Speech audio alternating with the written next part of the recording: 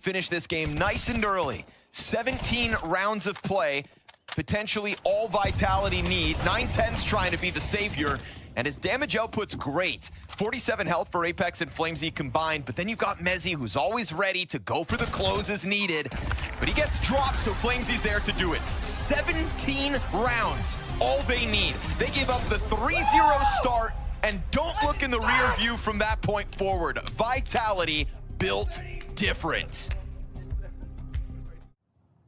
I'm like, maybe we've seen the potential of Rops, and his current level is just perfect. Right, just keep it here forever. Same with Apex.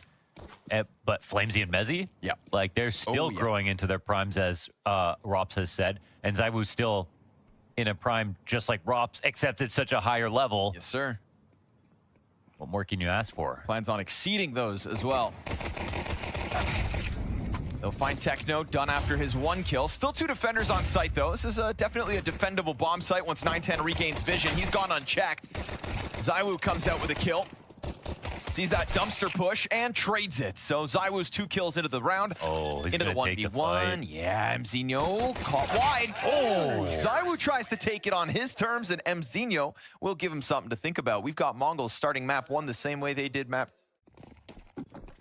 They have no kits and 4 rifles. I feel like a kit maybe was a good... Oh, okay. Just like that, huh? That's one of the rifles. Oh, man. Every kill hella expensive. Yeah. They can go and get that. Okay, they took him out. That's important. That's good. Really Zywoo's dead. important. Your chances have significantly increased. Apex has grabbed the M4. They're tormenting Techno. And there's the M4. Ooh, damn, that's Techno low. They don't have the nades to get him out of here. But he's stuck. They'll smoke off long. Ooh, a nice nade back. Wow. Yeah.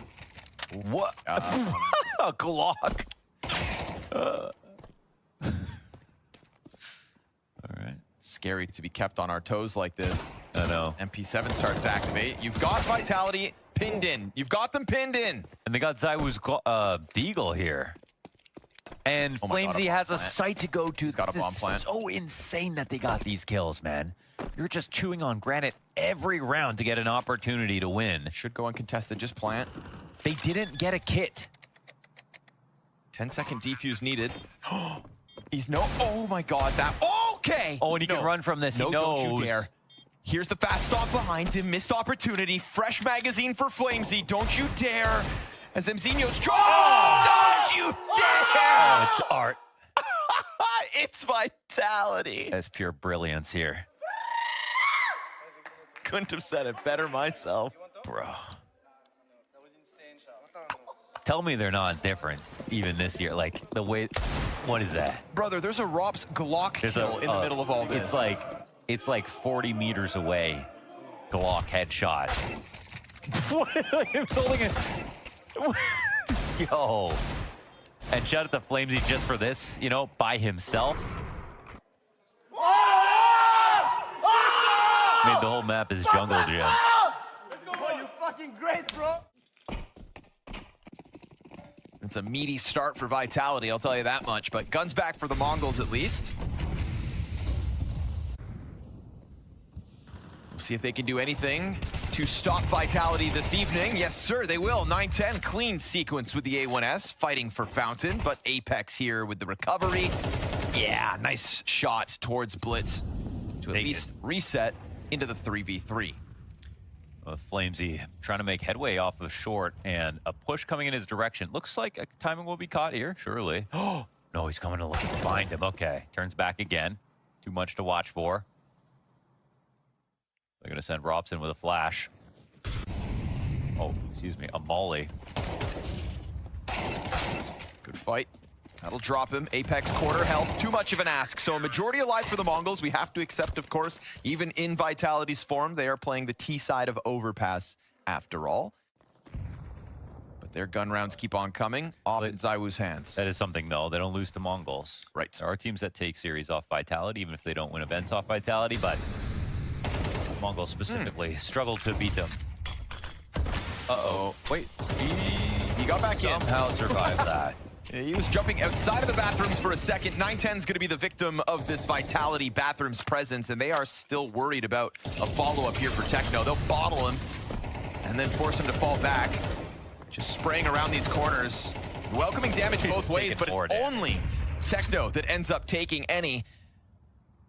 And so Bomb's still back by T-Spawn. Vitality secure the 4v3. And then there's going to be some uncertainty for the Mongols to have to handle. What are Vitality up to now that they've gone quiet?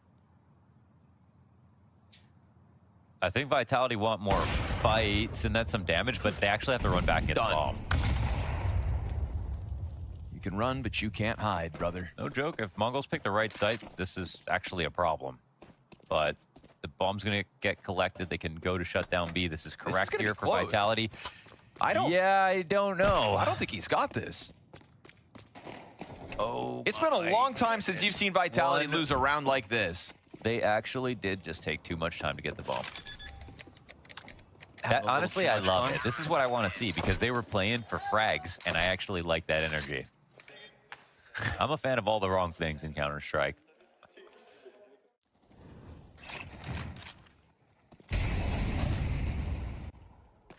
There's this wall of defense from the Mongols here. 4 players push forward. Connectors theirs. Loud steps on Fountain. 910 primed to stop Flamesy on the approach. Yeah, he had every right, and they had up on balloons. That covered. Mezzi loses his duel, and we've got a comfortable-looking 5v3 for the Mongols. Ooh, curious turn of events. With an awkward round loss, and the Mongols seizing the opportunity right thereafter. Yeah, their money gets frozen, but they did save, obviously. Very mobile 910 this round as well, so he's got himself his fifth kill secured, and the bomb dropped in the middle of that. Zywoo's going to keep the possibility alive, though. Yeah, he walks right in front of that bomb as they're... So he's just giving him a chance to get kills. Another short smoke. Cobrazera climbing up into the bomb site as Mzinho just hangs on to the wall. But this allows Zywoo and Rops to join up forces. Nice fast headshot out of Mzinho, and Rops wants nothing to do with this, so he's off for the save. Oof, and not allowed on the Mongols' watch. That's majority alive as they will take the lead of this game. It's an excellent round there for 910. Yeah. It's always a good round when you've got Zywoo down to a third of his health before he even has a chance to shoot back. But that smoke went too deep, so Flamesy's got vision in front of it.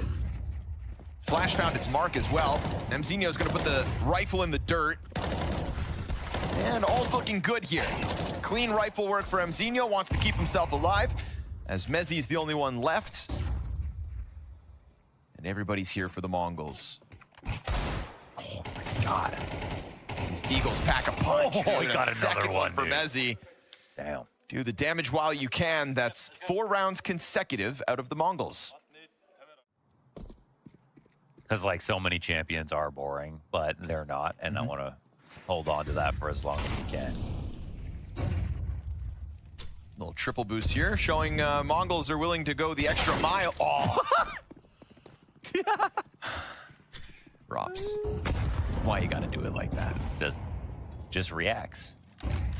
910's been good. Looking for anything towards long, but they have managed to get 2 players along this left wall. So 910, he lands that shot on Apex, but they're already breathing down his neck. However, great coverage comes through from Cobrazera. 2 more players on long met by a Molotov. No time now, they gotta get away. And Vitality have to pull the e-brake. So that's the Mongols up to 6 CT round wins. That's perfect. Move for 910, even though he doesn't get a kill here, just gets out of dodge when they're trying to chase him down after the first peek, and they scale into him. Nearly catch him, but he was too fast.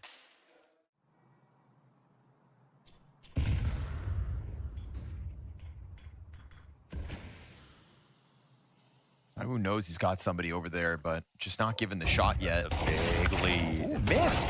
I'm gonna say it. Zywoo missed. Yeah, first time this series, yeah.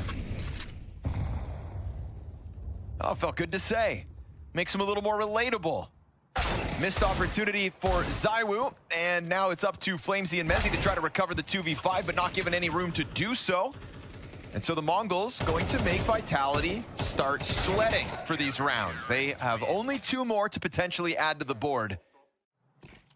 This full power eco B exec comes bursting through Monster right into the B site. 3 Mongols players here at least. Those flashbangs just keep on coming. And Zinho trying to keep his head down. Just the one and done. Brazera eats the flash. Apex with 2 now off the P250 put to rest. And Heaven gets smoked off, so a nice clean, utility heavy execute and response. Blow the bomb planter off the site. That still has yet to be planted. Gonna go for the boost to try to get vision, and it gets caught. Nicely done by Techno. And 910. Mezzi ready to swing with the Tech 9, but under pressure, and that gun goes dry. So an 8th one for the Mongols. The execute be damned. Apex's 2 P250 kills in vain, and Vitality still stagnant on 3-round wins.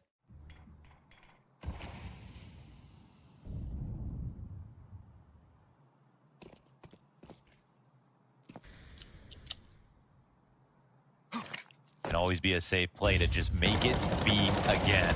Nice. Oh, that's done. a great transfer and a half out of Brazera. Even the headshot onto Flamesy is like 8-9 bullets into the spray down, so not an easy control. He gets there, adjusts for the second, takes man advantage into his hands.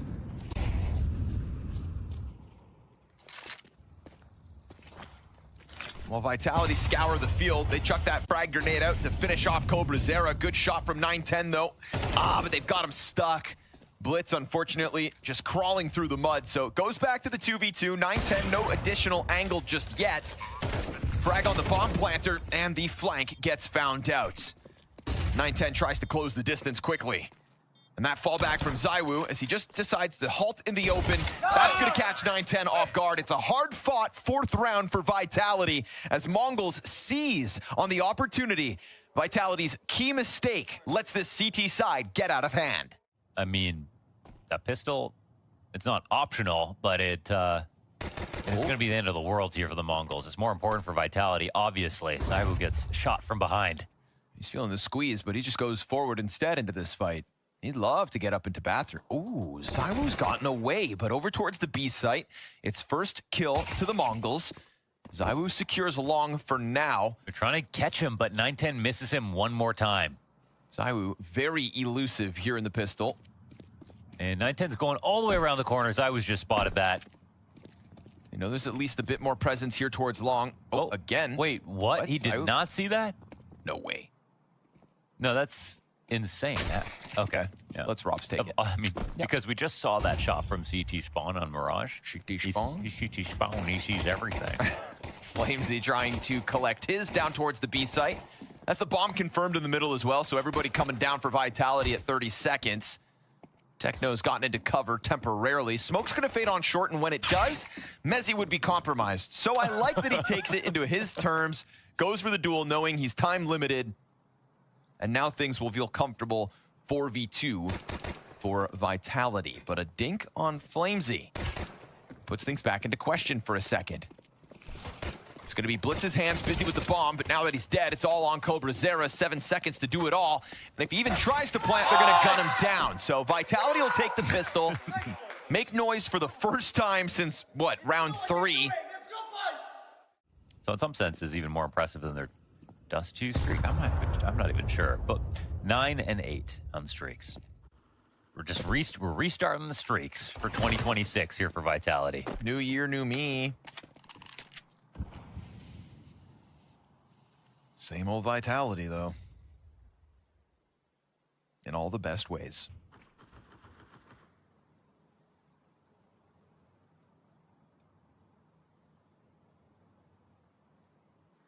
Vitality, they don't decide to come into this round with 4 M4s like the Mongols did. That'd be bad juju. Flamesy, okay, make some money, brother. Go right ahead. I think there is some irony to buying the M4s because it's not necessarily better. Like, imagine you're holding a choke point like the door here.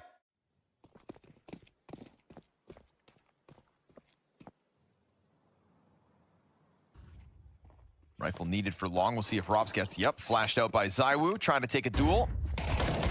Ooh, doesn't capitalize, though. You really can't trust those flashes, not because they're not landing in the right spot. They're so far away. Yeah, true. And on top of that, like the bathroom. By a tree and, Bathroom's like juts out a little bit and really gives them kind of a pocket. So, yeah, not ideal. Down a man. But if ZywOo throws a flash for me, I'm peeking. Fair. ZywOo gets the drop on Mzinho. That's a little upgrade for him as well. But 9-10 tries to make it happen. Done peeking yet. And Mezzi tucked into the dice box, slain. ZywOo's got all 3 kills so far. He's still going. In the Mongols' first gun round, ZywOo steps up to the plate with a quad kill, sets Flamesy up to close. And it's a walkout through the bathrooms with an MP9, so a little bit awkward, but Blitz fake plant in the smoke. And Flamesy doesn't shoot yet. Blitz doesn't know where he is. And that smoke makes a connection between default and long. He can try to milk this a little bit, put Flamesy in a compromising spot, but he risks playing dangerous games versus an MP9. Flamesy also entertaining the idea that he's moved out to B, but with a free sight, would he have really done that? He's considering everything now. Not spotted, but heard, I think, and dips right under the bullets. That's Flamesy with the MP9 clutch, but who's the star of the show? ZywOo every single day.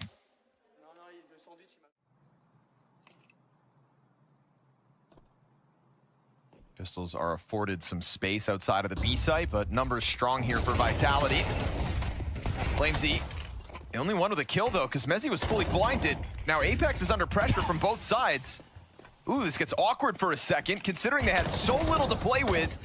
Apex under real pressure gets cleared out by the 9-10 Tech 9. It's gonna have to be ZywOo and Rops switching over to the pistol as Techno pops up from the water with the gun, and it's a Rops 1v3. Bomb is planted, he knows there's one stuck inside the smoke. Can Vitality afford such an error? That used to be a railing, now a wall. He sees them peel back. He sees one peel back, which actually, I think he understands how they're playing it. But he's got to scoop up a kit in all this. There's plenty of them around to grab. They don't have rifles either, so Tech 9 smoke spam, or somebody's just gonna have to come running through, but they confirm it, and the Mongols are going to punish. Vitality had 3 players inside that site. 2 of them go down empty-handed, and that was a Vitality that offered up free space.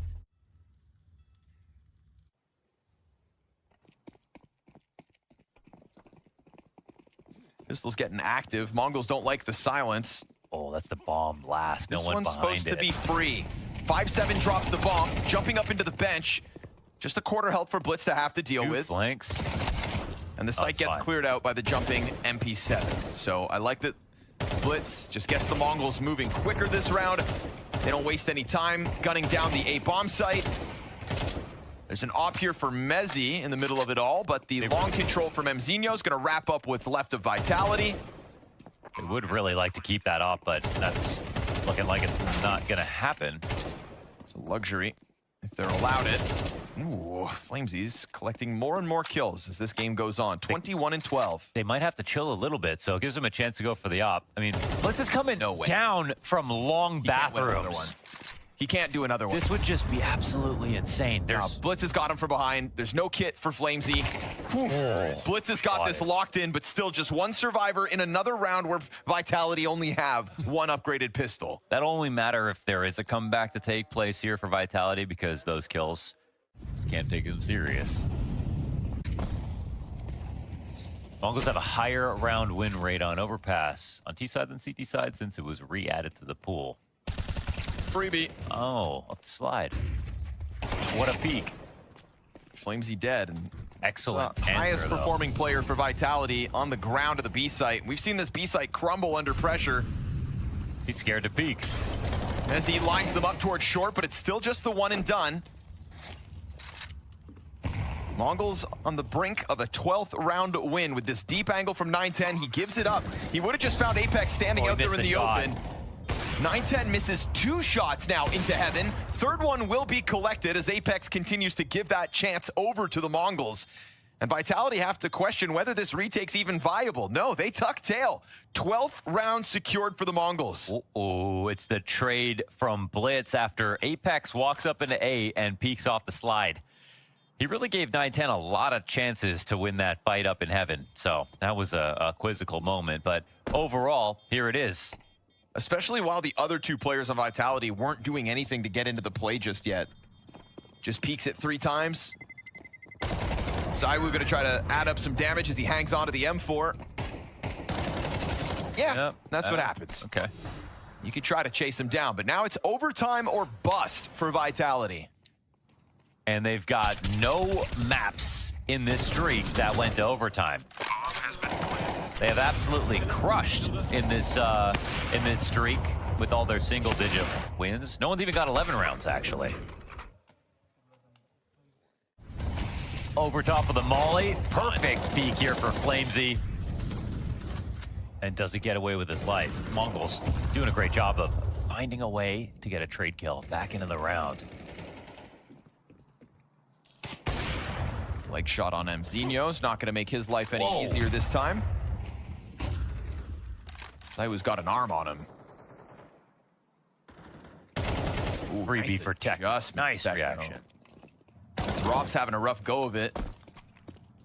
9 and 13 alongside Mezzi, same score line. Pressure still on this A site. Cobra Zera tries to pounce, and Apex has got him dead to rights. And a lot of distance between Cobra Zera and the last 2 remaining Mongols players.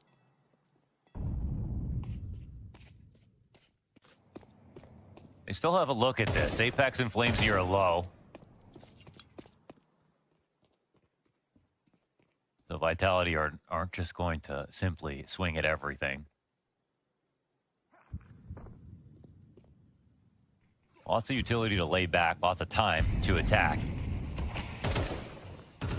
And some additional damage on Mezzi. Can they find him? Yes, they do. A lot of damage done here. Flash is good. You've got him stuck on dice. Flamesy there for the 3K across the round. 25 kills for Flamesy this map. Hell of a map from him. It's not easy to generate T-side chances at op shots. That one was there for the taking.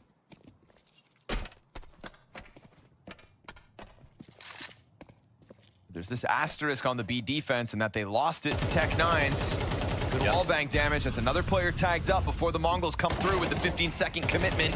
That off in the middle of it all. Wild to see it even try, but 9-10 hits one. One's all they're gonna get. Rock solid for Vitality in the face of the single sniper. And that's a free round. I mean, they had 1-1 like that, obviously, as you mentioned, but... Oh, actually, just missed that blitzed eagle. Can't have no fun. There she goes, though. Oh, little team flash there. Sorry. But it's a shooting gallery out fountain as the Vitality recover continues. Yeah, Rops has got it with the Desert Eagle. Lets him know that he can deke 2 rounds from overtime. This is interesting because you see the buy, the amount of money. It's like between 41 and 4,300. Ooh, they're gonna move fast off of that. Link up from short. Apex putting pressure. Might have seen a body or two. Flamesy, though, awkward now as they come out through Monster. Oh, he lines up 2, though. And then off the dirt comes Apex. Beautiful sequence with the triple kill mode down. This is the Vitality we know. Yeah. Full house between Flamesy and Apex. Rock solid timing and tethering between the duels they choose to commit to. And sure enough, we go round 24 where, like you said, for as long as Robs can stay locked into the corner of long, Zaiwu's full attention forward towards this pack of Mongols players. Greatly placed grenade there. And he quite simply knows exactly what is taking formation. Robs is down to half health, but he's got the gun advantage, so he'll take the duel to Techno. Zaiwu drops Mzinho, burning alive in the bomb site. This is 2 players down low, but as Robs comes back into the action, they really draw the line in the sand, and no entries allowed here for the Mongols. It will be Vitality to complete the 8-4 comeback, and that's with the mistakes of losing to Tech 9s once down on that B site. At all? Damn. Okay. That's a very damning stat to bring up. I guess that helps you close tournaments. Holy cow. Oh, nice pick, man. Zaiwu freed up. Maybe that's what all the hooting and hollering's about. Vitality, no odds swing in their favor. Zyru wallbangs that second one, gets himself a third, jumps back into it. Ooh, not given a chance at the quad kill because Cobra Zera's got his second instead.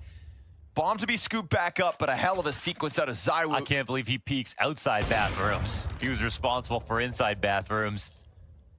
Well, I guess when you're the shit, you can be anywhere around bathrooms. It's that wallbang kill that's the nastiest part of all.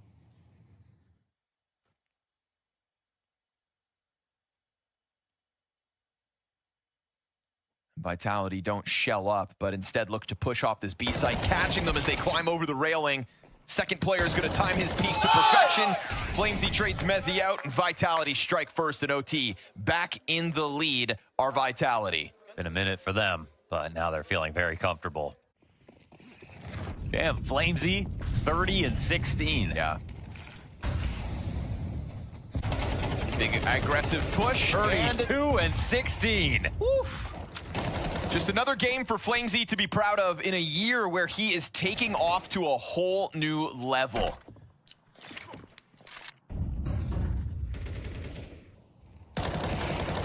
Maui Snake mentioned it, currently kind of taking a run as being the second best player of the year right now. Trying to put his name up in lights behind Zyru's. And with performances like these, it just becomes more and more believable. 33rd frag found by Flamesy. Watch his career over the last few years and the fact that it just keeps improving.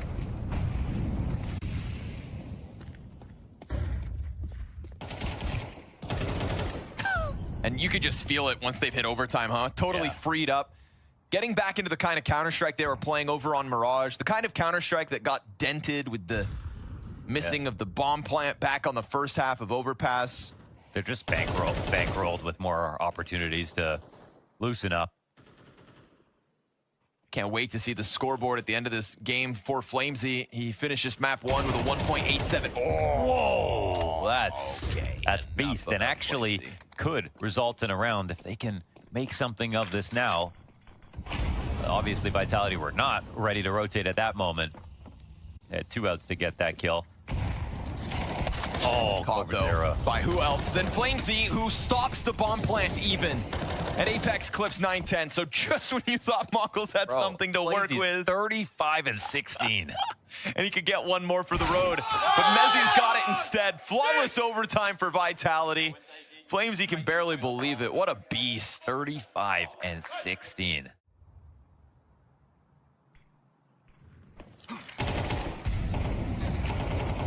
This looks like a pretty no-frills B attack that's about to come in. Yeah, as overtime has been. Just straightforward stuff out of Vitality. Whole other beast that they've been able to tap into. Flamesy on a tear. Apex trades out. Techno's gonna keep the dream alive with a third. Nicely done from Techno over top those flames. Apex duels it back, and it's a 1v1 clutch for 9-10 to keep this game going. Beautiful. Mistakes. 2 ops. Techno gets a promotion. See ya. Okay. And Blitz gets taken down by this peak. And now those 2 ops are it's probably a little bit nervous here for Mongols. 9-10 opts to go for long control instead, but this really just opens a free avenue of assault into the A site with no contest for Vitality to have to get by. It's a kind of late scramble from the other Mongols players now running up from the B site. You're going to give Vitality quite a bit of space to just try to sink into their post plant. And they know 9-10's gotten off to somewhere. Odds are it's long, so Flamesy will remain ready for him. A little distraction served up by the wallbang. Flamesy sees it as an invitation. A double kill from him. 9-10's been found out. Still man advantage Vitality. Zyru's got the opper locked into long. Bomb planted on the bathroom side of Dice. And as that op scope goes back up, it's gonna be Mezzy to cut him down instead. Vitality 1 frag from it. Techno desperate to try to defuse, and this comeback has made itself apparent. Vitality, where they should be, back in playoffs, because if you bought tickets to the Rotterdam event, you knew this team would show face, and they do so by dismantling the Mongols on Mirage. He always works towards this banana area, and he's always naded down to about 20 HP at the start of every single round.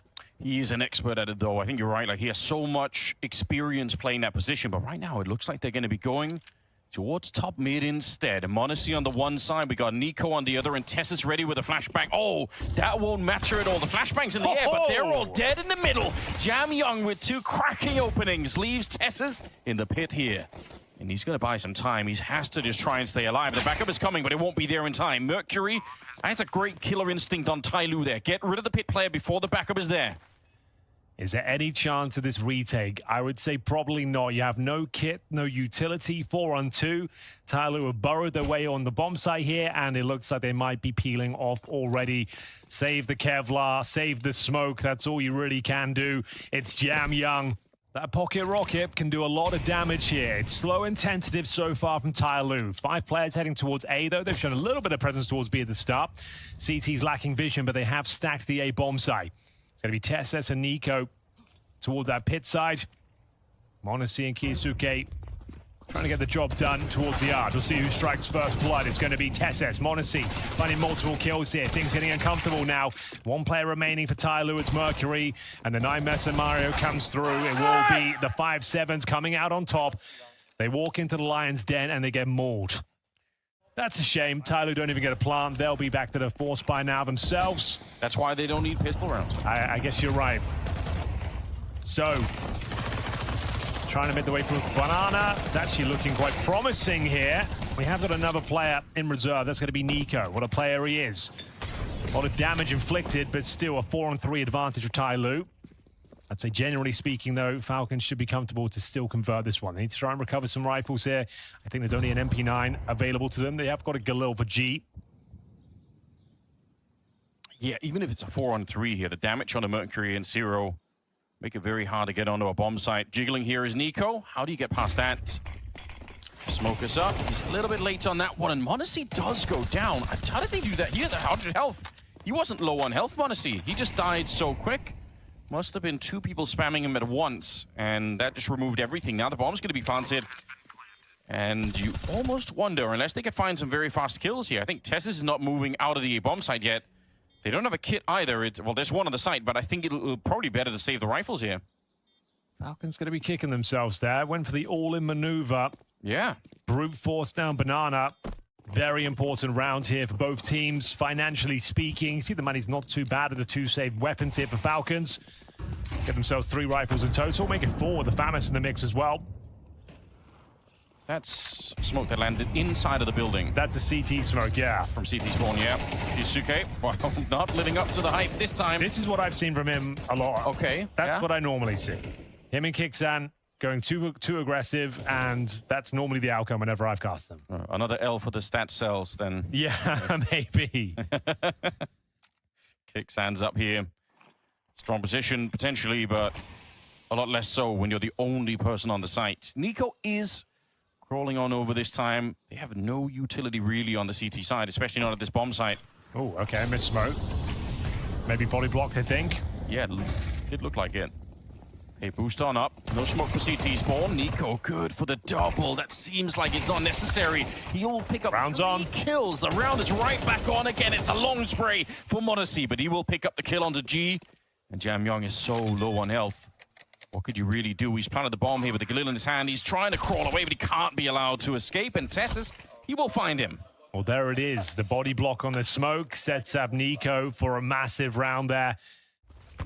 Getting that information at Banana, but it's going to be the arch side where Tai Lu are focusing their efforts.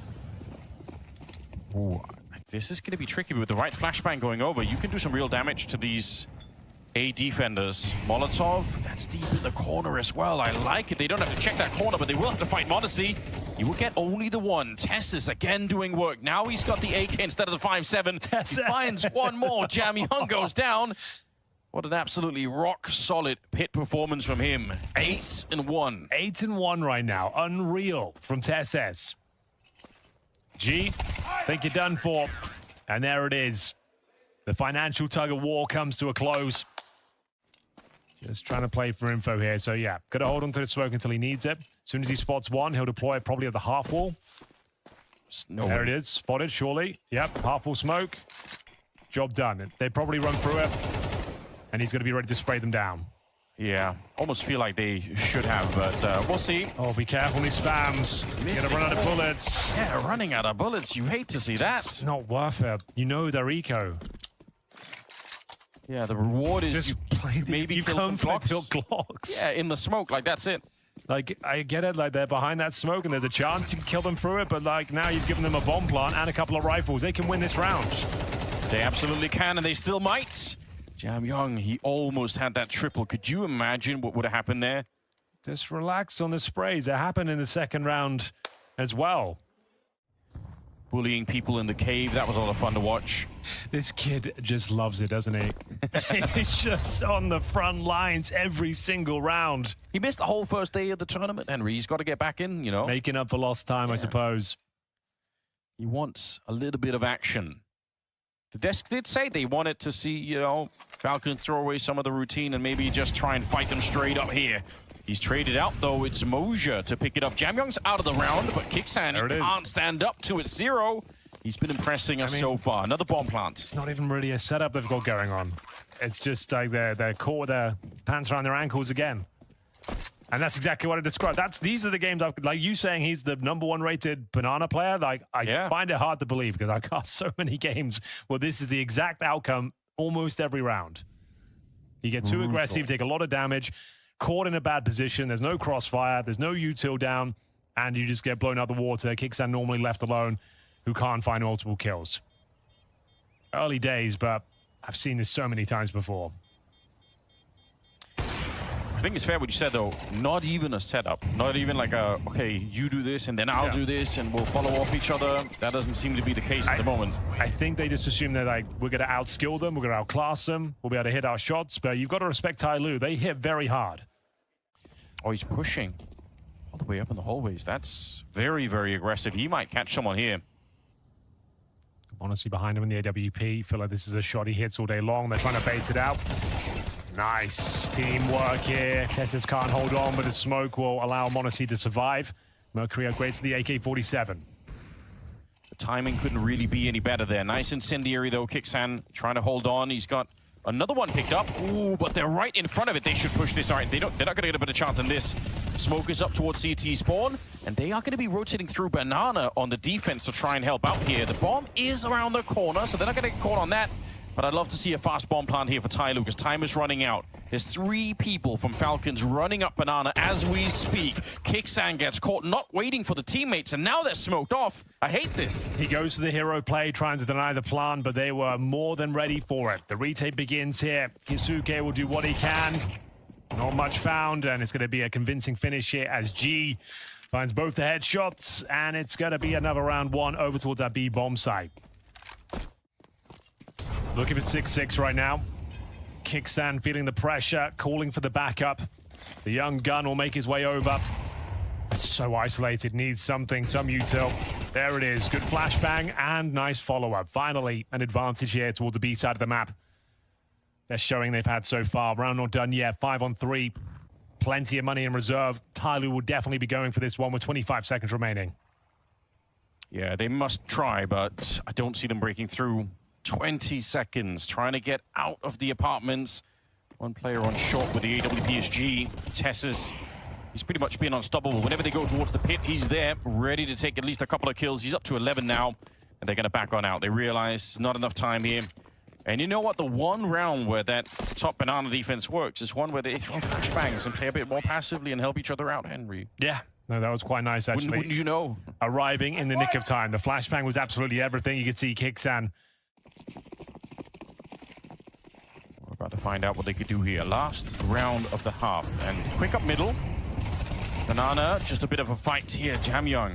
He had a clean view, it looked like, but couldn't find the shot onto Kixan. They're already at the arch position. They are running. I think Nico's going to be so surprised. He's hearing the footsteps, though. I don't think he believed it. I think his ears told him someone's coming. His mind thought, no way, they're already at that position. Kixan should do well here. I don't think they'll be expecting a second player. I tell a lie. Zero, gunning them down. Wow, what a sequence that was. Gets himself a hat trick. That's surely enough to win this round. It's Tessus and Monacy remaining. And the B-bomb site is wide open. Look at the plan they've got available to them. They're controlling the library as well. You can see Moja's here. There was a stat that came on the screen. 7 of their bomb plants so far in this half have been at the B bomb site. I guess that makes it 8 now. Yeah, why wouldn't they? It's been so successful, but this was such a cool idea. I love these rounds where you can tell that it's simply the timing that's throwing off the defense. NiKo heard them. It looked like, again, he wasn't ready, even though his ears were clearly telling him something was up. Here we go through the smoke. Tess's already gunned it down. Zero. He's found another one. He's almost picked up the ace towards the end. Sick round from Zero. 7-5 in favor of Tyloo. Waiting for it now. Smoke goes up. Ooh, it's very early. Will that really put... They've already thrown in their smokes. What a timing for Moja. If they don't run, then they waste everything. He gets 2. Here we go. Oh, what a flashbang. Wow. Sets it up. They do come through the smoke. That is a very nice grenade from the Falcon side of things. And now the retake is made all the more difficult. They don't have the defuse kit. They got to get past Kixan here. Glock in perfect range. He's got some teammates with him. But Mercury, he takes him down without even a challenge. Jamyoung does get a bullet to the face. Mercury continues. And now NiKo, feeling the pressure from CT spawn as well. NiKo turns around. Bloody hell. Oh my God. He slaughtered them. Honestly, with the last one, but that was such a slap in the face. That was almost a classic Falcons moment there. Selling the idea. You heard him run back towards Arch. You've heard the MP9. Maybe you won't check that close corner. Tess's wants to go back in the pit where he was in this first half, but Zero takes him down. Kixan flashed, but still with the kill. 20 seconds on the clock, but they're making great work of this. They do walk into the stack, which could have been a bit dangerous, but they make it out nice just shot. fine. Okay, that is actually a really cool shot. Bomb planted. NiKo's low. I suppose if they find him right now, that grenade could work. Could be deep enough. Oh, it goes to the wrong side, but look at the health here. Kizuke on 13, NiKo on 11. Kixan, the healthiest of all of them. Kit's up there. It's a really good little pitch, but unfortunately, I think they realize it's not worth it. They might not know how low they are as well, so they decide to wait. Just playing to contain now. You know they're low, you know you've done damage. Just don't let them lead the bomb site.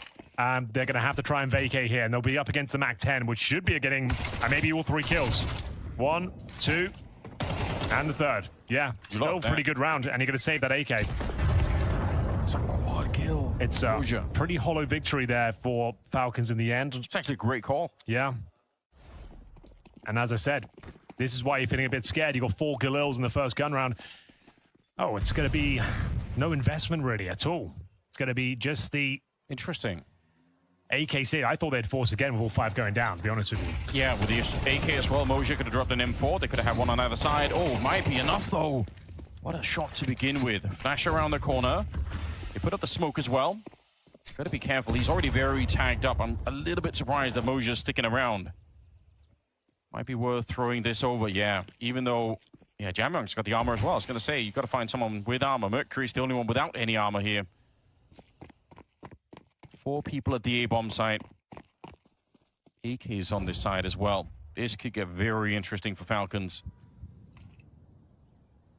Losing all 5 players, coming into this round with Galils. They're hiding in the smoke in the middle. It's going to fade. Are they ready? Falcons, what a surprise! There's an army waiting inside. Don't even need the weapons, it seems. That saved AK. The pounds through the smoke has left them in a 5-on-2 advantage here. An absolute nightmare. It's down to NiKo, Kizuke to try and pick things up. They have got some open runway in towards B, but the boost is perfect.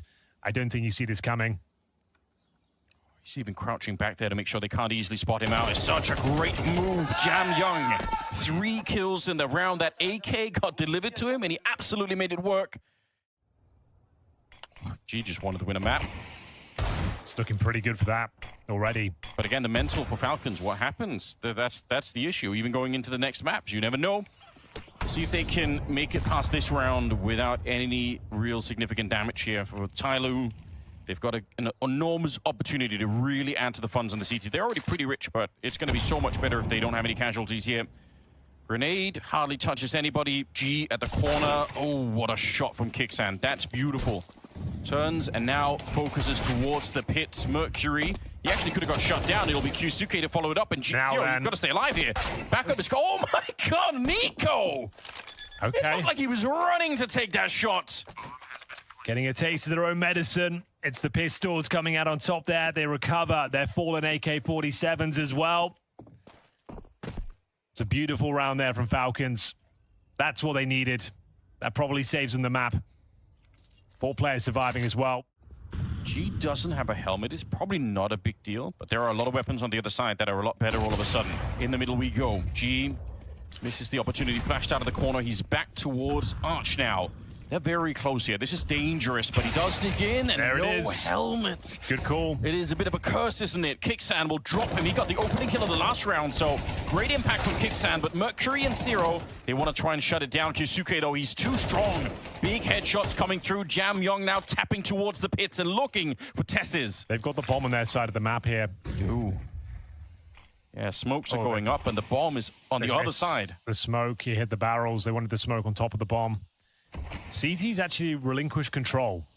I think they assumed that smoke landed, but Jam Young will go back towards the arch. Nico going through the apartments here. Big kill, and he nails it with the Galil. Down to 11 points of health. Advantage Falcons. Jam Young low. Trying to go for the surprise play here. Not covering the bomb. Pushing through the smoke. It seems that they got him covered. Well done from Tesses. Well read. Complicated round to close out there. They come out on top. And should be partial by territory now going forward. It's so funny how that position for Tesses at the end. Hold on. Mosey's got $10,000. He'll probably drop a Molotov and new boxes as well.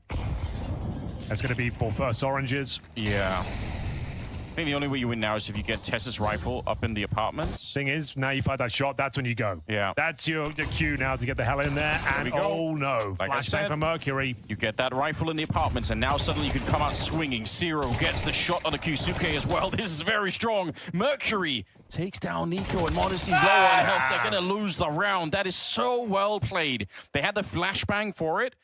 That is just epic timing from Tyloo. I'm still with 3 players here, though, so it seems to be the same idea. 25 seconds, flashbang over, and in we go, I assume. I'm so worried for this defense. I think it's going to be very, very rough. Jump down, Tesses, looking for it. He's not finding anyone in the pits. 18 seconds on the clock. Now the rotation's getting there, but so is everybody else on the Falcon side. Nico, the running eagle shot to the smoke. He drops Mercury. I don't know, where is it? They can't find it. Finally, they picked it up, and they're just going to have enough time to put it down. To the second, in fact. And Monacy's stolen the AWP, and he knows what he could do with that. Jam Young, he's gone from the round, and Moja now pushing in there, but it's a crossfire. And just hiding in the corner. He's not going to try and present himself. He's got the AK now. Nico instead to get the shot. That is a big round for Falcons. I did not think they were going to win that up until the point where Nico got those 2 deagle shots. On a couple of these players, making sure, I say that, G does purchase a few more grenades, but we've got the AWP. Couple of M4s, MP9 from the 5.7 for Zero. Aggressive, of course. Ooh. That should have been more. He's a couple of bullets away from taking out Kyusuke. He finds 4 out of nowhere. That's more like it from Shut them down in the middle and then turned around and banana. That's so wild. Zero here, not long for this world. He's going to get that kill, but they don't have to fight him. I mean, they could send Kyusuke back for the ace, I suppose. Doesn't look like they'll be hunting too much, but you know he wants that ace. Give it a look in.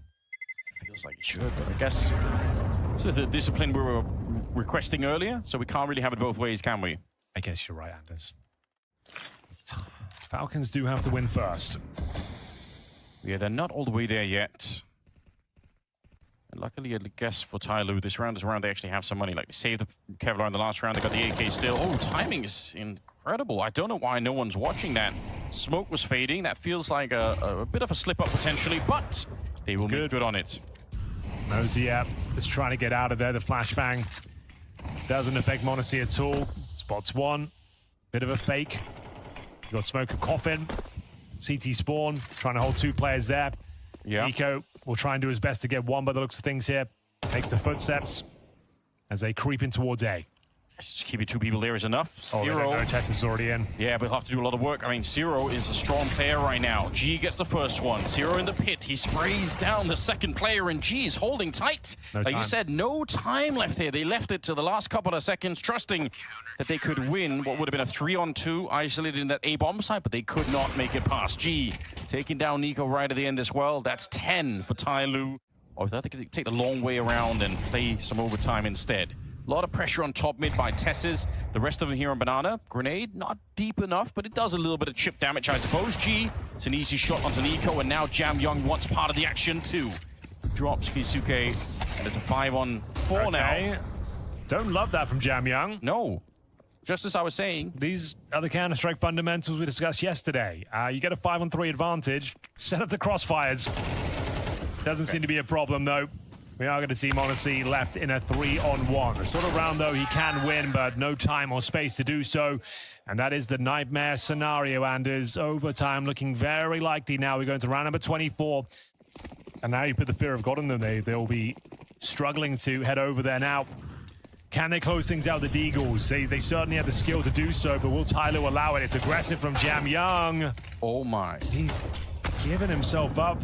Nico's already won a single round with a Deagle. If they can't give him more than the one. Okay, He nice. nade. Yeah, he's gone. That's how you stop that Nico Deagle. 4 versus 3. And again, a lot of aggression here is not really necessary. A lot of damage. Oh, m0NESY's dead and gone. Tossed out. Kixan and Tesses now. Okay. 2 versus 4 to stop overtime. I can't see a world where they bring this one together, but Nope. let's see what's available. Not much. Kixan 4-on-1. Overtime. Locked in. They just want to take a map off of Falcons, but if they keep playing like this, I mean, anything is possible. I'm not going to rule it out. Zero is top fragging along with Mercury. Both of them had 18 kills. Moja for me. Oh, there's the shot from G. He crouches right into it. And it's overtime, ladies and gentlemen. Tyloo, they're here to do some real damage to Falcons. Tessus. Jumping in the flames there. Yeah. Took quite a lot of damage. Maybe it's fine.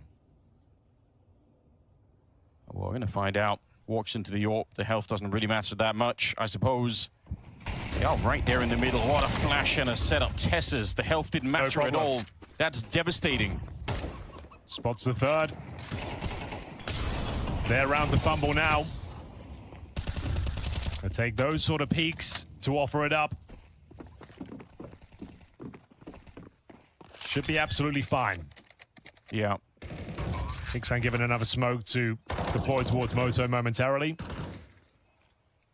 They don't have an incendiary or anything to kind of get rid of some of these corners in the A-bomb side. If they really wanted to go for it, yeah, they're walking away. Might be enough to convince them to go for the B execution, trying to flush out any T's in towards the cubby. Flashbang top of mid.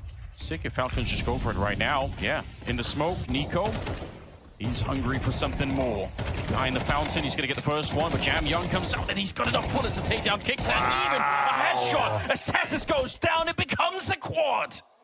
Excellent work there. Solid defense towards B. They try and play in front of the smoke.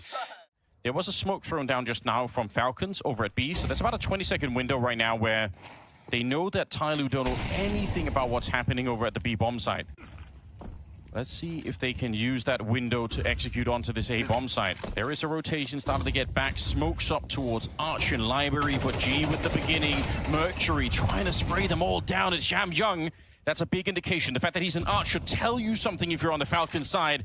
I don't know if they could do anything about this. Nico trying to sneak through, but he's already being caught. It's actually, that should have been Jam Young's kill. No. That should have been the B holder instead. m0NESY, the bomb is miles away. It's only say he can't win the round. It's impossible. Zero takes him down. Oh, this is the Jam Young I was waiting for. Yeah, this would be huge. It's going to be Nico joining Kixan this time. Got 3 players over towards this side of the map. Normally he's dropping off the util, but he's staying around a little bit longer. Good grenades, considerable damage. Oh, this is more like it. Say that again. That is so much damage here, and he knows he can get the kill.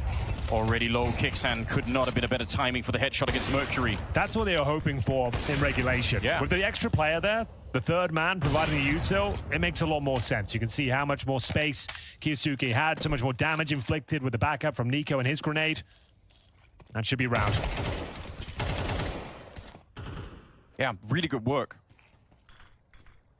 And this time, because they'd already landed the grenade on Jam Young, you can see Keisuke's height. He's hunting for the second kill, and it makes a lot of sense in that moment. Well, that's the first time when Nico's actually joined them for the the combat side of things. He normally drops off the grenades, and then it's just one flash from Kixan, and then Isuki tries his luck, but that makes a lot more sense. It's getting stuck in as a squad. You can see the human rubble littering the bottom of Banana there.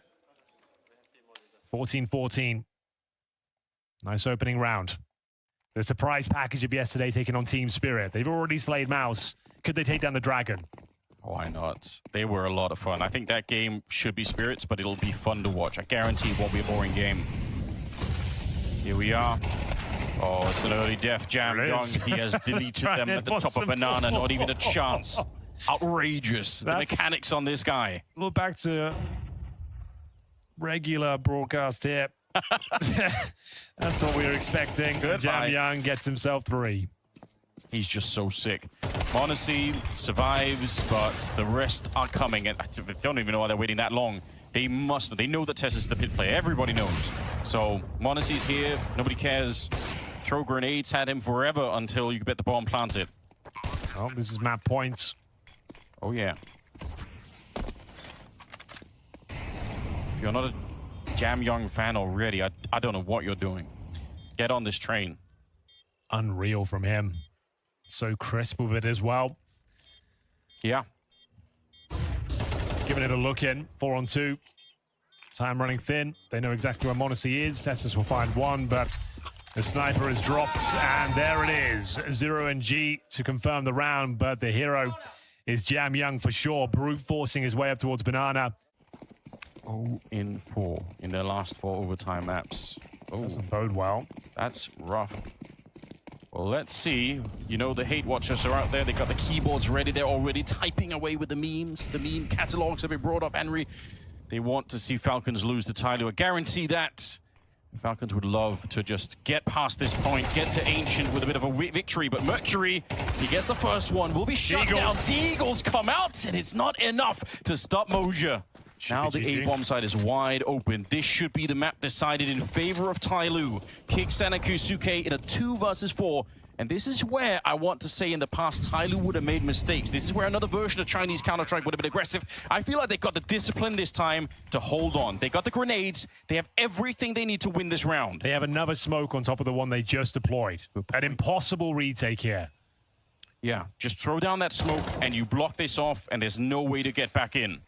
Bit of a grenade going deep, trying to block it off. Incendiary as well on Jam Young. It doesn't really touch him at all. And now they're trying to run on through, but they get decimated. Tyloo, they take the map they wanted off of Falcons, and that is a real headline. For me, it was just a bit too aggressive from Falcons there, forcing the issue of Banana time and time again. They had a couple of successful rounds, but overall, a couple of smokes and a flash. Does suggest you go towards B, Anders.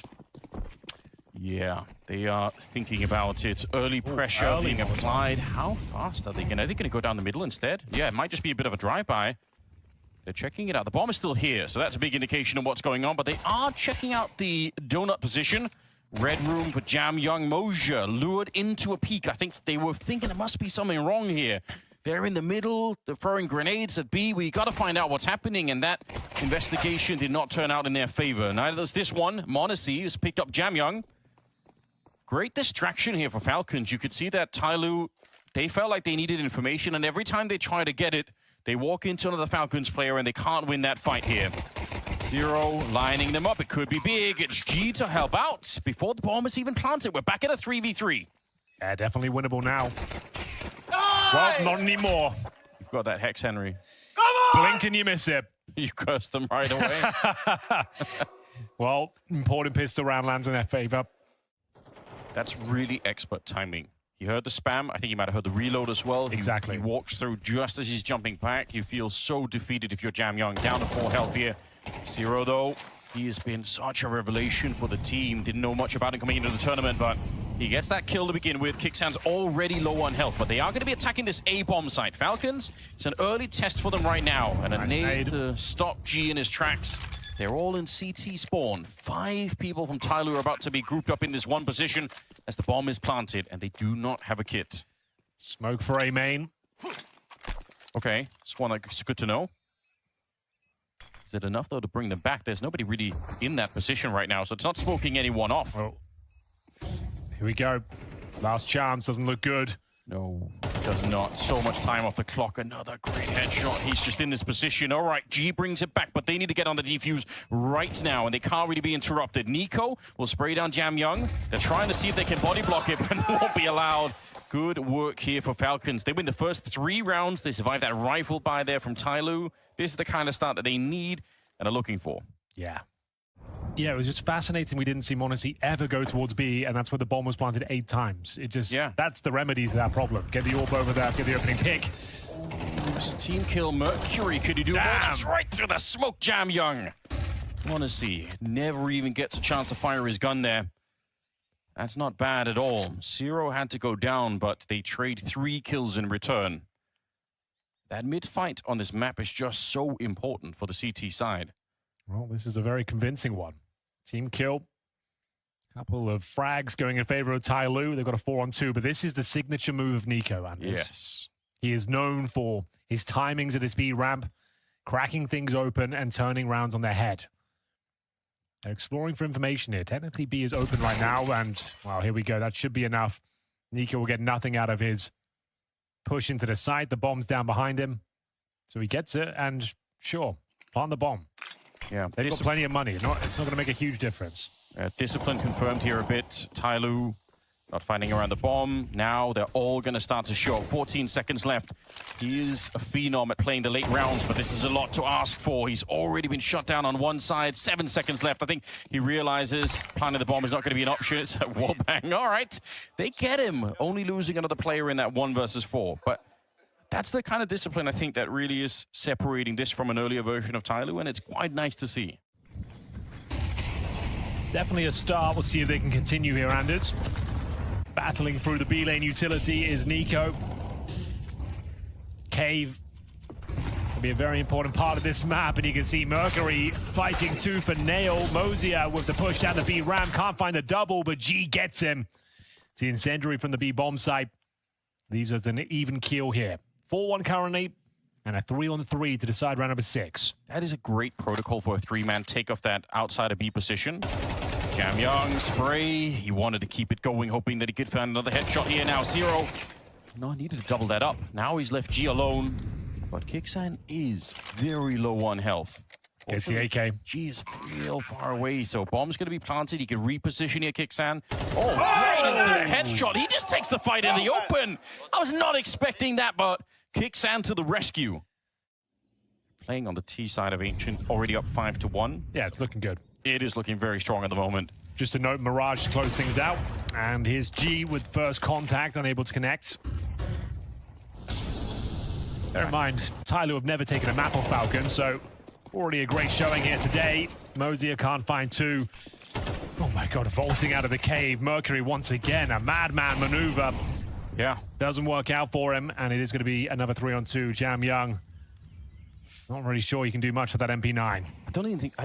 because of G's AWP, I don't think it's worth it to go for this. They have no money left. If you save the AWP... I mean, obviously, if Jam Young gets a kill right now, it's going to be different. G is starting to get there, but you have to think about the long game here as well. If you throw away the AWP, it could be a really bad spiral for them.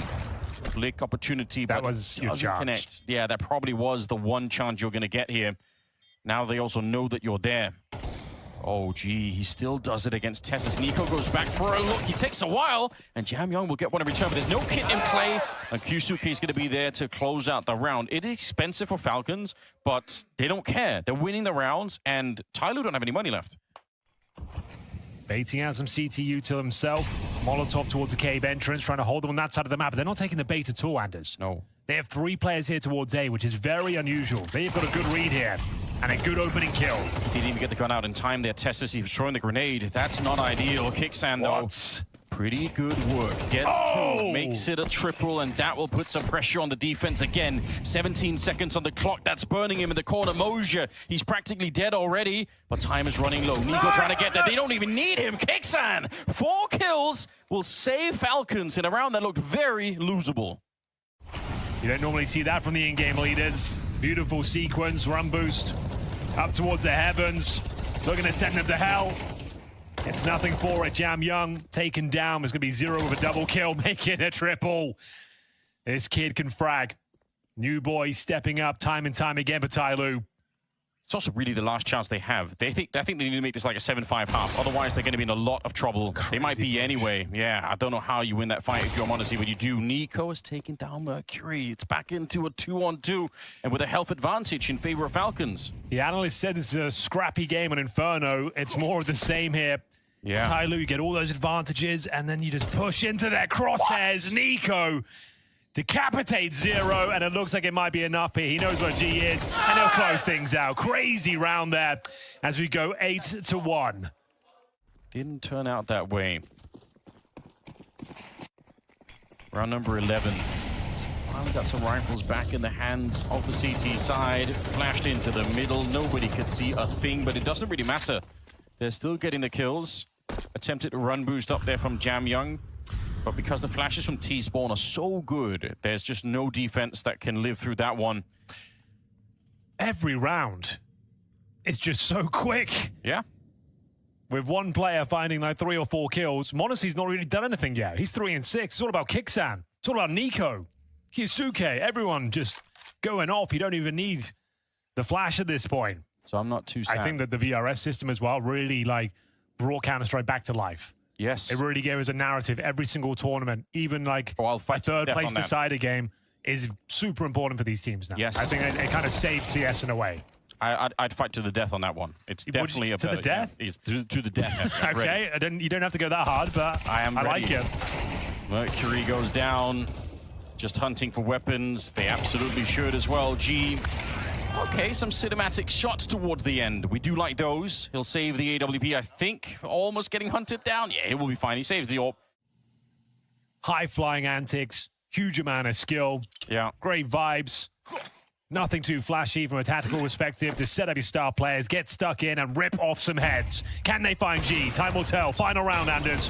Yeah, he's already been pushed out of this position. Unfortunately, it's a bit rough. Tessers with the swing. Finally get to see a little bit of action in this one. And they will find G. There he is getting some action in this round. 3 versus 5. Bomb is going to be planted. And a retake looks impossible from this point of view. Oh, he set up. Yes. You know what happens now? Jam Young can find that one. Maybe it's all, but Nico is so smart. Good luck on that. That's so annoying. That's just so, like, you know, Nico could have the skills to fight him, but he knows the better play. That's an MP7 from a kilometer away. Monacy goes down, but it's all for nothing. 1 versus 4 here. Jam Young towards the donut. They'll fight him just to give him a bit of action towards the end of it, but what a first half it's been for the Falcons. 11-1 as they make a statement half against Tyloo. Very hard to construct a story in which Tyloo make any kind of a comeback here. Pistol round is the first test, but it'll be a long time before we get real excited about this T side for them. They are grouping up outside of the B bomb side, though. Maybe they could find a way to punch through. 3 people defending. Dooley's right in their face. They take her Monacy, but Tessis, some very crisp headshots. Will take down Jam Young and Moja both, and now hiding in the corner. Kixan. I don't think they were expecting for that third player to not be part of the fight, but still be on the site. Bomb not planted, and maybe it won't be. G in a 1 versus 1. Against Kixan, who's been excellent on Ancient, 15-6. He's had a couple of clutches already. Yeah, he's been doing so much work, and he's going to find this one. That's such an easy timing for him. 3 kills for Kixan. Yeah, he's killing it right now. Falcons warmed up now, though, and they have asserted their dominance. This is the performance they wanted in Inferno. They wanted to get stuck in and show how much better they are. Finally, we're seeing it come to light. Can they close things out now? Nico, what have you got? Certainly got some backup with him, that's for sure. Double for Mars in this donut position. Trade is very respectable, but Nico still stands tall, at least for another kill there. Bomb being planted, and they don't have a kit. There's not one on the ground either. So let's see if some of the after-plant positions here for Tyloo could net them another round. That's a very good smoke. The timing is sick. That's always the way, isn't it? Round number 13, hardest one to get. Yeah, you do always remind us, and there's a good reason for it here. Boost up. Ooh, wait a minute, that's a wall bang. I don't even know how they realized. Mercury's gone. Tessis making this retake look easy. He sprayed them all down. 3 kills for Tessis. Even without the kit, they're going to have time for this one. Unbelievable map coming in here for Falcons as they end up winning it 13-1. That is such a powerful team right here. Revitalizing the squad, raising the morale. They should have taken Inferno. They know it. But Tyloo, not really much you can do. You can't be too gutted with that one. You've taken your map pick. They've taken theirs. Yeah, loser goes home. Falcons in the driving seat right now, feeling very comfortable after giving them a walloping on Ancient. They're going to start on the T side. It looks to be maybe just a straight-up B rush here. Okay. Honestly, leading the charge. Flashbang goes in, and we are off to the races, Anders. Kind of love it. This is the kind of speed we want, but Jamyong, he wants to stop them and derail this train. He's only going to get the one, though. Kixan takes him in return. The bomb is being planted now. And a very hard retake. No kit, no utility. Couple of dualies here. Mosier, this must be successful against Nico. You have to win this fight, or you're not going to get close. Tess is at the same time, and they have wiped out the incoming attack here. Another pistol round for Falcons. They don't get many, but it worked real well for them on Ancient. Round 4, bonus situation, meaning you have the lesser weaponry Okay. after you find yourself suffering from success. And Kixan's keeping it simple once again. In towards A, Anders. 0 to defend. Right on top, Mercury comes blasting out. It's Nico to go down. Yusuke only the double kill. He does shoot him down pretty quickly, but a 2 versus 2, and the backup is starting to get there. Mercury, he's got Jamyong behind him, but he takes the fight right as Monacy was throwing that grenade. The worst possible timing. Kixan, he was a superstar on that second map. He really was. Top fragger. Won multiple clutches. He's trying to sow the seeds of doubt into the minds of Tyloo. It might be working. They are vacating the premises. I think they know Mercury just has to not fight straight up. If he can Molotov CT spawn, there's another Molotov available towards the steps. Get that bomb planted. We'll see whether he wants to go for it or check out this area nearby. He's checking everything except the one corner he needed to. That is a really smart. I think you're absolutely right, though. Running away, coming back to it again. Like, you could see how that could have worked out. But Tyloo are on the board. He's got an AK, so not the AWP just yet. He's going to go down to Monacy. Pretty easy shot by his standards, to be fair. And now they're trying to creep through. Got to be careful. No one's controlling the catwalk. Surely someone needs a grenade here. Normally you throw a Molotov or a smoke or something to get rid of that position, but they just leave it raw. Monacy will get it back in line. 3 versus 3, 40 seconds. There's a double setup on the bomb site. They get 0. Mercury normally playing closer towards the connector. Let's see if Falcons have done their homework. If they know that he's going to be there somewhere, it might not matter. Jamyong deleted Nico. He's in a real mood right now. What a face check that is from Nico. Mercury still can be dangerous in this round. He's 4-2 currently, 3 versus 1. The most overlooked position in all of Counter-Strike is this one right here. They'll all check it, though. Spray him down. Got a bit dicey there. You're absolutely right. When you're going towards connector, the protocol is throw the Molotov towards shore. Arguably should have taken a map off Spirit. It was that like nightmare clutch against Magix on Ancient that cost them the game. But I think they're looking good. They were playing against Mongols. That's going to be a hard game. Oh, yeah. I don't think they win it, but I want it to be a good game at least. I think it will be. I think it's going to be exciting. 5-1 the scoreline, and Kixan with the beginning. Mosier, he was trying to be sneaky with it, hiding under the smoke there for the T side, but it doesn't work out. Tesses, he failed the spray in the last round against the 5-7, but he was dead accurate here. Mercury gets blown up in 0. You probably needed 3 kills to be in this round, to be honest. I think even a double wouldn't have done it. And Jamyong here, oh, Nico, that is some confidence, isn't it? Nico's got him in his pocket right now. Every one-on-one duel those two have had, Nico has dominated him. Got to give him some respect. Round number 8. And the money is just unfortunately dreadful here for the Tyloo side. I wish it could be more exciting, but the funds. That's why it was kind of frustrating. The Falcons give it that first map. Hold on, let's hold the phone for a second. We'll finish that point later. Okay, well, just because like it feels like it was a waste of time playing even Ancient. It felt like, what was the point of even going there? Sure, I mean... like, you could see the skill disparity. You can see it right now. Yeah. They're out of their depth. It's almost hard to imagine why you'd want to take him away from that. Well, we're on Mirage now. Monacy angling for an opening, set up with a flashbang. And gee, that's a very good shot. Not a lot showing there. They do need all the rounds. 7-5 is a must here for Tyloo. On the CT side, yes. Yeah. Considering how things are going. You've got a nice man advantage, but you can't hold in for very long as Kixan. Bit of a masterclass from the in-game leader today. Not so much in the tactics, just the individual skill. Yeah, They haven't needed big tactics. It's been quite a basic approach, which is absolutely fine when you're playing like this. Don't need to go too deep in the strat book. Lots of just default set pieces in towards A. Okay. Kickstand taken down though. 0, you need 1 here, not going to happen. AWP will strike, but in a very awkward position now. Could vault up towards the bomb site. Nice attempt. 20 seconds. It's time to run the clock down low. G navigating this one and not burned by the fire, but Tess's was on top of him. I don't think G was expecting it. 10 seconds on the clock. Spawn. Bomb is being planted. Jam Young, do you want to swing against Nico to try and do this? They nearly line up for him, and he'll get the first kill. Nico's already a bit tagged up, but he's 7-1. You know he has the confidence to try and go for this one. Hiding in sandwich. He knows where they both are. He's heard the footsteps on either side, so it's not a mystery any longer. There's the spray down. He is just such a god.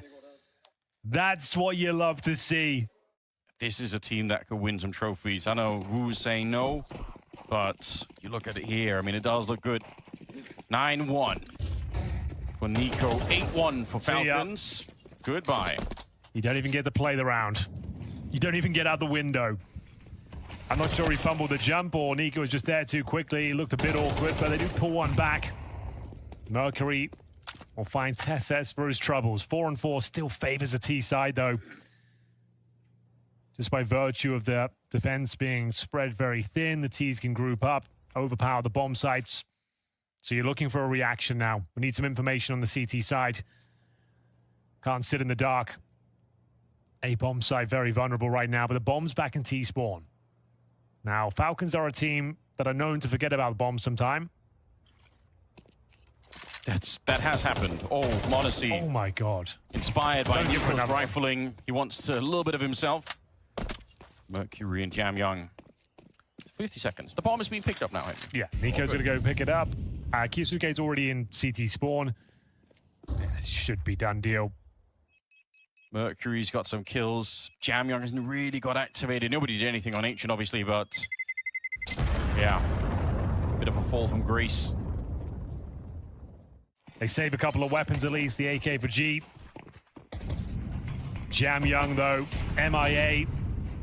Hasn't been spotted for a while. He's 2-7 after getting 27 kills on Inferno. Yeah. As soon as Falcons lock that map down, Like they're going to be a very dangerous team in every tournament. Yeah, it might be one of the last pieces they need to really be a threat to Vitality as well, perhaps. 4 versus 5, all right. They open it up. No one's even gone down yet on the T side. Chimp, you might want to go back in Twitch chat. Because I think you're going to have nothing to talk about again. This is just deathmatch at this point. It is. If you've got any questions for Pimp, Darth, Michael, Vu, Yeah. let them know in Twitch chat right now. Because I'm struggling to think of anything to talk about as a commentator. Here we go, Henry. There are no defenders on the A bomb side. They're locked out from the smoke wall that has been placed by Falcons. They're trying to get a bit closer now. Tyloo, one more round, and you never really know what could happen. Anything is possible in the game of Counter-Strike. I like where you're going with this. Keep going. Could be the difference between staying in the tournament and getting knocked out. Could be the beginning of the avalanche that takes out Falcons. But they need this round. It's critical. Jam Young, he's set up in CT spawn, waiting for the rest of them. Zero, he will open up the bidding, but Nico is there to answer back, and Tyloo now reeling, trying to get onto the site, but it's been denied completely. An 11-1 first half. Falcons look unstoppable. You know, Inferno was fun. That's all I can say, Henry. That's all I'll remember. We'll always have Inferno. And it's just as we thought, okay, Tyloo, they might be a contender. They might be able to show us that they can hang out with the big boys. The first map was great, but these two showings are a rude awakening as to what the reality is, and maybe they are still some distance away from challenging the top 10. But Kisuke, he's certainly looking comfortable in Tier 1 CS. That's 4 kills. That spin around out of this world. Just as we're talking about the level difference between these two teams, an absolutely crazy round that has come out. And the thing is, in that halftime break, you're like, lads, we just need to win the pistol. One round at a time at this point, and now it's already a series point, elimination point to Tyloo. Well, look at Tyloo's run here. They took down NRG 2-0. They took a map off Na'Vi as well, 2-1. Yeah, they did. I think they've got a lot of tape, a lot of experience. It's Yes. the new roster as well. I know we're having a bit of fun on this last map, but like Zero, he's actually looked pretty good. Sure, not on this map, but this is when Falcons are in there in 5th gear and everyone's feeling in, the vibes are good. Not many teams can shut them down. You've just been outclassed in every facet of the game, and it should be coming to its logical conclusion. We'll see if that's the case. It's going to be close. They've got some kills with the Tech-9 here. Bomb's going to be planted as well. It's always the way. It is. Got to be careful. Kisuke and Tess's, though. No kit, but smoke is what they do have. So it means they can apply a bit of pressure once you put that smoke on the bomb, if that's what they are going to do. It's going to be tricky for the T's. They have to respect it. It doesn't look like they want to go closer. Falcons actually playing for the later rounds here. Giving it up. They used the word probably. I think they were very It's not very definitive, Anders. No. I'd like a lot more confidence from them if possible. I think they were very sure that this is going to be a bit of a one-sided game. They were very sure. All right. Chance to get a few rounds here. Oh, Hexan. It's a really good Deagle shot, but I do like the attack that's coming in. They've got the smokes down towards jungle. If they can isolate the kill on Tess's, I think it's on once again for another round. There's G and Jamyoung combining. Dualies. Oh, he's actually picked up a rifle now. And Nico, he can't fight. He's still behind that smoke wall. It's only now disappearing, but the bomb is lost a little bit back towards Tetris, and now the kills are coming in for the Falcon side. G low on health. If they had the bomb plant already, it would be a different round, but they don't. And it's all on the shoulders of G here. Everyone's low. They are low. A couple of bullets might do it. There's a headshot for the first one. He knows Tess is back here, and he almost had it, but it will be Falcons instead. A 2-1 victory as they knock Tyloo out of the tournament. Well, they said they wanted one map, and they certainly got it. It was Inferno, where they won 16-14. We moved on to Ancient, 13-1. They do have impressive calls. They have impressive rounds.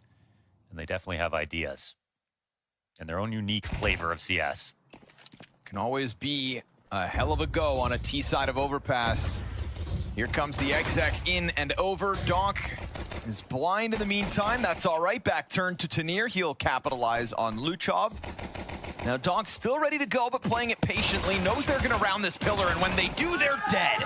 Him and Shiro mow him down. Spirit CT pistol victory. Donk is hyped. Now, the last time 9Z played this map, they played against Vitality. It was 13-3. I think more rotations, people playing more close to B. I'm always going to tag him. But it was just a walkout. I don't know, actually. Maybe they didn't get a tag. There's one more smoke on Magix. He's going to throw that down. He held it long enough to interrupt it. Zontix burns the whole entire time. What did he expect to happen? I don't know. Maybe Magic's last smoke popped in front of it. Maybe he thought that'd give him sanctuary, but not the case at all. So easily taking down the bomb site for the time being. Dual Beretta's out in the middle of it. That's desperate here for Donk. Shiro lines up 2, and it goes into the 1v1. This is technically the 1v3. Shiro capitalizing. 7 seconds. He's just going to push the duel. It's all he wants is this fight. Shiro wins it. 3 kills in what is a 1v3, as that B bomb site was truly under pressure. Yeah, excellently handled from Shiro. It got to a point in the clock where, like, he could just mag dump and, like, cut it off, knowing that. Is lucky to be alive. Mayern missing the opportunity to drop his counterpart. But that miss goes both directions. Yeah, Shiro was missing yesterday, too. That's got to be solved. He's going to lean this one forward. It's one of the best CT overpass offers of all time. High praise. Just missed another shot. They're going to go towards long control instead, and upper bathroom's compromised because Shiro was missing shots. We'll see if Donk can recover on his own. Tends to, and does yet again. So, yeah, not a bad day in the office to have a guy like Donk by your side. And that's, you know, used to be Axile with Shiro playing on A-side overpass, and that was the whole show. This kind of a situation gets totally unraveled, right? Like Shiro not only missing a chance at catching the Opera when he comes out through connector, but we didn't get to see it. We heard it. Shiro firing another round in bathrooms. That T who gets up into upper bathrooms, unless you just pretend like you weren't there. Yeah. Which is kind of what I guess they're hoping to do. Yeah. I mean, they're here so early, but one molly lands and they'll have to move. Yeah, they just come and clear it, yeah. There you go. It's a bit too quiet for too long. See ya. That's like a sneaky way for the CTs to kill the clock. They might think you're up there. They're like, all right, well, if you're going to waste time up there, then we're going to time our preem and just kill you when we want. And now what are you going to do? Makes it harder to fake.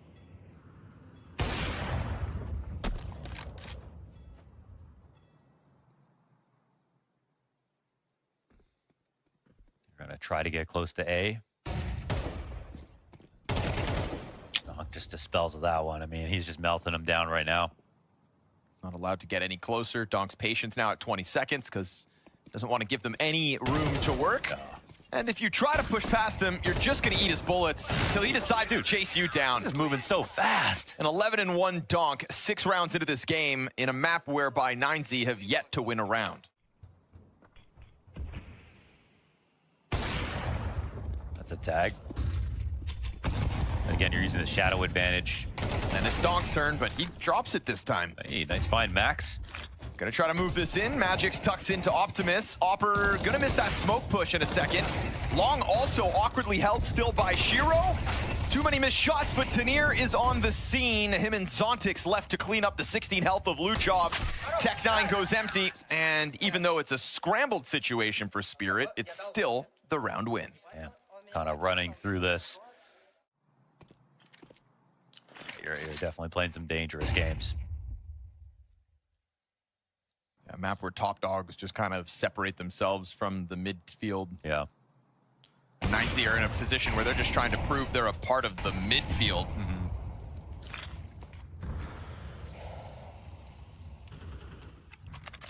35 seconds and still just trying to inch their way to the front of bathrooms. This is not a comfortable one for 9Z, but at least CTs are leaving. They have enough space actually to go with an exec. They do have the map control now required. Donk pushing off the site, sees the grenades being used. 20 to the clock. Instant headshot. He won't die empty-handed this time. But Wasso Peak's got the double. And so this Opper pushing out through the bathrooms, awkwardly through the smoke. Shiro's got to let that bomb go down. Knows better. It's going to take a second for Magix to come and join them. 3 versus 3 retake as 9Z are on the brink of their first win. But it's now man advantage back for Spirit. Bank pressure, and Shiro hits the second shot. Wasso Peak, 2 kills already to his name. Knows this bank retake's underway, and when the smoke fades, Dumpster's going to come out and clear him. So he's going to look to make a move beforehand, and he gets himself both. Nicely done. He's on for the ace. Right there for the taking. Needs the fresh mag, back into the cover. Time's on his side. And even with Magix catching that kill, the kit, he'll jump on top of it. It comes down to the wire, but it's going to be the 8th. Ooh. Team Spirit deny the ace. Creating a groundswell of good games on the map, picking it a ton, having some strong victories and everything, but just not this level yet. See ya. Luchov not allowed to play round 9 as Shiro is freed up, and maybe a few misses earlier on, but yeah, night and day compared to critical yesterday. Close shots, 12 and 2. It might not. Yeah, there might not be a way to improve that. I mean, good luck, especially for the type of opping that you want to rely on when it comes to overpass. Yeah, it's kind of Shiro's playground. Donk a little messy with that one, but he didn't take any damage in return. Shiro's gonna miss the op shot, not the follow-up. Mayern still traded out after his Donk frag. And now, in the middle of all that, it was also bomb spotted, so Spirit can be confident to come upstairs. Shiro still sitting on the angle comfortably. 4 kill, nope, excuse me. Zontic's gonna rob it. A nice 3K sequence here for Shiro to keep this flawless CT side alive. That's quite beautiful. What a half out of Shiro. I think after yesterday they won't be satisfied unless they absolutely just they need to completely smash. crush. Yeah. Unfortunately for 9Z, they're the ones that rolled out of bed on the receiving end of that fire from Spirit. Ooh, but Luchov's got something to say, and that's the 2 hard carries of Spirit dead. So a chance here for 9Z to get there first. It's a big play though. They have Tanir pushing long. They might think that, with the double A push, maybe they're worried about 3 players over here, but they're not sitting back to watch it. Thing is, Zontix and Magix have also been solid when they're called on. Yep, there it is. It's not incompetency for the rest of Spirit, so you think you kill Donk and Shiro, you've got a chance. Solid floor for Spirit as well, as they'll take the man advantage back, although barely. 10 health left for Zontix. Oh, okay. Still a minute up. Ambitious. Zontix is like, see, that's why I never push. Who told me to do that?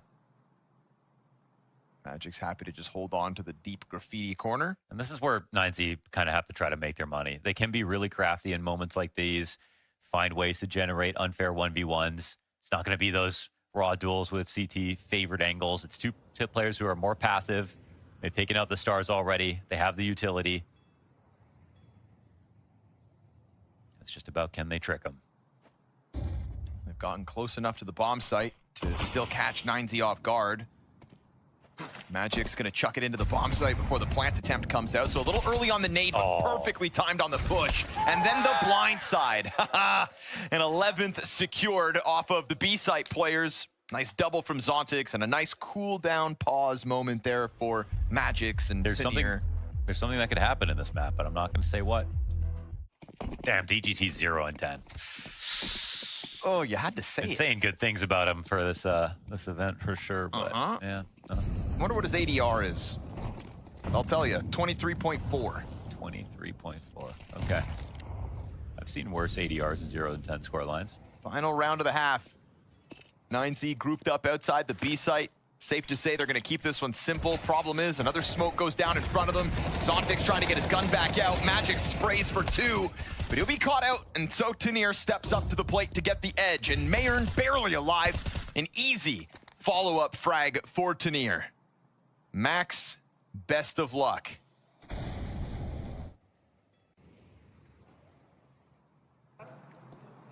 Upsides. Max is always locked in, though. Yeah, let's watch it He like is this. always ready to go. Time to go, buddy. Teammate calls it for him. 0.5 zoom, 2 zoom. He's looking Trying around, to lean around these corners. Oh, Hey. okay, yeah. Oh, there's one. Wait a second, is this cheating? He's working it, Oh. but the pistol's gonna prevail, and so there it is, a flawless CT side out of the side of Team Spirit. Only a singular bomb plant in those 12 rounds. So make sure to stick around, because after this break, we're gonna get that 13. How do we get a kill for DGT? And then secondly, how do we get this pistol round so that the headline isn't, we got 13-0'd? Ooh, it's been said. Which of those zeros hurts worse? Wasso peek. He gets there, but it's a little labored. It opens the door for Zontix to recover. Donk's got his. Luchov takes the man advantage back. Just don't get 13-0'd. And with a pistol round on Shiro's shoulders, it could still be dangerous because his P250's capable. He loves positions like this. Smoke, I think these are the rounds where you see exactly how smart he is, but He's got a ton of utility, the P250 and first contact. It's a long run back for the player that did go A. He's burned them low. DGT's barely alive once he does come back from the A site. Got a flash to commit. You got a smoke to try to give cover, but you need to get at least 1 kill or else you're never going to plant. yeah, you'll never get this bomb down. And he's really played this down now. 10 seconds. He's got to get into it. They try to line up, but there it is. No 13-0 tonight. Hey, drinks all around. They've got quite a lean going on here. Doubled up here, and they have Max on long. Maron's in a great spot to deliver a frag. That's Donk out.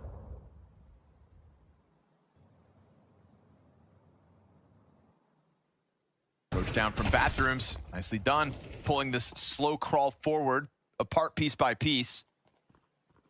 And you can go ahead and stabilize that A bomb site. Lean back onto it. We'll see the save call in a moment here for Spirit.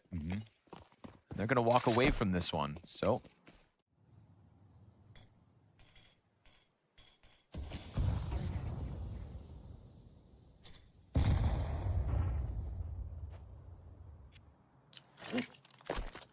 trying to interrupt the setup outside B. Yeah, nicely done to blindside Shiro. Got confirmation on 2 more.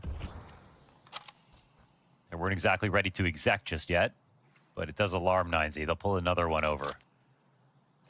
Really give up a lot of room towards A if this ends up going back up the stairs. But I mean, Spirit are sitting and waiting, but they don't have flashes and stuff like that. They've got these HEs to work with.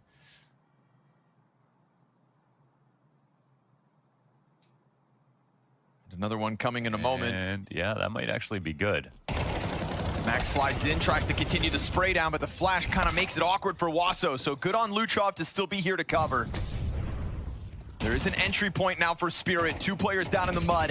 Luchov tries to get the last, but Magix has got the answer now, and with Wasso low, all of a sudden, if Mayern misses an op shot, Magix could win this clutch. He's got the reload in already. 12 seconds to spare. Magix, it's now out in the open, and he gets tagged by the Opper. That's his chance to cross over and go for this plant, but the bomb site gets set ablaze. He can plant. He's got a space, but he just missed the plant zone. Could have planted on the back of it, but I guess awkward. He was worried about the walkout to the left of it. And so given a chance to save the AK instead, 9Z with more fight left in them. Yeah, that one's by a hair, but that's all they needed. Feels like they're getting closer and closer as these rounds go on, though. So this peek into Huaso. He fights back, disassembles the boost. Gun changes hands as Magic's now walking wounded, and 9Z feeling comfortable enough to try and pry into short. Eesh, missed opportunity and a second. Zontic's picking up that Galil off Magisk, puts it to work. Magix. Oh, but still shot with the wall bang, of course. Well, that's a way back in. I mean, the fact that Zontix gets away with 2 is insane, but 4v3 here for Spirit.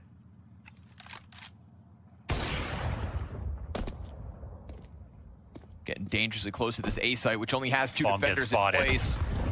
30 seconds. Good molly. Mayern half health. Luchov's got his. That's Donk dead with nothing to say about it. And the Opper connects. So it's all from long. Denied. 9Z step up to the plate again. And this is 5 of the 12 they need now. They're fighting back to update their information. They're not getting scared when they lose 2 players like they did just there to Zontix. Well, you've got Spirit back on pistols for the most part. Why does this one feel fast? Donk going through this monster play. There's fire in front of him, so he's still got vision, though. And once this fire burns out, he's going to jump this bomb site. Wins the opening duel. Tanir's dead, short towards short, but it's all about Donk. It's Donk or nothing. And he lines up a second. AK now picked up by Magic. Oh, beautiful. DGT! Snaps it over, denies them any further entry. He's on 4 kills after not getting a single frag in the first half.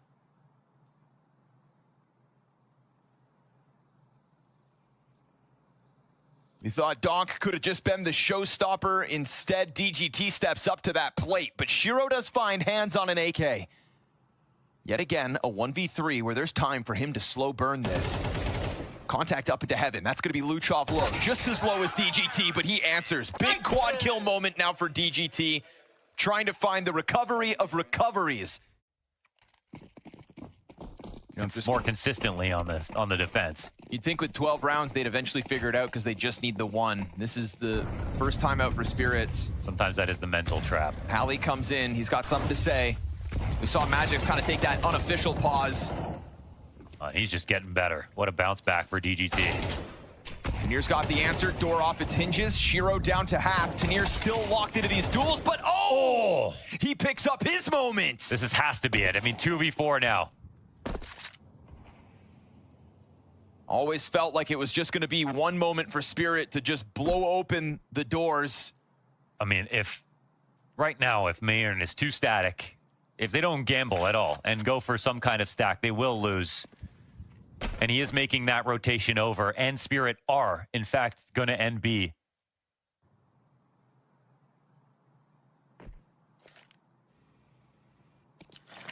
Flashed in for the peek. They were dodging it, and Shiro scoped up, just denies it. Mayern, having thrown that utility, they know damn well he's over here. Tanir's gonna go clear out the A site just in case this starts to go south, but Magix could end the game on his terms in a moment. Mayern knows he's just been out-positioned, so it all boils down to Tanir going big from the bottom of the board of Team Spirit.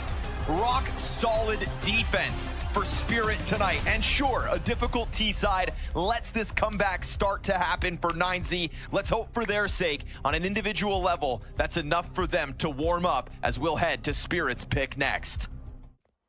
1.6 rating. Average on Dust2. Just unbelievable. I mean, never done before. Some player's best map ever, it's his average. This will be Spirit taking long control straight into the bomb plant, pretty much uncontested. 9Z's aggression towards middle didn't really set them up too well. Oh, flying Max. But why not? And then as Max kind of has the smoke fade in front of him, Tanir's got the answer back from Goose. DGT clears that. Donk's turn. Sits on ramp with CTs coming at him. Chance to blindside, and yeah, he's going to find one for the road. Majority alive for Spirit as the T-side pistols got their name on it. I'm saying Donk's movement's looking extra sharp right now. On top of the aim, obviously. But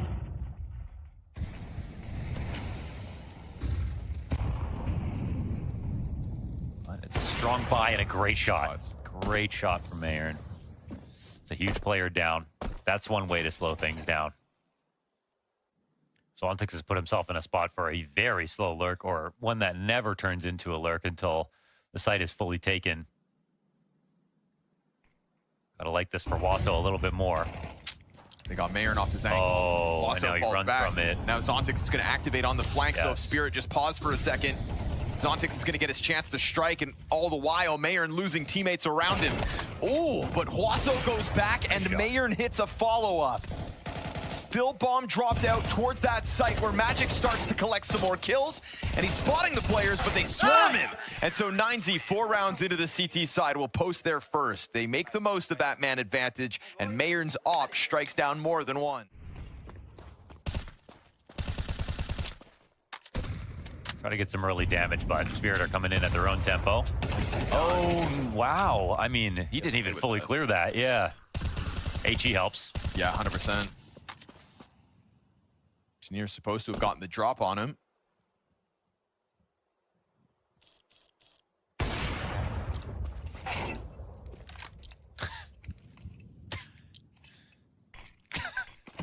Sure just starts talking, waving his hands. Why I oughta this? Utility starts to trickle down. We saw those flashbangs earlier piled up to put this pressure on. It's dead. Yeah, trying to climb up. DGT waited a long time for that chance. Max doesn't wait a moment. Fast move down through tunnels. Gonna see the top of the Opera's head, but it's the frag grenade from DGT off site that works out instead. So this bomb site's aptly stacked. Mayern sends an op shot through, and this round really kind of fizzles out for, excuse me, Spirit. Yeah, it's really good here for 9Z. It's excellently handled, and again, it was DGT who started mid doors from the beginning. Magic's actually I mean, okay, I guess they're not pushing long. He could die after time. But love the round out of 9Z, honestly. This AK set up by pistols all around it. We'll see what Donk can get done.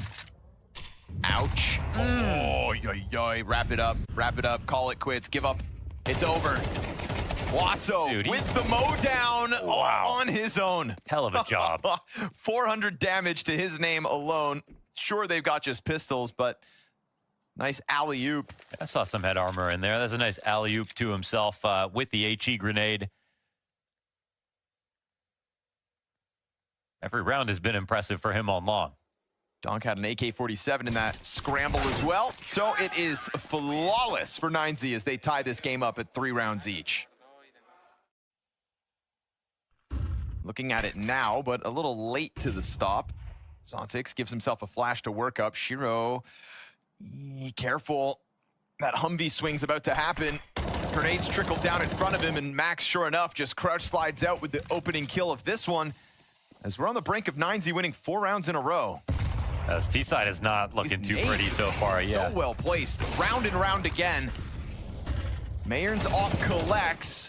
Wasso, a constant over towards long. And now the rebuttal back because Donk is into the kill feed. 3 health left over. He'll swap to the op, but the nade is going to find him. And a Magic's clutch. He got it. Demanded headshots back to back. Right there. Right now.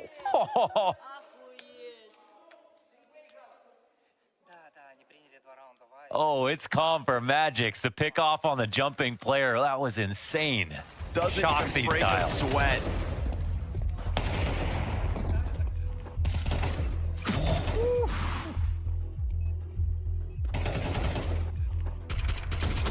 What a reaction, man.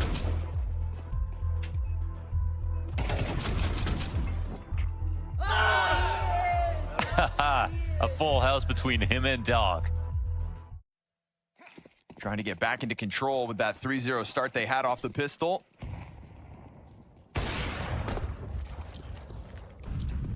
But still scary to say that up until that 2v5 comes together, it was looking like another 9Z sailing through a round win. There's been some very well-placed utility for 9Z. Yeah, they played well in so many different ways in that round. Op was looking good. Position's looking good. Wasso out early, though. That's huge. So is Donk dead first on Spirit's side.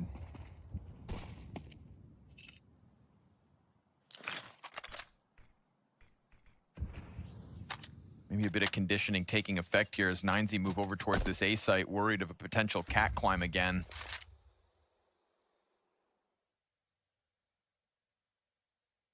But at least remaining active, sliding forward into cat play.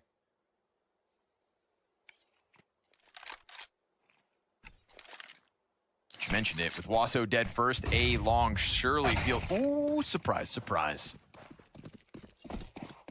Tunier was not expecting that.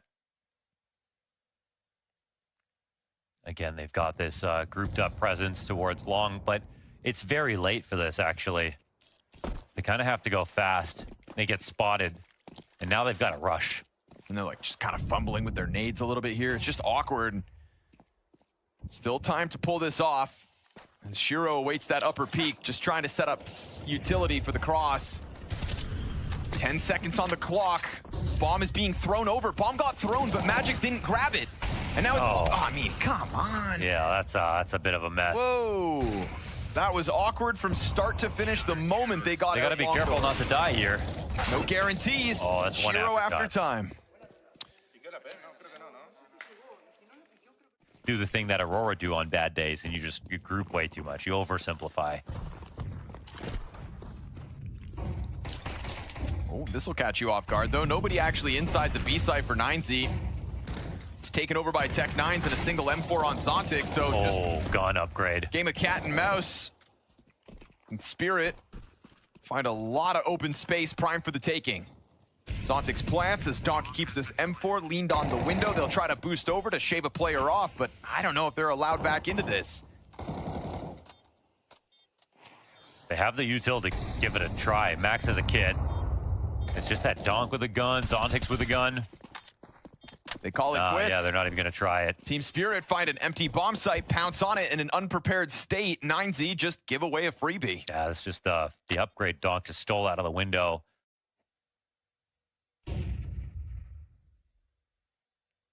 I've liked the few moments 9Z have aggressed up Catwalk. Wasn't sure if they were thinking about going for it again, but no, they'll just leave DGT looking away as Mayern, first contact, misses a chance to strike one down. Misses a second shot as well, but the Rifler's set up to try and still stop this. They know the op looms near. Yeah, just nicely done by Mayern, sitting on that sliver of an angle, takes damage in return. As Spirits still approach, Flash goes over top for the attack, continuously trying to test this. 30 seconds, Mayern's back on a comfortable angle, but he oversteps, gets exposed to Donk, who's then just gonna rip your heads off. Man, it's a moment where, okay, we'll see if this retake takes place, but it's two MP9s coming in. Luchov, he gets away with that. And they're gonna go for the long play. There is a chance to still make some noise here. You'll find Shiro standing on the ramp, prime for the taking. Donk could very well be acing right now. P9 though, tough duel for Max. Donk's got his fourth. Shiro closes with the fifth frag of the round. And it is a hard-fought battle up that catwalk because Mayern was cutting them down to size, but he gets caught out in the open on the corner by Donk, who really just rips that round right open. Maybe it's not the best time to criticize Spirit right after they win and Donk gets all these kills, but you know, they do highlight his individual level here, but there's a moment where they're fighting Cat where they have half an idea coming in, but it feels like all the structure absolutely breaks down as soon as there's a real opportunity to strike, and then they just start. But they're passive, so they give space over. They let Spirit get ever closer to attacking off catwalk. Mayern goes for the deep car position, wants a bit of cover, but loses his angle, and we've seen Spirit just throw bodies behind these smokes and stall out, but Mayern's gonna pop one open.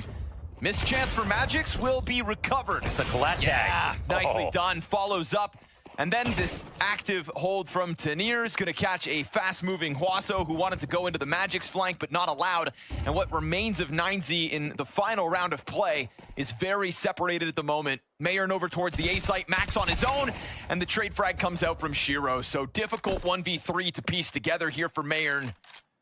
Team Spirit show a bit of weakness at times throughout this attack, but ultimately an 8-round T-side on Dust 2 solid. Mayern not operating with a kit. Very dire 1v3. He tries to bait out that door peek from behind him, and the moment he moves is when they make that flank happen. So 2 backstab moments here for Tanir, racking up some easy kills at the end of this one. As said, 8 rounds, Team Spirit. 3-player CT lean to the A site as Max keeps nades primed for middle. With this passive Spirit 2-player B setup, they're just gonna stay kerneled. So numbers strong into the A commitment, flashes over top, nice one for Magix. He'll give his team a flash to work with themselves, but they go up momentarily to the 5 versus 3. That gets taken away. Oh. 3 kills back from 9Z off that flood from the catwalk, so retake demanded of the last 2 Spirit players. You know, Donk's actually kind of excited about this. He's going to have the dualies. He's going to be able to run fast at this. They don't have a kit to work with, but Donk's already found the headshot. On top of that, it's damage for the others, so he can just spam away, and, well, it's just the spam for the last one. Donk comes up catwalk in a 2v3 and just gets all 3 kills. It's like you could just see it coming. I mean, exactly how it would pan out. You said it perfectly. It just fell apart like paper. Double up in lower tunnels. They're coming down the stairs with the bomb as well. MP7 dies. Donk picks up the slack. How did he do that? God, it's so good. How did he do that? Second headshot. It's just magnificent, man. 20 and 8 now. I mean, you can prepare for months. You can fine-tune all your strategies. You can... Yeah, then Mike Tyson is there. Yeah. With a big right hand. Yeah, Mike Tyson in a 5-2 body. Yeah, in Mighty Max's body. Just hits harder than ever. Donk comes out with the 4K. Wow. Sucks the life out of the room for 9Z. That's...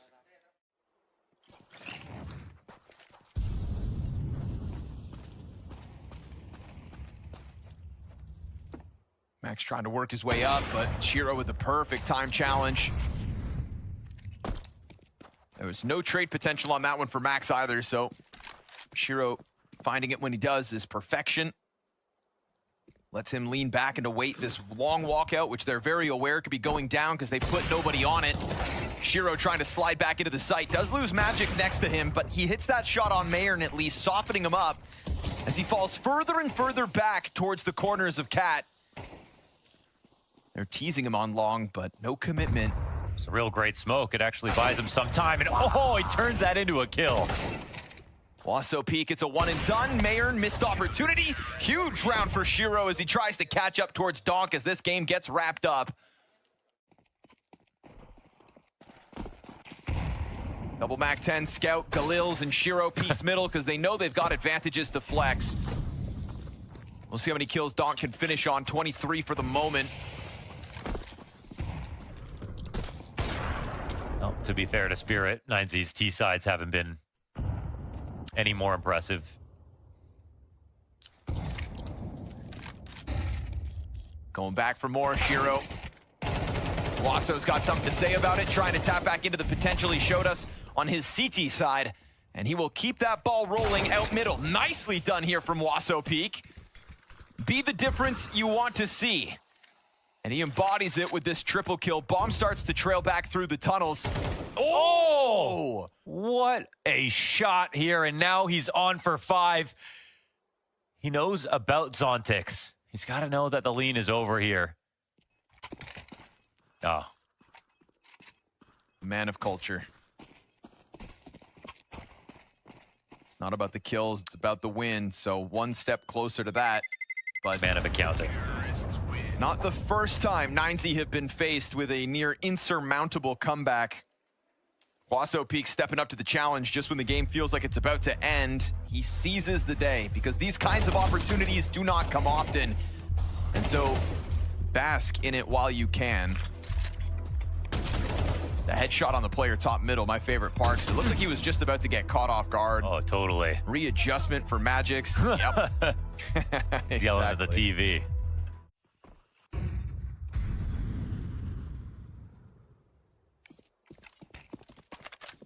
It's crazy once upon a time. This is a T-sided map. Not anymore. Catching the crossover. Good on them to pounce Shiro like that. Tanir chance to shine. Wants to give himself the most chance possible, but doesn't end up throwing the flash out. Wrong grenade, brother. Burning to a crisp. And over towards long, Magic's not able to stop this. Zontix takes a look back towards the tunnels. He'll lose his head to Luchov, and bomb still extends out into the A site. So 9Z still with some fight left in them. Who took out Donk here? Guess he was in mid fighting over top of the smoke, or...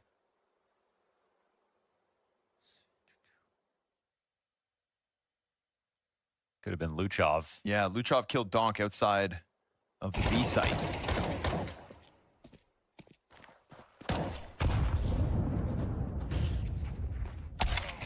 Little pinch on both sides of the map there, and 9Z come out. Even their timing up catwalk, I think that kind of... Donk only has a deagle. When's that ever been a threat? Man, considering they had eyes on mid the whole round. No, they didn't. They didn't though. They Well, smoked once they their own got doors. smoked, I know, but the fact that they had it from the get-go and they didn't really size up that B site. Now they're starting to walk into the stack, and they've gone down to the Tanir P250. Another headshot. There are looming threats inside this A site, and low health for Luchov. Nice shot, Wasso Peak. He'll be the guy to save this if it's up to him. Shiro waiting to climb up these boxes and make it very awkward. Wasso's gonna check Goose, but down he goes. Shiro strikes down the double of all the rounds. Now they've got a gun in Shiro's hands. DGT's gonna be forced to sprint this, and he gets blindsided by Shiro, who just bought the perfect amount of time. Surely not, they said. And yet you tiptoe your way into the booby trap after what could have been a 13-0 back on overpass. Dust 2 bodes no better, and ultimately Spirit win it on a pistol round. Sticking around is not going to be the best idea. The bomb's outside of B at the same time, but there's really only 2 people anchoring the site at the moment. So this could be very tricky. Molotov used to block out that part of it. Santaris, he realizes they're going to be coming from the other side as well, and he's not wrong. Pretty good timing to fall back, but Immer and Bits have opened up. I can't believe it, but 2 headshots from Immer. We're going to have to see the replay of those. And in the meantime, Santaris goes down, Walk 6 falls, and not even a single casualty on that Na'Vi side of things. It really couldn't have worked out any better for them. Hopefully, he can find some form today. No smoke in the middle here for the CT side. Always a good indication that there's going to be something happening, that they're trying to manufacture something, and they absolutely are. Flash deep in there, wanted to go aggressive. I kind of appreciate that. You've got the AK, you felt like that was a good opportunity. It backfires, but Wakadia pretty good as he slips out of there. They'll surrender the AK, but at least it's still a 4-on-4. Yeah, at least they've got that. It's going to be missed Molotov from Alexi B. You don't love to see that, however. So he'll be upgrading his MAC-10 to the rifle. Still a 4-on-4. Heavy damage inflicted towards Woxic. Nade tickles him down to 46. Wakadia, one of my favorite players to watch right now in top-level CS. So calm, so reliable. Always good for 1 or 2 kills. He holds towards the window area, just playing behind the smoke for anyone sneaking through.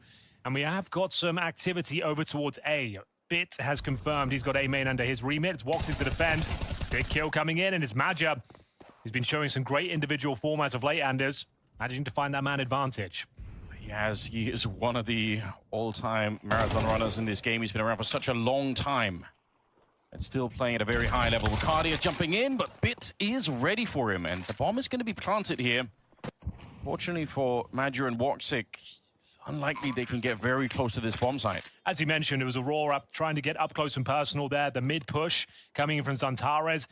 Got taken down by the MAC-10, which is unfortunate. 2 players to deal with. We'll see if they can find any exits here. It's important that Magic stays alive, but he's being isolated. Flashbang comes around the corner. Down he goes. And they hold on to the Woxic M4. He could purchase an AWP going forward. So if they do force into the next round, Woxic can buy the AWP, and they can have SMGs and 1 more rifle. CT's desperate for information here. They're in the dark a little bit. They've actually offered up middle, and Alexi B more than willing to comply. First kill is a stunning shot from the in-game leader. Takes down the Danger Man, and it's low HP now for Woxic. Does he dare peek again? I don't think I agree with that one. He was already low. The AWP is recovered, and they're in a 5-on-3. Make it 2. Yeah, they've split open the middle of the map. Unfortunately, when Soulfire picks up the AWP, the best case is saving it right now. I don't know if Arcadia could find another weapon. Might be one on the ground. Maybe they could find Immer outside of B. But getting close to retaking this bomb site is not going to be on the cards here. Makaze, good kill. I don't know what Arcadia was hoping to do there. It's a 5-on-2. Go and save with your teammate. Protect this AWP. Was he hoping to find 3 kills? Yeah, I don't know. Maybe he was trying to protect Soulfly by just holding that position for long enough. For some, it's a good question though, because obviously now he's alone and they really will hunt him down. Nobody dies on the Na'Vi side, and they are off to a really strong start here on what has to be Aurora's home map. Maja with this speculative spam, no bullets connecting. Looks to be an A finish here. It's Wakadia. We need him to step up. We need to see some teamwork here, some crossfires. Taking aggro for each other. It's Woxic setting up the flashbang. Xantares, if he goes down with nothing again, he is going to be tilted off the face of the planet. Wakadia does find 2, though. Yeah, it's great defense. Alexi, though, he's got his number there in the middle. And he's able to find him in spite of all that great work.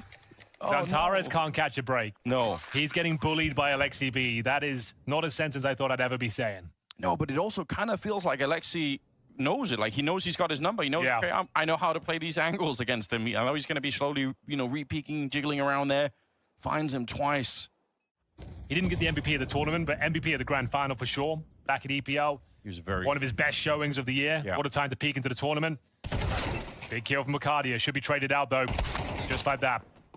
Makazi's up for it. Very often, that peak will be set up with a Molotov as well in the middle, but they didn't do that. So where is Xantares? Normally sniffing around middle. Probably expecting that doubly because they found Wakadia instead of Xantares in the middle. So they're probably thinking, well, if we just give him like another 10 seconds, maybe Xantares will show up once again. Although he's not doing that. He's being fairly disciplined at the moment. Unfortunately, they're leaning towards the B bomb site. And this bomb site's hard to hold even at the best of times. We've got 3 people on the site. With just one person, it can be very tricky. Xantares at range, walks right into the AWP. There's no smoke up, so he's not expecting the push to come right then and there. But Soulfly lines up a couple of kills. Bits and Immer, they go down, and now it's Wonderful. Well, Wonderful's had a highlight or 2 on this B bomb site before. We'll see if he can do it again. 1 versus 3 this time. 20 seconds to work with. Might fake out the bomb plan once more. Woxic's going to push and find him. Nice work. Woxic with the 5-7 kill. Recovers an AWP as well. They've got AK-47s within their ranks, and they are on the board here. And we are into a very important round here. Aurora looking to break the bank of Na'Vi. Xantares, this is what I mean. He loves to get aggressive when he's not getting into the game, and that's more like it. Stunning sequence with that AK-47 asserting his dominance towards middle. That's what he's been looking for. Not going to work, is it? Takes a bit of damage for it, but it's all right. Looking like to be a second round here for Aurora. And they're playing it well. Holding these key choke points, Xantares has had enough. He was on 14 health. He was on 14 health and still willing to go for these frags. I would say it's a scary prospect of the in-game leader. The fact he's still hunting, but when he's hitting shots like that, you can't be mad. Wonderful and Makaze, almost nothing to do in the round. CTs really should peel off all of these choke points now. Get back to the bomb sites.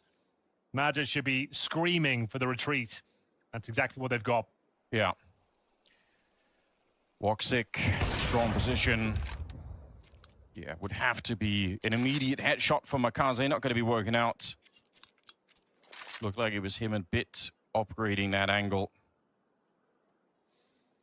So many highlights burned into my brain of Bit taking that fight that Makaze was trying to do to great success. I think he's super scary once he gets up and running. I haven't really seen him try that yet, but there are some teams I've seen Bit play where he just sort of waltzes in there like it's nothing, like no respect whatsoever.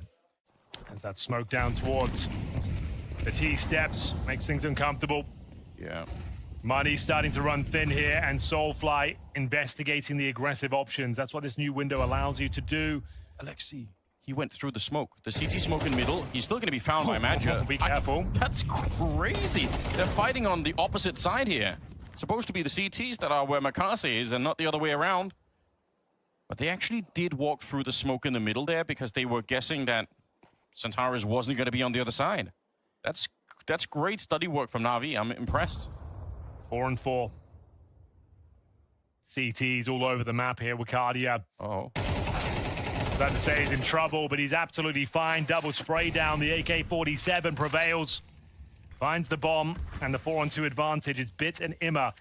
Not impossible to bring this one back, but it's going to take something magnificent. But Wakadia pushing the smoke, bringing the game to him. That secures the round. Imma, nothing left to do with this Galil. Wakadia, about to say he was going to go for his 4th kill of the round. Can't quite find it. One of the key pieces to have brought Turkish Counter-Strike to a really high level. Because they, you know, been around since forever. Like, people have been around long enough. Remember Space Soldiers? Oh, yeah. Always interesting, always fun, always changing players, like literally every month. Is what it felt like. Imaja once again exploring the aggressive options down in towards the waters. Through that mid-smoke, you mentioned it a couple of times. They enjoy this play. Picking at the pace, though, Anders. They're not messing around. They're getting straight towards Temple. B-split coming in. Santaris? Okay, he's hearing the footsteps, so he's definitely going to be ready. That's the bomb on Wonderful here. And Santaris brings him down. Follow-up headshot. You know he could do it.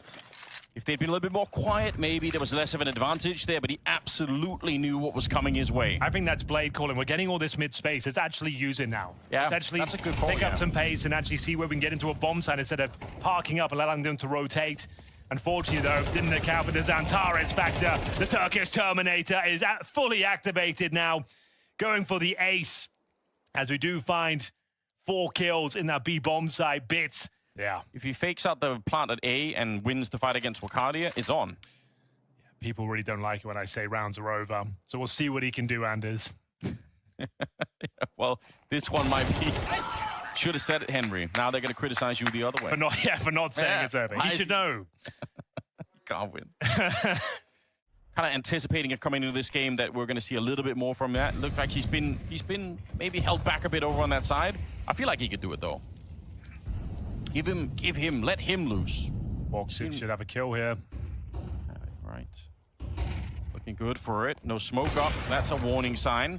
Makaze didn't read it though, and he does go down. And now they're fighting outside of the B bomb site. Santaris in the corner with the AK, where he's the most dangerous. Takes him down, and Maja shows up to help out. Absolutely cracking at the moment here. 6 in a row, about to make it 7. It's Woxic with the final kill. 7 in a row to end the half with. Difficult recovery mission. You warned already. They need a lot of rounds on that first half, and it was looking great, but... Did you see that stat? They had more AK kills on the CT side than Na'Vi. That's great. No, I did not catch that. Have they planted the bomb already? Where is everyone? Guys? Straight up bomb plant. There's nobody on site, and they don't even have their kit. I was going to say, if you're going to be playing a retake like this, you should at least have a diffuse kit, but this has gone awry rather quickly. With an opening pick, maybe there's a chance, but you got to get your skates on, boys. Holy moly. I don't love it. Julies for Santaris. Oh, he doesn't even get a chance to shoot that. Makaze, they'll find him instead at a 5 versus 3, but again, that clock is running low. Very fast bomb hunt in this round. Wakadia only good for the 1 here. Now running low on the Glock bullets. He had 6 left when he died. They're already on the defuse, down to 4 seconds now. Soulfly, he can't stop it. It's all good. They're straight on top. Oh my God, look at how close that is. But they do win the round. A full 5-on-5 retake. He had his number in the first half, though, in the middle. True. Those first 5 rounds, for sure. Yeah. Zantares was 0-4. Now he's 9-8. And they've designed a bit of a crossfire here for the B bomb site, which admittedly you can throw some really good nades, but they're not going to do that. Jumping straight in. Santaris gets 1. Soulfly on the follow-up, and Makaze, they know he's in this position, so they can just face him, try and take the fight like this. Nice. That's a little bit dangerous. Going to say maybe they spread out a bit to try and fight him.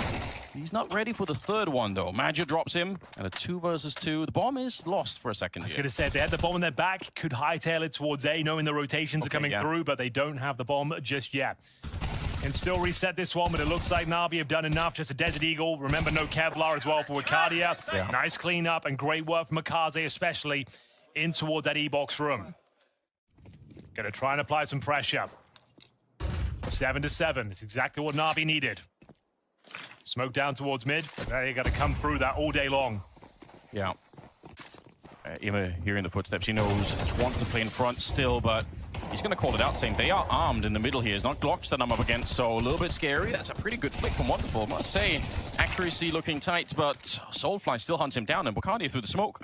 I'm not sure how he knew that bit was there, but he definitely did. Oh, could have been a double. Look, it's so close, isn't it?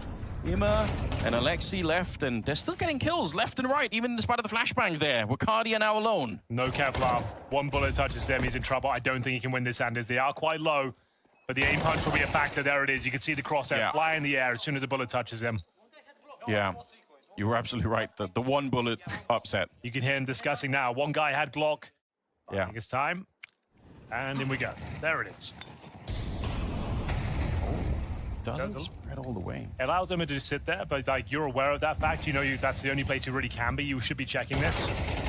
Gontares did have a look, but Ima comes out on top. He's got the AK now, giving them a taste of their own medicine. And boy, is it ever bitter. Wonderful chimes in as well. First gun round looking very promising here as Na'Vi extend their lead 9-7. Soulfly, Woxic, nothing you can really do about this. They have no smokes, no manpower, no map control. But yeah, I think we should start saying that's the story. Wonderful here. Oh, such a big gap in the smoke on both sides. Here we go. He felt like he had that, but Woxic. And now Madja on the follow-up. Centaurus, he's going to take the head of a bit at the same time. That's up by the A-bomb site. They were having that fight at the front. Bit wanted to bring the battle to Centaurus, but it was too much. So 5 in a row, and then they're back. That's been the pattern so far. They'll clean up this round, no problem. Alexi in a 1 versus 4. Just like we said earlier, you don't really win these rounds unless you get some big mistakes handed to you. Madja set up with a flashbang. Yep, they're right back. It's good news. Here we go then. Interesting map control. Na'Vi allowing them to have the E-box from it for good reason. Tactical airstrike. There's a ton of damage towards Madja. So the Zantaras are completely blind. What a maneuver from Makaze. Gets himself the double kill. This was a very important round, and so far, so good. Alexi B confirms it. 5 on 2. Soulfly, have you got anything left to say? Looking for that triple kill, can't get it. And that is the round they needed. One step closer to victory here, 11-8. All the Centaurus kills on his maps with the AK-47. That's no way that can be true. I feel like we're making well, obviously we're not, but that's just that just seems so unreasonable, doesn't it? Surely he's got something else.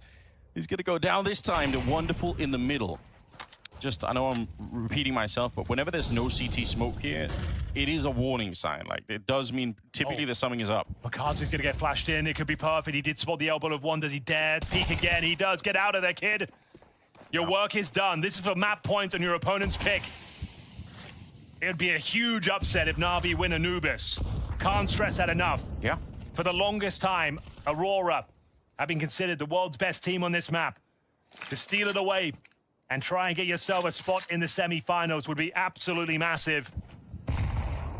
Big implications for it as well in the future when it comes to the veto between these two teams. And Na'Vi proving to themselves and certainly proving to Aurora, if they can beat them here, maybe something will have to change. Alexi sneaking up out of that connector position. Soulfly takes him down, but Immer's on the other side. He's been playing a tremendous game. He's got 21 kills. He's quite far ahead of everybody else on the server at the moment. What could they do? Swing in. They have to clear that out. Immer goes down, and it's all on Woxic. But with 3 health and 19 seconds on the clock, it's so unlikely that he can make this work. And you look at the respect here for Na'Vi as well. They're keeping quite far. Okay, never mind. The grenade will do it. 12 on Na'Vi. Nice flash, boys. Easiest round you're going to have to close things out here. Do not let them back in the game. Major's here very fast. He ran here. Oh, the smoke is up. I was going to say, it'd be fun to see him just try and test it right away and see if they're not going to be ready. Centaurus has gone down again at the beginning, so 4 kills away from Na'Vi winning their opponent's map pick. The home ground for Aurora has been for years now. Makaze, he's going to get rid of Madja, and he's holding it so well. He's so accurate. 18 on Makaze, but he does go down, and now the bomb's being planted. See if they're going to have some peace before the flank comes in from Immer. He's already, I don't think they realize, they're practically through the smoke. They've got to be careful. Wonderful.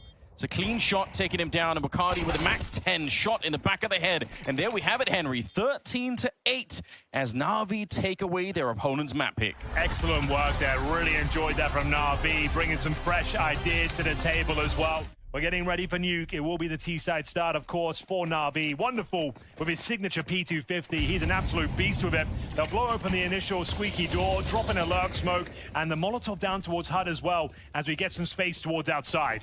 A lot of space, and even more so now that Wonderful got the kill on Centaurus. He's out of the round already. They are so lightning fast to get up here. Soulfly is gone, and Wakadia could be next year. It took a long time to get the fight with the dualies, and he can't escape. Makazi spins around. He's found another kill here, and it's suddenly a 2 versus 4. What a fast pistol round this has been already, and it's not going to slow down. Makazi, a double for him, a double for Wonderful. It leaves Madja. He's in the lobby. I don't even know how the bomb's been planted to be. It's over. It is over. That's wholesome. Yeah. Really good vibes. Love is in the air.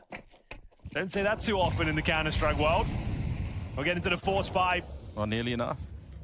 And it's going to be Makazi. You can see why Alexi P loves him.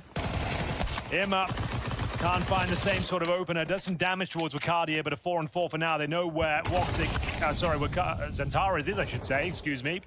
Wonderful will find him. 5-7. A chance to get a couple of kills here. Only good for the one. And a 3 versus 2. Round not done. These MP9s can cause a lot of damage if they're up close and personal. They got the bomb. They're kind of all grouped up, so Na'Vi playing together as a team right now is probably a really good idea. Chance to give over an AK if they run into Wonderful because he's so low on health already. Even with the man leads, a kind of a complicated round here for Na'Vi. There we go. Wonderful's dead. He can't pick up the AK immediately, but there's a Mac 10 on Alexi. Oh, this would be very interesting. Like I said, Aurora, they want to dodge having that 0-5 start like they did on the other map. This time, they want to get back in early. A good chance. Madja, he's really putting the pressure on here. Might allow Wakadi to get up the ladder, but it's not going to be easy. He's climbed up. They're right down below, and now he's putting on a lot of pressure. He flashed himself, though. Oh. We don't love to see that. It was a nice idea. He had the pounds there. Did he find anything? He was smoked off in the yard, so they didn't really have a chance to shoot anyone there. They do have someone waiting down below. Wakadia, classic jump here to not expose yourself too much, but at the same time, kind of see what's happening on the other side. Bomb's not down there, though, Anders. It's on the back of Alexi B. Okay. So just trying to show some presence, and, well, that would do nicely. You've now taken all the information away from the CT. Soulfly has to rotate down from the ramp. Shooting windows open. This is all by design. They want to cause rotations before they pounce in towards upper. That would be my guess here, and they will indeed go towards the squeaky door. Madja, you need a couple, my friend. Walkson will join him. It's a nice idea by Na'Vi, but it might be shut down. It's absolute pandemonium in towards the upper bomb side. Man advantage for Aurora. Pulling this one back, but the bomb should be planted. They're heading towards the lobby. They have to go pick it up. I think it fell because Woxic pushed into them. There's Makazi with another headshot. It's actually a really incredible round from Woxic, getting the double and pushing out and controlling the bomb. There's only 10 seconds now. And coming up out of the vent, Centaurus on the high ground. They'll spray both of them down. The bomb can plant it, but it doesn't really matter. They needed this one so badly, Aurora. It's very important. I think Woxic is the architect of that one. He takes 2, he goes back to hold the bomb for a bit. They open the double doors and the toxic room doors. They have so much action down there. It's just very well played from Aurora. You can't be too mad about it. Waiting in the middle of the lane here. If the smoke gets blown open, you're going to have some very fast flicks. Now, Wonderful certainly can do that, but it seems risky. They've lost Imma at the start here. Centaurus, he's got an AK back. You know what that means. Well, this time into death, unfortunately. The thing is, Makazi might be just as good as Centaurus at this point. Yeah, unfortunately. If they go toe-to-toe, I think they're pretty equally matched. That is probably true. Flank is in, and that's another reason why it's so sad that Centaurus went down, because if he'd stayed alive out there, then the flank would have been so much more impactful. 3 versus 3, but Madja is tagged up. It's down to 12 health. A lot of space here for the T side. Makazi makes his way towards Ram. Do they have any idea? He's got the bomb on his own. Right. They don't know that he's in that corner at all. Makazi could be dead. Single peek, I think, might... Oh, Madja goes down. No chance on that one. Molotov. Oh, he walks into it a bit. It's just cleaned it up. Okay, that's round. Soulfly so far removed from it. Just need to plant up. No fakes required, boys. And there it is. Soulfly, it's got no kit, bit of util, but no money really on the CT side here. It was an expensive victory in the previous. We go 4-1 on the T side for Na'Vi. A partial investment now after the saved M4. Yeah. Towards ramp we go. Be a real lobby crunch coming in. I think they're in the hut as well. So I think you're dead on. I don't hate it, but they run into wonderful Cardia. He gets one. And there's the rest of the lobby crunch. Pretty well executed. Oh, very well done. It's down to Mikaze here. Needs some fancy footwork. Needs to find a gap, but he has got Magic behind him who suspects something is afoot as well. I think he gets Mikaze here all day long. He knows he's around here somewhere. He can smell blood in the water. Needs to be clean on this shot, though. Can't afford to miss. There it is. Nice work. For just a second, I thought Mikaze was going to spin around and just shoot him, but... It's a difficult one there for Maja. Yeah. So, sort of fights that are easy to throw away, even though they look like they shouldn't be. Well, you caught it, Anders. The lobby crunch takes a bite out of Na'Vi. Guaranteed round now. Bits left in a 4 versus 1, 45 seconds. They were ready for that as well. It was wonderful to get the opening pick, but it's too much pressure. Great flashbangs.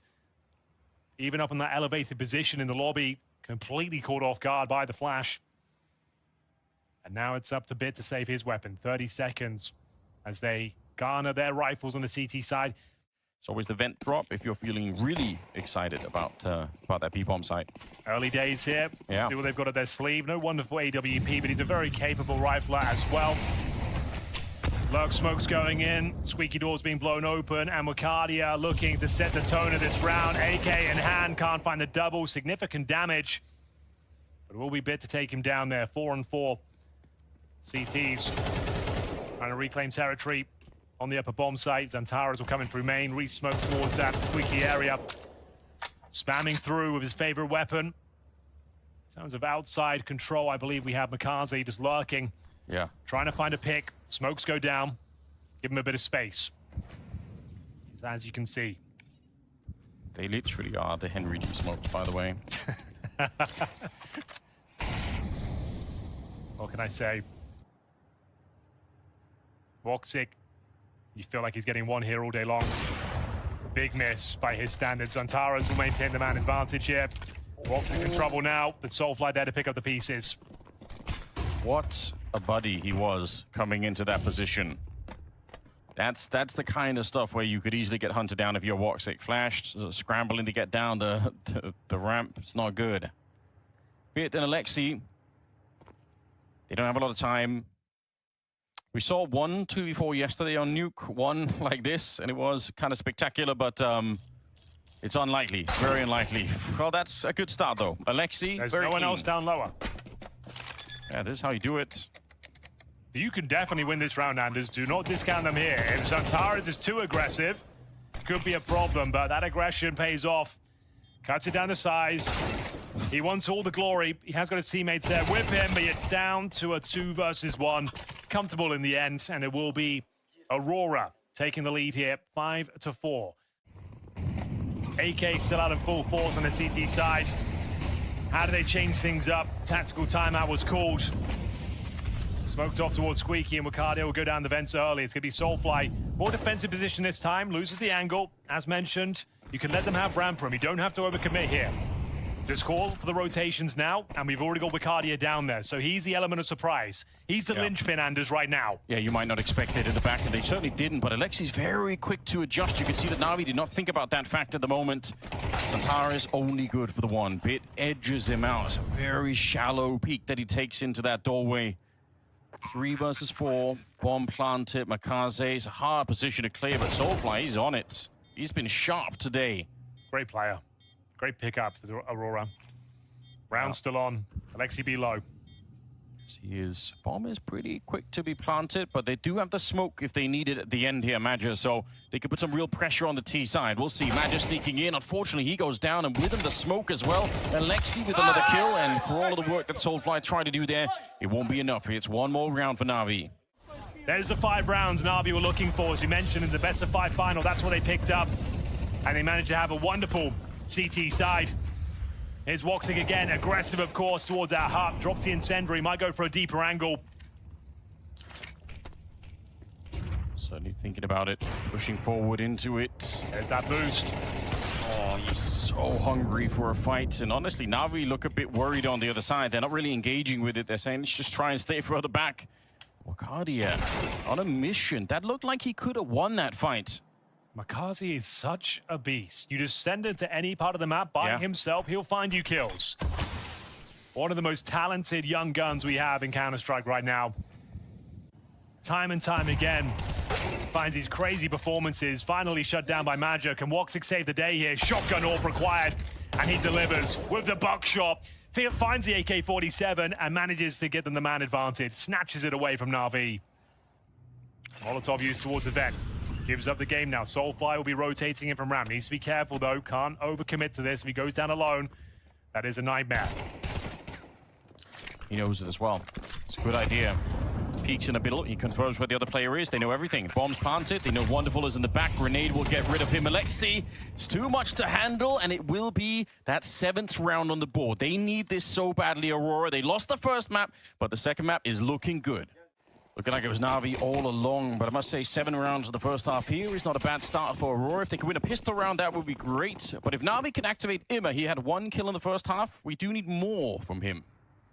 I think 5 is more than enough. They've got an excellent CT side, Na'Vi, but you're right. Winning the pistol here would be huge for Aurora, and we'll have a look as to whether this ramp take will pay dividends for them. It's going to be Soulfly up to bat first and completely destroys Bits. Lower now under a lot of scrutiny.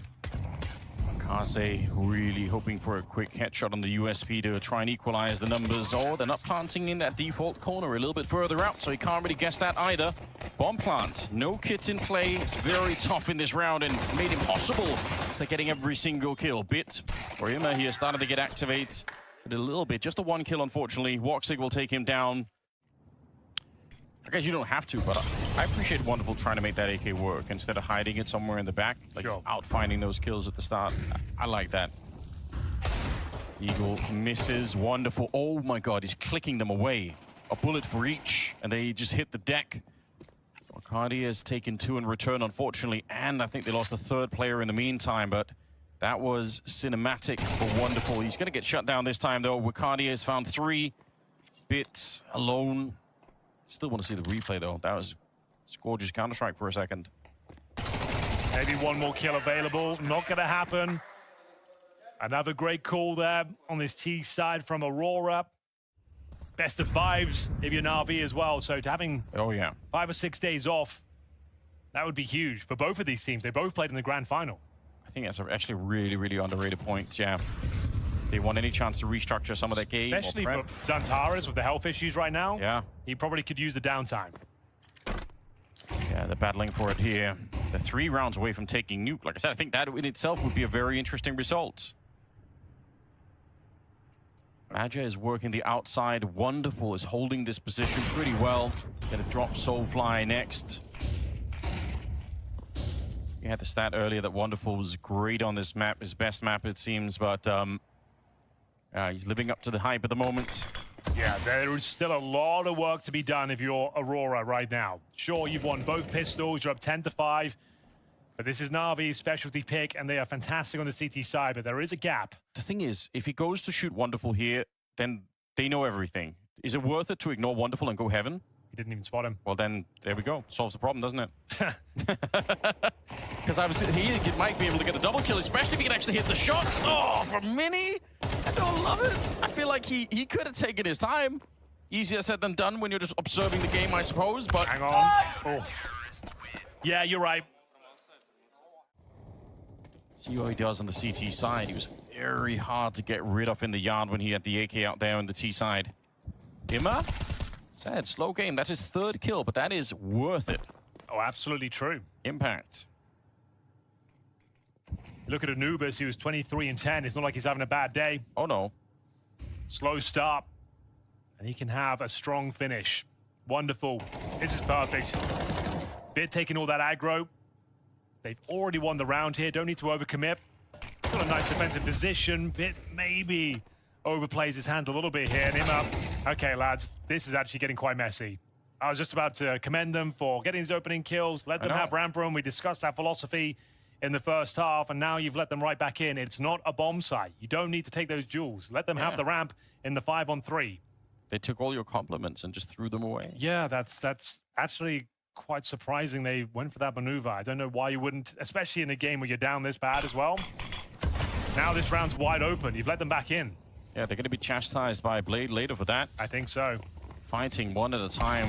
All right, wonderful and Lexi, they clean it up. That's it. That's what we're looking for. Nice. Maybe a slap around the back of the head for that one. Nobody in the yard yet, so bit of a slower round this time for the T side. Been a lot of action towards this ramp room. An old classic setup. These are the sort of angles I was discussing with Woxic in the first half. It's wonderful to get aggressive here. Finds the aforementioned Woxic. Soulfly on the other side. Oh, bit of over-aggression there. Brings it back to a 4-on-4. Yeah, keeps them in the round. They needed this one, though. Turkish side of a third map in the series. Ima, good for one. Makaze, always good for one, it seems, in this map. Santaris will go down. Wonderful. He's up to 17 kills. He's really living up to the stats at the moment. Soulfly gives up his position by throwing the Molotov towards heaven, but he has got some open runway down towards lower. Wonderful. Knows he's planning behind that silo. Just lock him in, take the shot. Does give him an opportunity to get out of it now. Doesn't go through the double doors. Wants to hit that fight, and for good reason. Nice shot, but well handled. Pretty calm there from Na'Vi. Yeah. I'm looking on, I've got the radar here on my screen, and I'm pretty sure there was a gap the entire time that Makaza could call. No one went down. Never heard you be wrong, Henry. I'm trusting you completely. They might know everything. They've certainly got the setup here with the bomb site. Spray is good on the first. You can't see a thing. The flashes overwhelming from the Turkish side. He drops down. He almost gets the spray. He can win this. He can indeed. He's got the AK in his hands. We know how hot he can be with it. 30 seconds on the clock, but Makaze seems to be his nemesis right now. Yeah, you could see what they were trying to do there. The double wall of smokes, and as you mentioned, that's so significant, though. Very cool to catch. Very educational moment for all involved. 22nd round. Na'Vi just look like they're right back on top. Even Ima is having some fun in the game now. He's up to 8 kills, but he only had 1 in the entire first half. This could be massive from Ima. And he's get himself a couple to stay alive now. His teammates doing the heavy lifting. 10-5 down, looking for series point. It's 3 versus 1. Woxic with a mountain to climb here, hoping to find a headshot, but the backstab comes in. And Na'Vi with the perfect half here on the CT side, losing both pistols, but all the gun rounds going in their favor. Looking good. And now the timing of these smokes do work. And now you will have to start sending rotations down towards lower eventually. Big damage from Makaze. Ouch. Santaris makes his way down Secret. Well, if Madja dies and they actually go investigate, it could be a bit of an issue. Bits can only get the kill there, but he won't go forward any further. But they're aware that somebody could be coming down. Now they've confirmed it. What great work from Ima. Wonderful catch a Soulfly. It's all come apart at the seams here. Unfortunately for Aurora, it's a great start to nuke, but it will not be enough. Na'Vi instead, they make the semi-finals here at Blast Rotterdam. You really can't poke any holes in that whatsoever, Anders. T-side start for the Falcons, and we'll see them head over toward that A bomb site. 1 smoke, 1 flash, and a Molotov. Smoke towards CT spawn or steps. Molotov in towards the shadow or sandwich, and they'll be going in.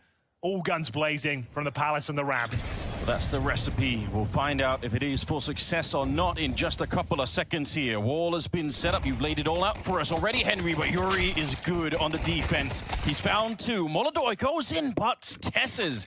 He gets 2 kills in return, and suddenly it will be a 2-on-2. The bomb is not planted, obviously. Fallen, just waiting in CT spawn, and for a while, Keisarato's locked out, but what a player to have left in a 1v, well, potentially a 2v2. Nico with that P250 as well. Bomb yet to be planted, but that should change momentarily.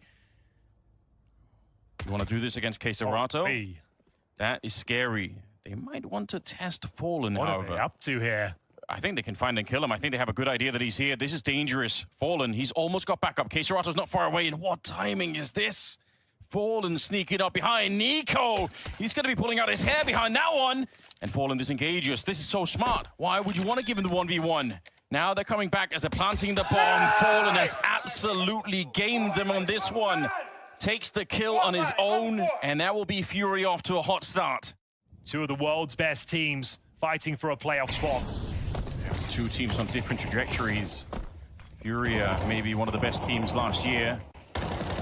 Falcons looking to improve. It's Queserato to start the bidding in this round. He takes down Kickstand, Here we falling go. with the MP9. And so much damage onto Nico. He's down to 16 health. But they're running the bomb back through the middle, Henry. They're not over yet. 20 seconds if Kyusu can get this kill, but Yakuda's just hiding in Tetris the whole time, and that's enough to stab him in the back practically. m0NESY makes the drop down. I don't think that's masking much. They'll probably be able to guess it indeed. Yuri comes out with the kill, and there's no time left in the round. That's very important here. Not the most equipped round there for Furia, but they make it work just fine. You can see their intention from the very get-go, looking for that B split.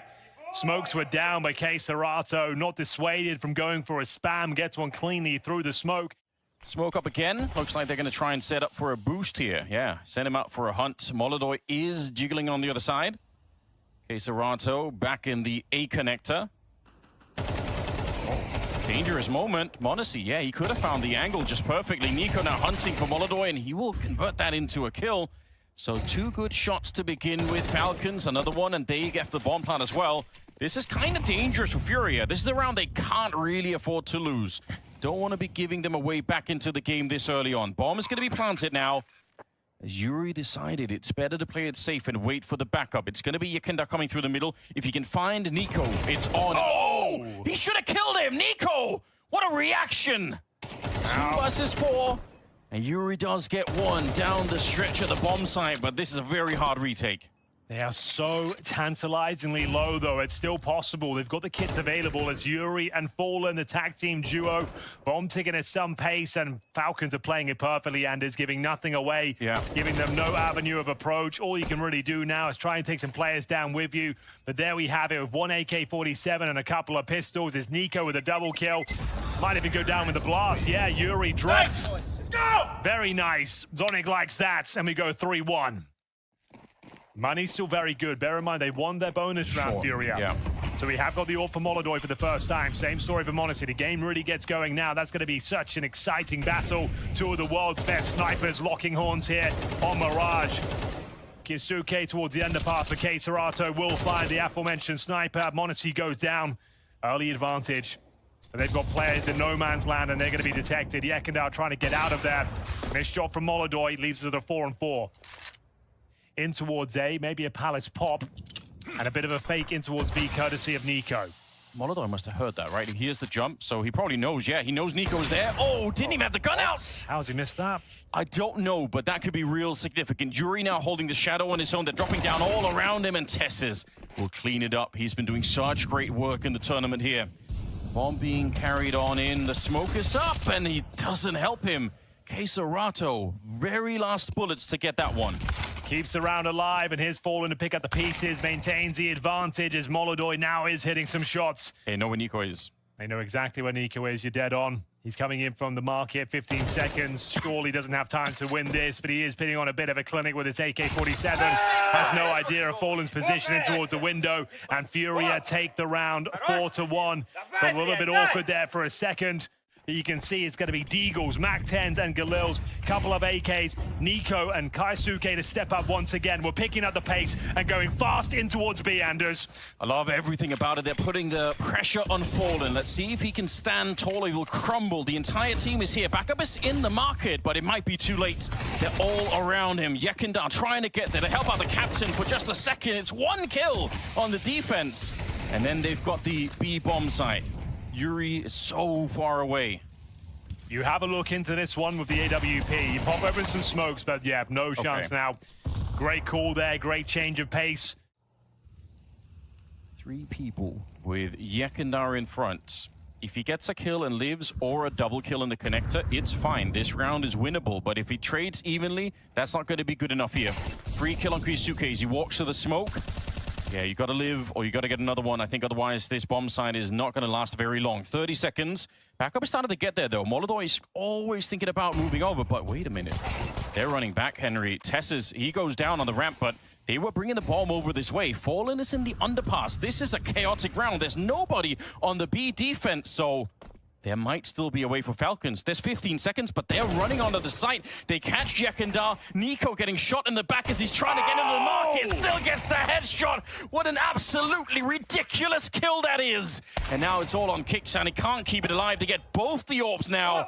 And Furia live through the round. What a mad round it was. Very mad indeed. A little bit messy from Falcons as well. You got Kioske just walking through that smoke to certain death there. There was no spacing or no teammates with him. Love this maneuver, the flashbang towards the air round to find Tesses. Very proactive play. They didn't have a lot, but they certainly made it work. This shot from Nico, you thought he stood a chance there. Couldn't find the AWP up. Fallen will recover the AWP. Close the round down. Some of us have been watching Nico do this for going on like 13 years or more now. Yeah. And I'm still just as surprised every time I see him pull something like that. It still catches me off guard every time. Execution, Anders. We're going in quickly. Looking for the gap. It's going to be Molodoi to draw first blood, but Yuri in a prime position to find multiple kills. Trading out effectively, though. We enter the 3 versus 3. Serato needs some backup, tucks himself in towards the connector. Yekindar's there. Avoids the flames for now as the bomb gets planted. Yeah, Fallen getting there to try and help out. They've got some utility. Double incendiary. They can really burn out the back of this bomb site. It's a dangerous position, but Monacy strikes back before they can even throw the grenades. Looking through the box there. I wish they could have landed another grenade on top. I think it'd put the pressure on. He sees him, but he can't quite hit him. And they're already running away. You could see Serato. He's picked up the EWP and escaped as soon as they lost Fallen. They decided it is not going to be worth it. Falcons, pretty straightforward, but it worked very well. Some quick and decisive calls. Everyone over to the A side of the map. You can see Monacy using the gap on the bomb side there, trying to cause some damage. That's why he's looking that way. Molodoi thinking about it. Kizuke on the other side. He's only got 2 kills. If you could find him early on in this round, maybe you can shut down some of his momentum before it even gets going. Another smoke. Third one to the window. Molodoi, easy pickup there. Flash comes afterwards, but that's enough. Yeah, pack it up. You've done what you needed to. Monacy. It would be bold to walk out scoped up without anything else to take the shot. Well, he knows Molodoi's otherwise engaged, hoping that someone peeks for a bit of intel towards the palace, and he'll get what he's looking for. Serato removed.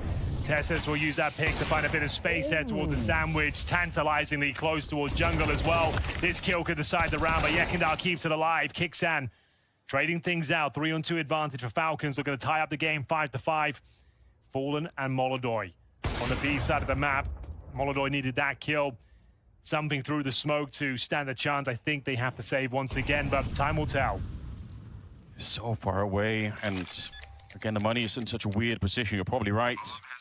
This round turns so quickly. They get the opening kill, and all it takes is, once again, Tessus sneaking up very far onto the bomb site, and then Monacy. That's what I'm talking about, though. If you know Molodoi's top and middle of the AWP, he's not CT spawn, right? That's a good point. You can find some space there. You know it's a different setup. You've got Monacy covering the jungle for you. You just need to keep your eyes poised on the bomb site, and that's exactly what he does. Finds an opener. Best way to remove him is smoke him out, flash him off. But right. Yuri trying to play in the front lines here. Tucking himself in. He'll have Molodoi to cover with the AWP as well. It's a bait and switch setup designed to shut this sort of play down. So bear in mind, Molodoi's playing in front of the utility and has the backup of the SMG. First kill is his. Yeah, perfect play so far. Yuri does his job as well. The defense, exactly like designed. But Tessus is down in the bomb site. That could be a little bit messy. Has anyone found him? It will with the USB. Serato just in the nick of time. Fallen has called the perfect round there. Oh, yeah. He knew exactly what was coming. Oh, it's so satisfying when that plan works, because sometimes all it takes is like a leg shot with the AWP instead, or the MP9 doesn't get the spray, and then everything falls apart. But this could not have been any better. Monacy, he probably knows that he can't survive the round, so the only question is, can he do some more damage going into the next one here? They are a little bit low on money, so if he could have got, 4 kills maybe, then I think it would have had an impact on Fury as we go into round number 12. Let's see what they've got in mind here. Smoke down towards window. Monacy still patrolling that A ramp with the AWP, hoping a CT gets inquisitive here. A split is going to be the final call, but Serato, the master of the connector, one of the best in the world at this position, Ready and waiting with the AK. Here comes that commitment. Can he mow them down? Fallen! My God, he certainly can. Yeah, okay, Serato to follow it. You said it! A double headshot as he sprays them down. And that should be plenty enough to hold on. The bomb, it's in the connector now. He's trying to hunt for it. Fallen in the corner will go down, but Kisuke on his own. There's no one left to help him out, and he's only got 18 seconds on the clock. Cut down by Molodoi across the map. It's 7-5 in favor of Furia. Not at all satisfied yet. Okay, we've got ourselves decoys, smokes, flashes, and a quick pounce in towards the A side. Who will find?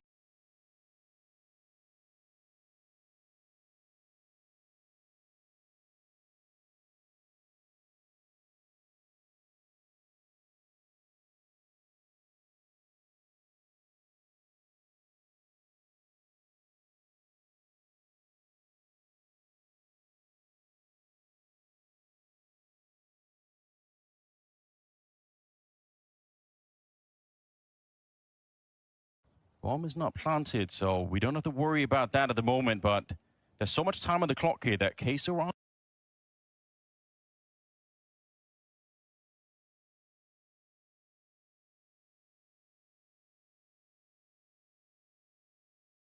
happen here.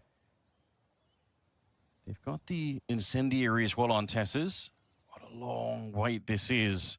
I feel like if you're Tessus, this is the harder part of the map to wait on. But for all you know, K-Serato's somewhere in the B hallways. He could be planting the bomb this very second over on the other side of the map, but he's right in front. Tessus has done so well. He's absolutely mind-gamed him. An easy shot towards the end, and Falcons with a critical pistol round. Absolutely true. Needed that. Absolute pandemonium on the A bomb side there. Very quick. Liking this proactive play on the CT side. No one home. Player towards the Palace. That's going to be Yuri. Does he detect this sort of push? They're all coordinating around his position. It comes down to these kills. What? Caught out. Well read. Fury at 5 on 3. Didn't really have to do much for it. Anticipating that maneuver. Whether he can deliver is yet to be seen. 45 seconds. They have enough for an execution here. They have the manpower to overwhelm this bomb site. But if m0NESY can find a couple of kills and buy some time, they could be onto something. That kill felt like it had to connect. Same story with that one. I think that's enough for them to save. Yeah, that's all he had to do. That first one maybe would have set him up for another.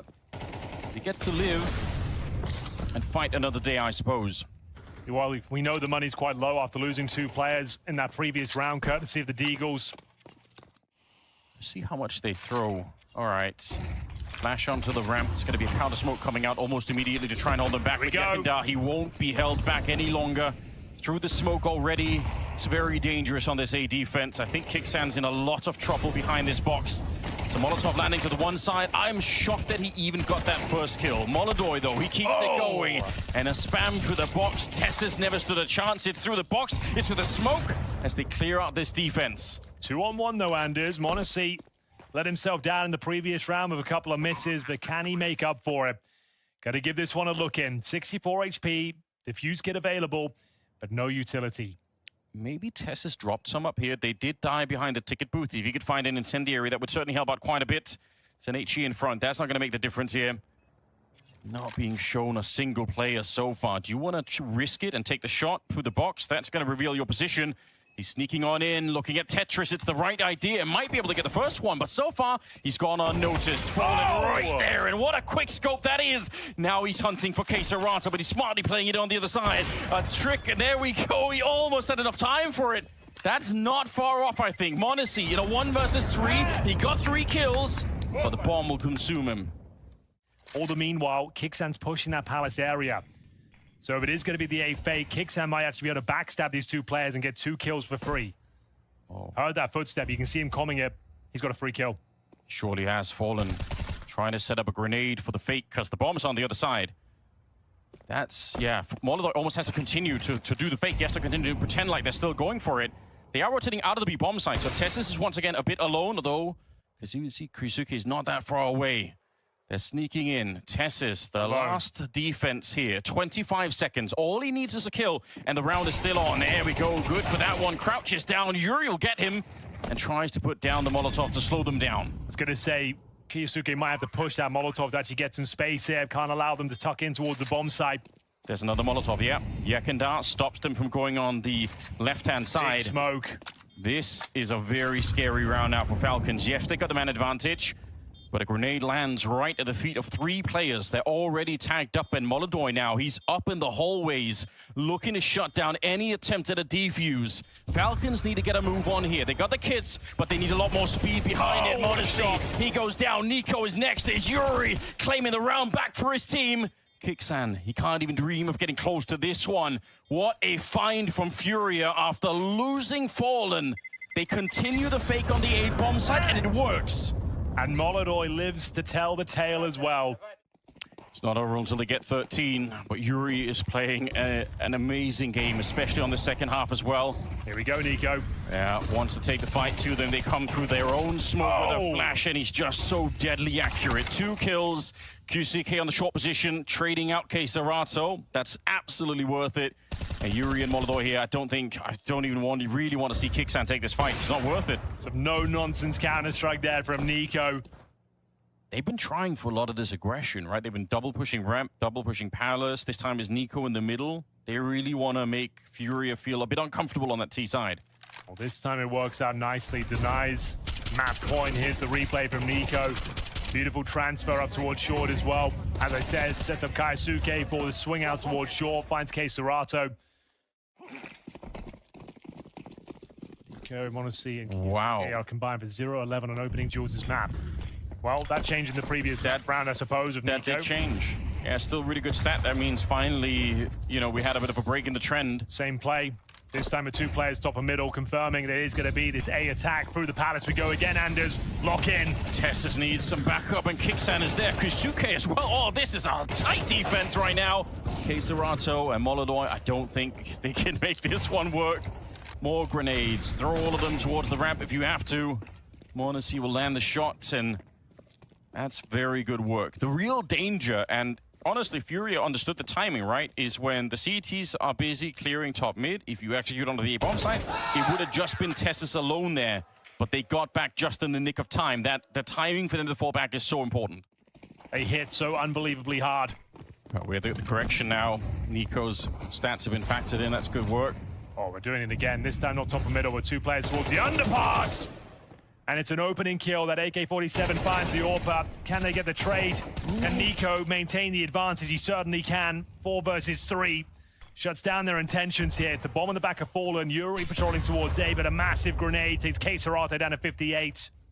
He has to get this headshot. It has to be so clean for this to work out. I think otherwise they might just get locked out of this round. There was the opportunity. I don't think he'll get another one easily. Tess is now dancing around. Some grenades landing as well, but see if Tessus could do anything more. Yeah, there's the spray down and a headshot on Fallen. Yuri. No chance. Yeah, absolutely nothing you could do. Oh, what a start. Again, it's the aggression on the CT side. This time in the underpass, and you could see how Yekindar is swapping out the weapons just as he's getting peeked. He'll spot this smoke being thrown. Not quite. It's going to go towards window. Yeah, but still, that means Monacy's open. Yekindar has got to be so careful. He's got Keserato coming up out of the underpass as well. There it is. Yekindar going down. Great opening for Monacy. And this is really going to slow them down. They wanted to put some pressure on middle first before they went for the A-ramp, and that's already off the table. I think Falcons have almost locked it in. There's the secondary. AWP, Koisuke from CT spawn. He'll take the kill, and time is running out. Furia look to be defeated right at the end of the game here. Fallen, he goes down. Keserato's next, and Molodoi, nobody even dies on the Falcons side. They end up with a 13-11 victory on the opening map. Stealing this one away. It looked like Furia were in the driving seat for so long, but they changed the pace. Furia couldn't handle the aggression, the relentless aggression. Smoke towards double doors. Pop flashes to go in. If they get the bomb planted, it's fine, but otherwise Yuri's not going to be part of this round at all. Gush onto Kixan, but he's still alive back there. Nico starting to feel the pressure from the middle. They're not backing down, though. He wants to take the fight to them, and now they're going to go back up catwalk, out long, but Yuri, for waiting so long, he doesn't check the corner, and Monacy just takes him down, and now they're in a lot of trouble here. Damn. They're walking into the open, no here we smokes, go. no flashbangs, and they are just getting shut down. Nico will find 2. Maybe that plan could have worked if Yuri would have found the kill on long. That could have put some pressure on the A defense, but without it, not going to happen. A third headshot from Nico. Very calm comms then from Falcons. Didn't bite down. Looks like they were going for a long retake here. Flash is going to be set up by Fallen, taking quite significant damage, but Yekindar in one-tap potential of Tesses' M4, and you can see Monity playing anti-flash as well. So Tesses just wants to play for one kill and survive here. Yeah. Playing the off angle as well. Doesn't want to get pre-fired, doesn't get away, but they probably overlook Monity here. You just don't think there'll be two players in this particular setup. It's going to be heartbreaking for Yuri because he overlooked it in the pistol round too. Yep. So next time, I guarantee you he's going to be watching that one. Perfect. Can't really blame him though. Perfect CS, really well read so far from Falcons. Okay. Serato finds a gap. That's it. That's the opening. They're back in the round. The fact that it was right on top of him there, Kixan not exactly ready. Scouts, you don't want to be taking this fight. Kisuke, he knows. He's so not scared. He wants to hunt it, but this is going to be a bomb plant. This was the force by, bear in mind. Serato has given them a solid chance of winning it as well. 3 versus 3. Fallen gets up to the window. Does he get flashed in? They've got no further utility. There is an incendiary for that back plateau, so if you're unlucky here, you're going to burn in the corner Molodoi with the scout. If not, they're all trying to come through. Fallen is right there in front. Grenade comes in, and Fallen, he's handled it so well. They should back on out. Modesty, he gets dinked as well, trying to get back out. He's on 7 health. Serato will hit that one, and the force-up works. This could not have been any better. They'll even punish Modesty at the end. Furia, what a critical round. It was looking so promising, wasn't it? The perfect setup towards long. They had the man advantage, but it all comes down to one particular play. Serato playing in front of the smoke, saw the gap, exploited it, rips off the head of Kixan, opens at that B bomb site. Nice positioning from Fallen as well. Sure, he gets 1 kill, but he dinks the second player as he's falling back there, and all 5 players go down. Gut-wrenching loss on the first map. Could have been a victory. It felt like it was for most of it until Falcons really woke up. And now here on the second map, Falcons would have walked away with a 3-round lead. I think that's hard to deal with. Push into upper. Yuri, he spots it, tries to smoke it off, but good killer instinct from Kisuke. He pushes out, catches him. The rest of them are on long, but rotation started to get there. This round is back in contention, honestly. You're getting close right now to the 5-7 Tesses. One good headshot and everything could crumble for Furia on the other side. Yakindar hoping to just land a quick kill here. He needs it for the mental, and he will get it too. Kixan ready. All right. Jump shot. Here it Start comes. the recordings. There we go. Fallen. He goes down. We've seen it before, but it's always delightful. He tries again. Doesn't quite get the kill this time, and a grenade will take care of another player. Nico nearly with the 180 spin. He's so close. He had Yakindar on just a little bit of health here on the other side too, but Monesi can't find it. Bomb just going down now. Monesi can definitely win this one. It's going to be very difficult indeed. Repositions in towards CT Spawn. No util on either side. If he can isolate this fight, pick up a rifle. Got a real chance now. No kid, of course. You're right. There is a little bit of time. He's quick with the first. Oh, Yakindar! What a risk! He's on 6 health, but he did not want to give Monesi the space to work with. Another very close round that Furia pick up. I guess under normal circumstances or different circumstances, Nico would buy a deagle, but he probably wants to drop the AWP for Monesi. Yeah. So has even decided to play with the USP, which doesn't really necessarily suit him that well, I imagine. Middle here, Yuri, it's a bit of a mess actually. Yekindar's also gone down. This should really not be happening. Now they're going to be long again, and they still have a really good chance of winning the round, but 2 AKs given over through the smoke. It's Serato. How is this round falling apart for Furia? This is not acceptable. This is one of the easiest rounds they've had so far, and they found a way to potentially throw it away. Fallen and Molodoi now on the bomb side. The bomb is swiftly planted, but let's see if they can hold on to the after plant here. Molodoi, that's a clean kill to start with. Fallen, he can't follow up the spray. All on Molodoi, he ducks down behind the smoke again, and Monesi, he can't really hunt him back on long. Don't know if there's a smoke to pick up on the site, but otherwise he can't defuse that bomb. 10-second defuse with no smoke, that's not gonna happen. And let's see, Molodoi is so smart. Yeah, he's just ducking and diving here. Oh. That's way too close. A real sigh of relief there. Way too close for comfort. The enter of USPs and a couple of 5-7s comes down to the 1v1. Still a lot to fight for, obviously, very early in the first half. What do we have? Kisuke's playing the middle. They're thinking about pushing in. Yeah, they want Yuri. They can feel like he's been a bit weak in the first half so far. They've been able to bully him over on that side. Nice proactive play. That's what Dust 2 is all about. Flashbang doesn't catch them, though. Isuka goes down with nothing, back to a 4-4. Maybe should have been happy with that advantage. Yeah, you could say that again. m0NESY, a bit risky. Walking out in the middle, Molodoj's waiting, and he will absolutely capitalize on this. Feeding them a couple of kills now. All of a sudden, the man advantage is snatched away. It's going to be that B finish. We know Kicksan plays there. He's going to need at least 2 kills. His teammates isolated from the map, locked off. 2 is the bare minimum, Anders. Yeah, it's going to have to be that. He was great last time. They jump him, quite literally. Molodoj does go down, but Fallen holding the smoke in the middle. And Nico, yeah, I don't think it's worth it. How sick that was from Molodoj? Yeah. Using himself as a decoy. Yeah. Orp on his back, Glock in hand, is jumping around, knowing that he's going to die. Yeah. But if he's jumping, the crosshair is going to be in such an awkward spot to find multiple kills there. Sending in the troops to try and find the low HP in-game leader is a great response here. This is where Yekenda's supposed to be. Aggressive out in front of the smoke. Kyusuke's thinking about it, but it is very hard to know for sure. One mistake here and this round is over. Grenades coming in.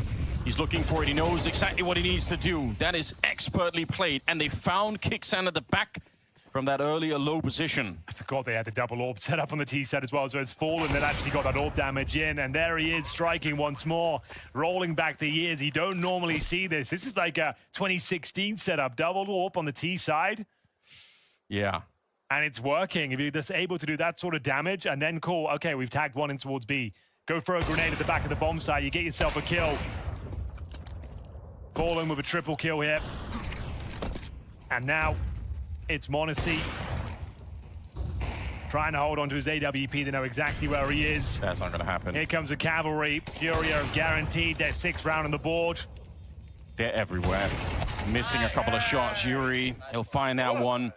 But I must admit, Yekenda, they throw down the lurk smoke in B. He plays in front of it, and then his team sets him up with all the grenades. He hears the footsteps. He hears Krisuke running towards the car. He knows exactly what he needs to do. Yeah, they must have been sure they got that leg shot. They double grenade back, trying to take that kill down. It's classic Dust 2 antics here. In terms of the general setup.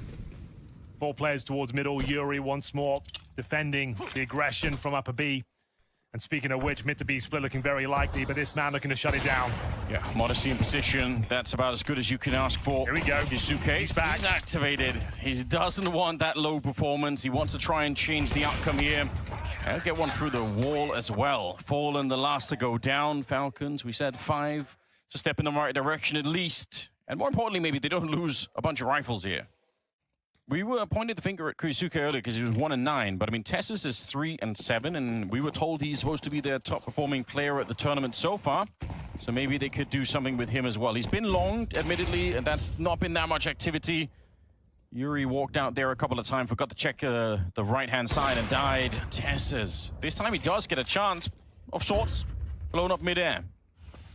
They've done so much CT aggression that Fallen knows. He could feel it coming. Out on long, though, there's a secondary AWP that maybe you're not expecting. They heard one in the middle, and now they run into the other one on long. Molodoj, he's dead. Going towards B, though, has been a weakness for them. Kicksan vacates the premises. Honest, if you go right now, you're going to find no defense.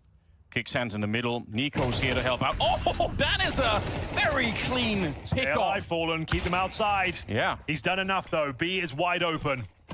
Oh, through the window. Guns out, guys. Otherwise, you can't fight. That is a mistake.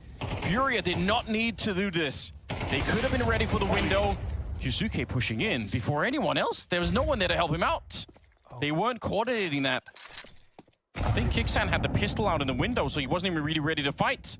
He will get a kill, though. Keserato versus 2, and he's trying to wrap around the box as he gets him. Kind of an ugly round in many ways.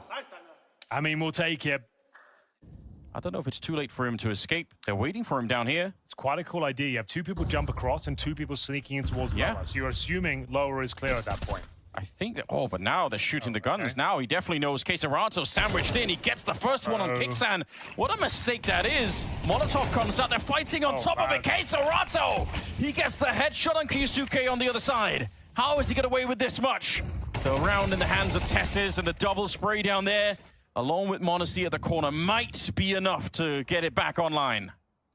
Real messy stuff here, but they've given themselves a fighting chance. It's down to the bomb. It's coming in from T-Spawn. They don't know. Nico might be able to shut this one down if he gets his kill cleanly, but Serato there, making sure he can trade it out. He knew that would be a potential threat. Now Molodoi trying to shut down the rotations. AWP towards middle. If he hits this shot, it could be enough to win the round. Gets a dink and taken down. Serato in another 2 versus 1, Anders. Yeah, this time it's for the round, it's for the ace, and it could be for the entire tournament here for Furia. Already a map down. They're coming up behind him in the window. Straight headshots again. The first, and Serato has ripped them apart. What an amazing play that is. 8 and 4 in the first half, Henry. Furia, they're on the comeback. Unbelievable scenes. Serato just rips it away from them. So much awareness. You thought that kill from Nico would be enough. Serato, he said he's the master of the clutch. He finds him 8 rounds. They're hungry for that 3rd map. And they are sending 5 players on that side of the map. I'm not saying it's going to be a B rush, but it's on the menu. They got the grenade. It's a B-rush. Oh, here we go. You called it, and now it's on. Gush onto Yuri. He's in the back, not enjoying it, but he still gets the kill on Tessus. Kixan will drop a kill in return, but he's hiding back. He's just found a bit of a sliver to try and get another headshot. Oh, his teammates are falling on the other side. The backup is never arriving. They didn't even worry about Yuri in the back. They just took down all of the reinforcements. Fallen, it's a nice idea to try and sneak in unnoticed, under the radar, so to speak. But they know now. Bomb is being planted. A bit of a petty kill almost on Monacy. It's a job done, though. And Falcons with a spawn, they make it work. It's one of the few maps where the spawns are so crucial. Plenty more Counter-Strike action coming your way, though. Today, Paravision versus Vitality, that's a seeding game. And then the Mongols versus Spirit for elimination. That's going to be a barn burner. I can't wait. That's a pretty nice kill to find at the beginning. Fallen, he decided a little bit too late that he was going to fall back, but he'd already shown himself. But holding on to these advantages is where the Falcons have been fumbling. Getting too excited. Too many solo peaks when you have a 5-on-4 situation. Got to coordinate themselves back towards B. Keep it simple. Stay together. Execute as a team. Problem is they're going in towards B, and Molodoi has positioned himself in that position at the back platform with the AWP. This could be a complete shutdown. One of the world's best snipers lying in wait in a prime position. He's got no helmet, so even the Galil there on Nico could find him in the back. We'll see if they peek on both sides. They might just count to 3. Are they going to be boosting up on top? There's Molodoi, like you said. It's a real danger. Nico trying to see if he can find a shot. There it is. Monacy to cut him out, but at least Serato shown up in the meantime. He needs 2 kills, Anders. Okay. That's if they commit. Well, let's keep the count going then, see if he can actually find it. He's done so much work already on this map. It's not going to be happening. Nico on top of the headshot. He's very fast to get rid of the last line of defense on the B bomb site. So Yekindar is out here, and best he could do is save the gun. It's not even worth trying this one. Pretty good attempt, to be honest, from Molodoi back there. One more kill might have actually forced them away. Smoke is not on top of the door, but he's hoping that they're going to try and do something, blow it open. Maybe he could catch just a sliver of someone. It's so close. The Smoke's not going to give him the opportunity. Oh! Actually hits it. That's so unreal. He nearly hit him on the other side. Serato is going to be so confused. How is he doing this? Where did Kixan go down? That's towards lower. So the round is still on. Yekindar to pick it up. You know what? He might be put to the test here. He's out on long with the M4A1. They have a couple of smokes. 1 smoke still on the Falcon side. Oh, actually 2 on Monacy as well. So let's see what they could do. Fallen here with the 5-7. Yekindar's still quite far away. He sees the jump. He knows Yekindar's waiting for someone along that's never arriving. The entire push is on the catwalk. So I think it's going to have to be up to Yekindar rotating back from long to try and hit some really fast headshots here. I think your objective here is save the M4 and look for exits. Yeah, maybe they already made that choice. You're probably right. There's the AK-47. Try and contain. Yekindar can try and deny them getting towards the pit, but that's pretty much it. Definitely have a look with the SMGs and 5.7, see if there's any kills available. Won't be winning this round, but there's a nice flash. Tessa's blind will still get the shot. containment protocol has failed, Henry. Yes, indeed. It's not good. Falcons have been let loose in the laboratory. All right, yeah. Okay, there he is. That's what he wanted to do. It's actually quite successful, Anders. You probably take that. You definitely do. Can he even get the AK towards the end there, Yakanda? He got the orb. the orb. That's massive. Maybe don't tempt fate on that one. I kind of agree. Fallen patrolling the long doors. Molotov to clear out the double doors here in middle. The mid is so open. Like, long is well defended. B bomb side if it comes through up. Oh! Long is not that defended at all. Tessus and Kyusuke, they just open it up. That was supposed to be one of the stronger parts of the maps for Furia. And they look like it's nothing. Yakanda shot in the back. He's not even turning around for it. He was isolated. He kind of had to push short there, or hope they didn't commit towards long. Worst of both worlds. Taken down for free. Round over. Trying to weave this narrative about how weak the middle is, and then they attack probably the hardest part of the map at that moment, and it just doesn't even matter. Zerato gotta save this M4. Yuri as well. Yuri's in T-spawn, so that's maybe less of a problem. Far away from the action, but Falcons up to 10 now. Damage done. It's Yuri down to 19 points of health. Falcons in touching distance now of the arena. Yakanda, what have you got for us? Stays for a couple of kills. A beautiful sequence with the M4, 5 on 3. And smartly falls back. That's the way to do it. Don't want to see him re-engage. Tessus is thinking that he's beat some timing there. He might have been thinking that Yakanda wouldn't actually expect it. He didn't, but Molodoi did.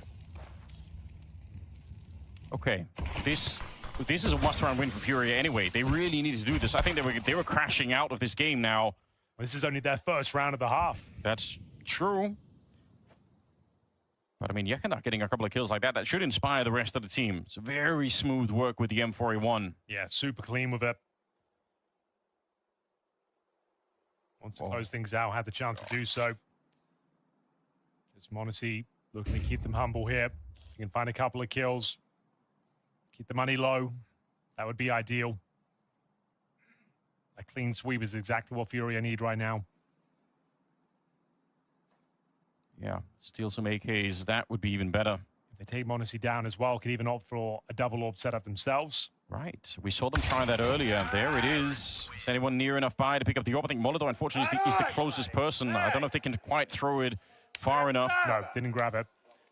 Normally, you park up the AWPer in towards the pit when you take long like this, but Monacy's just holding the double doors. Suggests they might not even finish up towards A. If he's not in the pit, yeah, they could just be changing their options up here. See what they're up to. This is the disadvantage, though. When you have to go back from long, you've got to Molotov all these positions again. You've got to test if anyone's there. Molodoi finds the first one. They're not really falling back. They want to fight on the catwalk. Are they ready? On top of the incendiary. Now an HG around the corner. And now pistols out. Molodoi trying to hunt it. I don't even know what's happening. They're so aggressive, Furia. In spite of the fact that it looked like they had the better position, they might have given it up here. Yuri, he goes down. I can't believe it. Here he comes. Furia, this is too much.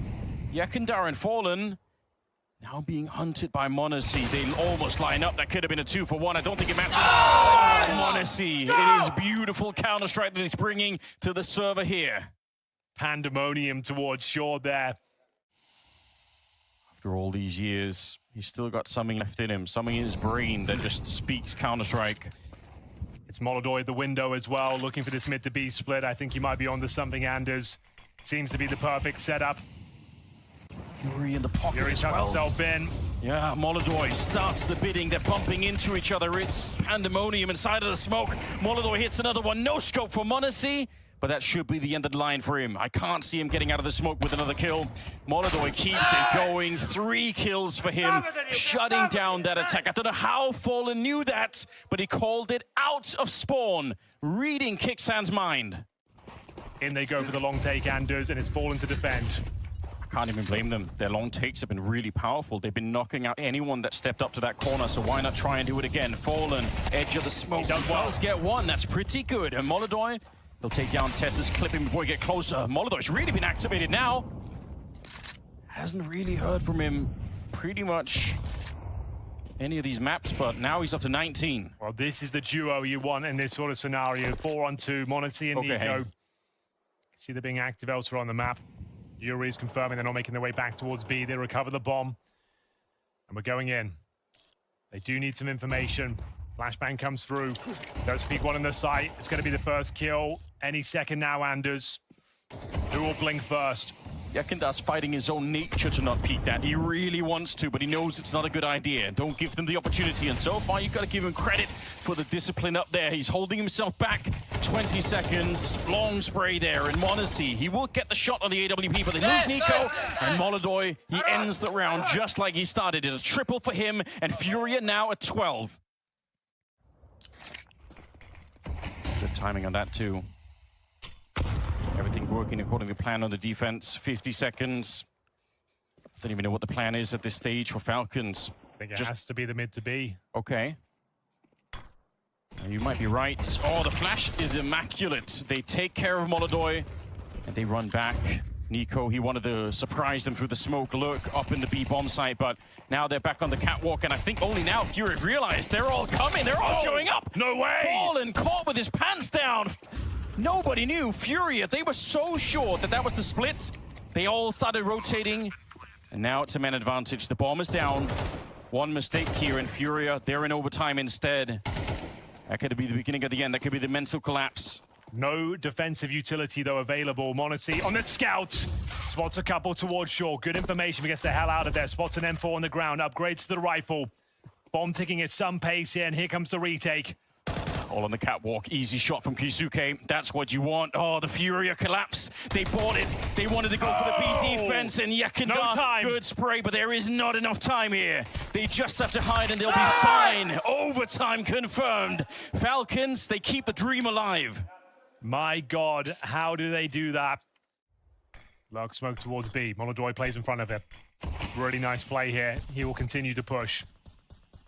Yeah. Such good information to work with. He's not going forward from this point. Isolated. Yeah. Actually, pretty strong position. Does get the one. Some damage onto Keisuke as well. He's always good for one, Fallen. Oh, is he hearing it? I think he might have heard Yuri. See, Nico's on the comms right now, yelling into the microphone. I think they know that there's someone at that corner. Can they set up anything more than just a peek here? Nico. Yeah, there we go. Huge. I think he knew the whole time. Takes down Yuri. He's been so quiet, Nico. 11 kills on him here. Yekindar, really good with his M4. Angling for a second kill. He knows that now they're coming for him. Monacy, from the short position, will shut him down, and Molodoy never really got a chance. It was a good play, but now he's in a 1 versus 2. They're very low on health, but unfortunately his feet are going to be showing here. He's just waiting for an easy kill for Monacy. Wanted to take his time with that one. A leg shot could have spelled disaster. Goes right for the groin. Yeah. As we go 1-0 for Falcons here, they take back the lead. Yekindar looked poised to get a couple of kills there, right? He had perfect position, beautiful first shot. Couldn't find the second. Isolated on that A side once again. Monacy arrives from short, takes him down. I'm assuming with a mouse issue here, that's not ideal. Looks like it's like a...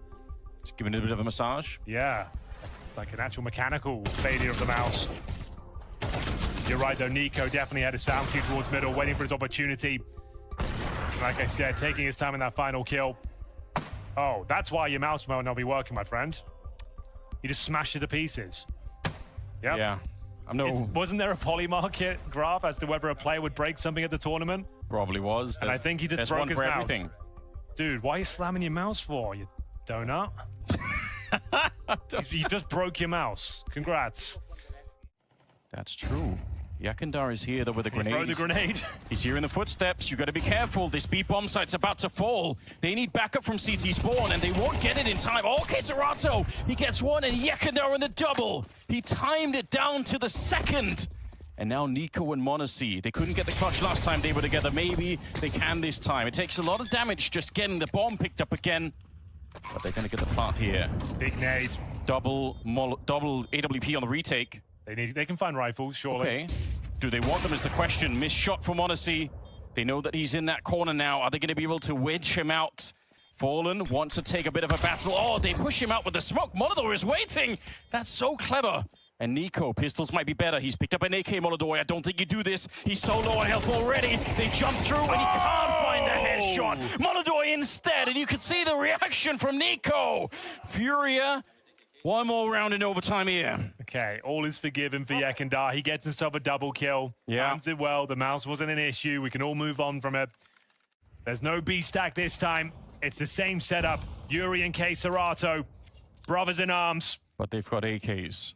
They do. This is pretty scary. Contact players walking in. They line up. They might just all be dead here. Yuri, the damage is tremendous, but they've only got a kill each so far. And there's Monacy answering back. It's not over yet. Falcons, they can still get onto this bomb site. K. Serato, he's hiding in the smoke. He just wants to leave long enough for the backup to get there. You can see they're looking for him. And Kuisuke, he gets it, but Molodor in the window just in the nick of time. He shuts down Kixan. The bomb is not planted. They've lost Monacy. Yekindar was able to find him through the smoke with a headshot, and they push him in. All three, they've got no respect at all for him. Another round for Fury. You can see now, Sid is excited. Everyone is feeling it here. 14-13.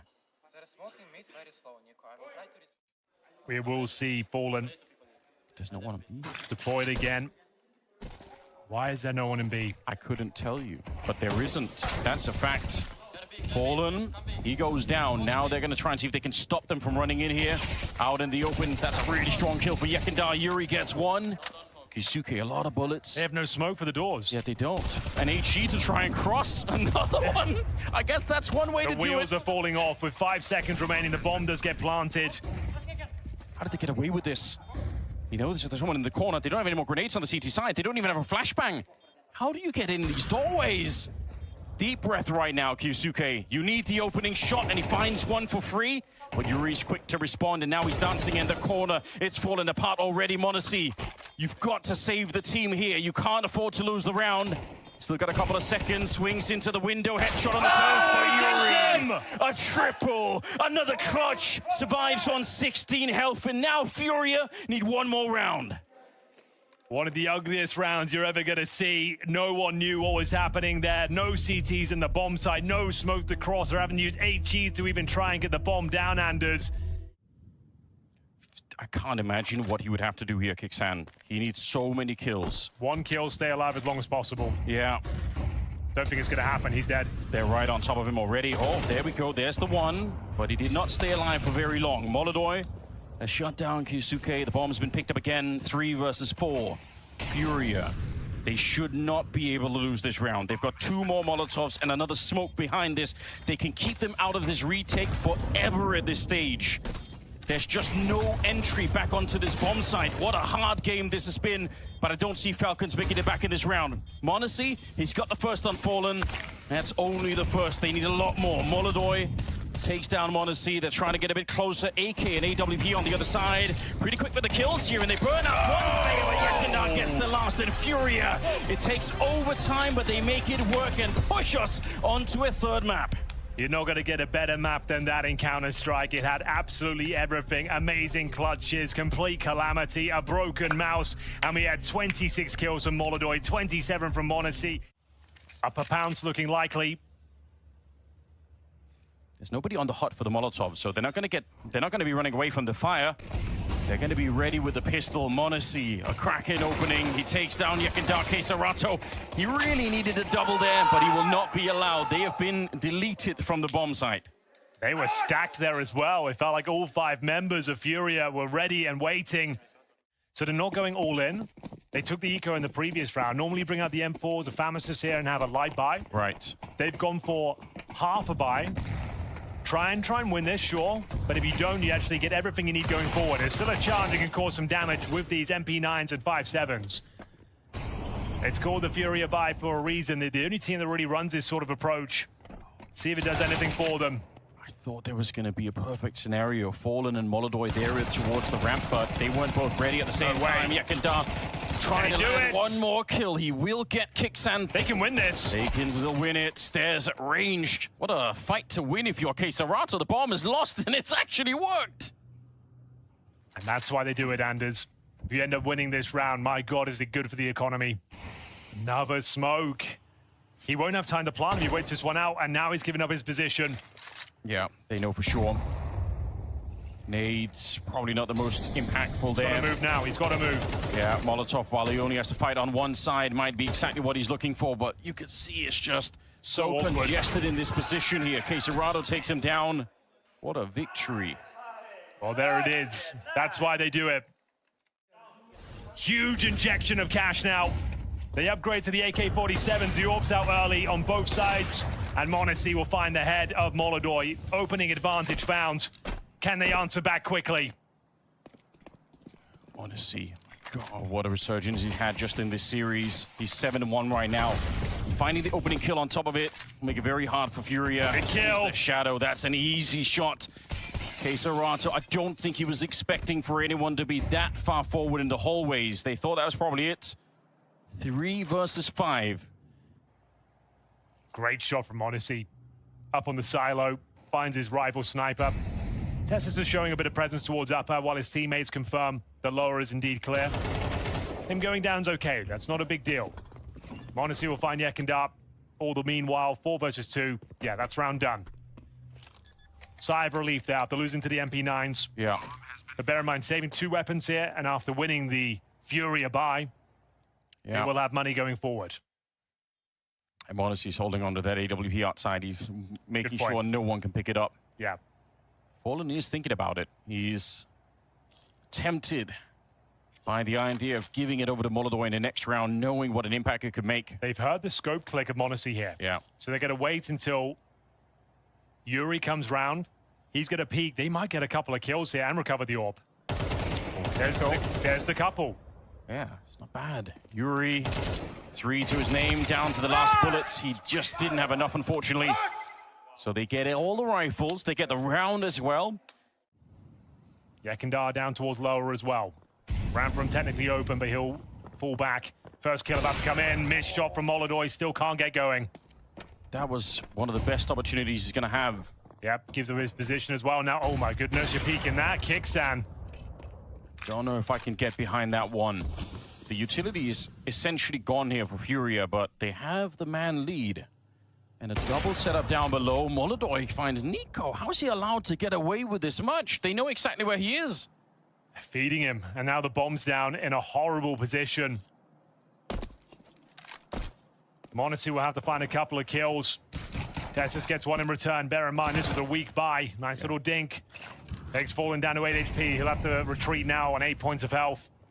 Round still possible. 20 seconds. But very uncomfortable due to that fact. Where do you go with this one? They're going to try and scramble down towards lower. There's That's not 2 gonna players work. there. They can't win. Yeah, that's the wrong move. Put it like that. Instantly picked up here. 1 versus 4. They only lose Yekindar in the round here. Furia, I mean, good play, but also for Falcons. I mean, that's worth criticizing. It gifted so much information with Molodoi missing that shot. Yeah. Then you just walk into his scope twice with the sniper in hand right now. Spots one. Really nitpicking here, but Molodoi doesn't have the helmet. Upper split looking likely. They're going to try and get through main. Okay, I do love this. Quick wrap around Quesarado, though he's absolutely ready for it. Good work. m0NESY downed very fast, and just try. NiKo and Tessus here. 2 versus 2. It could work out for Molodoi. Good headshot, and they finish off NiKo, send him down the vent, in fact. Furia, they tie the game early. They shut down that 4 spy coming in from Falcons. Very important round here. Still weak on the buy. 2 Galils, no orb on the T side. Daisuke looking to challenge. Smokes go down, aware of the threats. And NiKo certainly is. Okay, he's arrived on the server in emphatic style. A couple of kills for the Falcons here, but through the smoke, as you might expect, it's Quesarado. Tessus up next. Yuri will find him. That puts a bit of an end to it. Fallen up on the silo there. From below, taking down m0NESY on the silo. It's Kixan. They know Yuri should be a free kill. Walk straight into it. He's not ready. That was such a clean kill from NiKo. I was excited. I thought that's it. But when Tessus can't get through the squeak door, that's when the round starts to fall apart for them once again. Furia now up to 5. This CT side's looking good. This is a world-class shot with the AK, but they don't keep it going. Not forever. This is the moment where Yuri really turns it around. Great awareness from Yuri. Understands the tendencies of Tessez, always lurking around the map. Yeah. After that sort of shot from Nico, you think they've got it. He took down Molodoi as well. He really is thinking about it, but not quite going to sacrifice himself yet. So a little bit of yard control might be allowed for here. Falcons, it could be another wraparound. They got the bomb in lobby. They got 2 players on that mini position. I won't rule it out. No way. Trying to see if they could do it one more time. They trade out Molodoi. He does get the first kill, though. Nico, I don't know how, but he did see Yekindar. Bomb down lobby. Yeah, that's a good point. He's actually holding it. So, yeah, sure, they get the bomb site, but they forgot the one crucial element you need at C4. And honestly, he's real far away. I can't believe, again, I mean, this looked perfect. It was looking so promising, but every second that goes by now, you're suspecting this sort of flank. The old master up in the heavens, looking to send Monacy packing. He reads it well, and they are finding multiple rounds in a row now. The money is at least okay. Missing some key pieces of utility, but they've got the Monacy orb. Do they Try and get towards main? Yeah, I think so. They set up the smoke, but that's a bit of a fake. They just want to walk right in around the corner here. This hasn't really worked for them yet, but gotta be honest, this is a strong position. Again, it's Molodoi, though. Beginning with a kill. Yuri, very smooth spray, and now Fallen trying to take on over. They know that Yuri's back here, but backup keeps showing up. Kisuke alone, and he goes down. 9 rounds. Furia, how did they get to this? What a first half this was. But maybe this could change. Tessez, he's world class on this position. If they can win the pistol, it's back on again, and we'll see if they can make it work. Okay, that's not exactly ideal. Guess it blocks the sun from getting to the A-bomb site, but that's about it. Dooley's, he's very aggressive, and it might have been worth it. Molodoi, he goes down early. Didn't even see what was happening there, I think. What is going on? Odyssey finds a shot as well on Keserato. 3 versus 5. Round has fallen apart here for Furia, I've got to say. Maybe not. Oh, Yuri, could he deliver? Not quite. They send Monacy back down onto the floor of the A-bomb site. Holy! It's just fallen here. Should be impossible. He's got the bomb at least. If he finds a kill, then maybe I will reconsider it. They just need to deny him going down the vents here. That's all he wants. Oh, he's made a noise as well. So just want to get the plant at this point. Scramble down there. Yeah. They'll be holding his tail. Just wants to plant straight away. Knows he can't win, but that's a significant plant, Anders. And maybe there is a chance now. Double kill required. Those are the sort of moments where you can find a double kill. All hell can break loose, but well done to Fallen. The fact he even gets a plant there in a very scrappy round. We've seen a lot of them this series. Nico starting to wake up as well in the third map, 5 and 11. Need him activated. Yekindar's been having free reign of the map outside. Throws a Molotov down towards Secret. And speaking of Secret, we've got 2 players looking to address that issue. Gonna be challenging. Fighting tooth and nail. They want Yekindar dead. It's impossible to read for Yekindar that both are coming here. Very unlikely this will happen. Tessez, though, he goes down, and there's nobody really on the A site now because they're all out here fighting instead. Kixan, the closest by in Mini, and he still converts that into a kill. Yekindar trying to open it, but somehow that defense works. That was such a light A defense because they were all fighting in the yard, and they still hold on to it, Falcons. 40 seconds on the clock. They are starting to get real close to that A-bomb site. Looks like they want to try and do it again. Maybe this time with Yekindar just trying to hold any rotations from the outside. It could work if they could find Tessez, but he's good on the first one. They've dropped down the vent with the bomb. Tessez hoping to interrupt it. Really can't get down. They keep trading back and forth, but at least they're on the site. Yekindar, he's dead, and now they're slowed down. They have to get back up again. Molodoi is very near death, and Monacy, he realizes he's hearing the footsteps. He's alone. They thought it might be a lower play. It's Nico and Kaisuke coming in from the ramp. We'll have to retake from the heavens as a squad here. Very awkward for them. They have one single flash AWP on the retake as well, but it's a 3-on-2 advantage. You're going to be showing your head, maybe 3 of them all at the same time as they walk out of heaven. All of them coming from that high ground position. Molodoi, a little bit further back. Keserato down below, trying to shoot them in their feet. It's not quite working out. He's a bullet away from death. Anything touches him, and this round goes to Falcons. They tie up the game, and that's exactly what they'll do. A double kill for Nico, and they hold on a little bit longer. This is the beginning of a great comeback for Falcons. What's their final play? They have got Molotovs here. Upper looks likely. Flashbangs available. Molotovs going in, and here we go, Anders. See up on the rafters, Tessa's good for the first one, but he is swiftly traded out. Nico, how much can you do in the corner? Nothing at all. Yekindar instead. It was good that he joined them because he gets that second kill. And again on the high ground, but this time there's 4 people on the other side. Wow. m0NESY! Through the smoke, he finds the first one. KyuSuke still goes down. And now they're fighting to reclaim the bomb site. Kixan finally activated. One more bullet might have done it. But Molodoi, he's alive. They smoke it up. m0NESY, he's got the mind game. He's got the scope up as well. Once that smoke is on top of the bomb, he had to peek it. Kixan was missing. Nico was doing nothing, and suddenly they flipped the halves, and now they are back. Round number 20. And Nico, once again, just taking a look, see if they find anyone. It's going to be more people outside this time, and not just Yekindar alone. Maybe they want to go and fight Nico. They're certainly throwing the grenades at him. He almost walks into one there. But it's m0NESY starting the bidding there. They hunt down Kixan. Good revenge for the last round, 4 versus 4. Bombs down lower, but KyuSuke's dead. m0NESY will join, and they've got a good read of the situation. m0NESY, vision taken away, going to try and plant in the smoke here. Fake Flan, though. That's pretty risky. They don't commit to it, like you said. Bit of a fake plan and a headshot on top of the smoke. That might be enough to seal the round here. This kid is stepping up, showing his worth in his Falcons jersey. He's had a fantastic showing towards the ramp, and now on this lower bomb site. Can he keep it going? m0NESY certainly can. Bomb goes down. KScerato, 8 HP, 0 chance. They keep on going. A flawless CT half. 11-9. 2 rounds away from the arena. It's looking so good, and with no plan, the money is busted once again. Look at this play from m0NESY, Anders, opening things up. Pops that smoke open from way downtown. KyuSuke through the smoke. And TeSeS perfectly positioned. What a play. m0NESY in his final form here.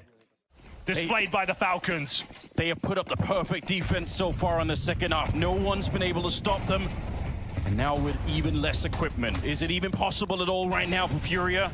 They've got very little time to prove it. KyuSuke, get out of that. Pressure on. Yeah, he wants to leave. He's already running away. Tech9s are coming. All of them jumping down the ramp, but there's nothing but death meeting them. 2 kills. That is plenty enough here. As long as you get 2, we'll forgive him. But the bomb does go down. Another chance of a round here. They're first on the T side. 4-on-3 retake. Yekindar with the AK for 49 points of health. Presents his head only, but the incendiary will dislodge him. Takes a tick of damage as well. Should be enough. Yekindar's traded out. KScerato, he's controlling the rotation. 2 versus 2 now. Oh, he can't get past. What a quick reaction from m0NESY. Let's see if Yuri could do anything. They've got some smokes as well, but no other utility to get rid of him in this corner. Not out of the question that he could do it. He's going to have to be lightning fast here with the Tech9. Gets the first tries in the smoke, but m0NESY again. He fools them. He baits them into the fight, and he's going to be good for the defuse. That's 12 now for Falcons. I have the honor of playing in front of the crowd. m0NESY, a little bit of a flash in his eyes. They put up another smoke wall out here. Let's see if they got any ordnance to blow that open. KScerato, strong start, even better follow-up. He takes down Kixan. And a 3 versus 5. It's always the way, Anders. Yeah. Just when you think it's over, signs of life here from Furia. It's a KScerato double to get them into this game. But they lost 9 in a row. Eventually, there must be an end to it. Nico, strong position to find 1 kill. Hard to really follow it up once you're discovered here. But timing could be everything. We'll see if they slip up and group up in front of him. That might be the only way. Fallen's got the bomb over at the lobby. Nico's teammates are down below. They are gambling. And either they're going to be able to save, maybe especially the AK. They got enough money to buy the AWP, but... And if not, Nico, it's already found out. Yeah, nicely played. That is the round. What a time to find it. Hey, better late than never and all that. That elusive 13 round. Hardest one to pick up for sure. KScerato taking matters into his own hands, and finally a strong buy here. They'll have AKs across the board, a Molodoi AWP. And double digits, 2 rounds for overtime here. Don't be surprised if we get there. They tried to run the same strategy over and over again. I'm glad they changed it up now. It didn't really seem to be working, trying to have Yekindar lurk outside all the time. The thing is, that's not Falcons playing scared. They were going for that knockout blow. Two players pushing in towards that hut position. They wanted to end the game there. Throw in a curveball. Unfortunately, one of the world's best, K Serato, ready and waiting, AK in hand. Can they close it now? Boost. We saw this on the first half as well. Didn't really get an opportunity. He sees it. He knows. He knows he's up there. Molotov, he doesn't even realize, but he's already dead. What a call. Is that enough to get them into the arena, Anders? Yekindar will scramble over towards Secret. Could be the final round of play here in the blast open for Furia. They smoke off the windows over at Hell. Seeing if there's any movement across the map. Anyone from the Falcon side that wants to give themselves up. Doesn't seem to be the case. There's Kyusuke. Another one as Yekindar goes down. 5 versus 3. And this clock is running down very quick. How did they get onto a bomb site at this stage? Yuri, he's sneaking in. That's how you do it. Nice and quiet, but Kixan, quick on the return. And now K Serato and Fallen. All the work still ahead of them. They find the opening there. Two players in the vent. Oh, no. They're on top of it. You might not expect this. You might not expect it. And now the opening is given. Fallen on his own. He can't stand tall for this one. They go down. Broken mice and broken dreams as Falcons, they make the arena. Unbelievable scenes. I didn't think they stood a chance. A team not known for their mental fortitude. Down 9-3. No one performing in that first half. They win the pistol and nothing else. Yeah, they're just gonna go ramp. Keep it natural. Donk's low. Still hit headshots. Misses his first few. Will get one at least. Techno puts it to rest. Zontic stuck in the corner of the B site, down with nothing barring the Cobra Zera hold. And then stomps fast. 9-10 waiting. Oh, doesn't finish off Magix. Don't give him a chance to shoot back. Now he's got real cover. You gotta hit him in the head now. Bomb's planted. 9-10 gets there in the end. But he's still low as Tanir, who just had doors closed on him with the flank from Mzinho. It's pretty perfect. Shiro, good for the clutch, but not this time. Mzinho's the difference maker with those last 2 kills, and the Mongols with a T-side pistol win.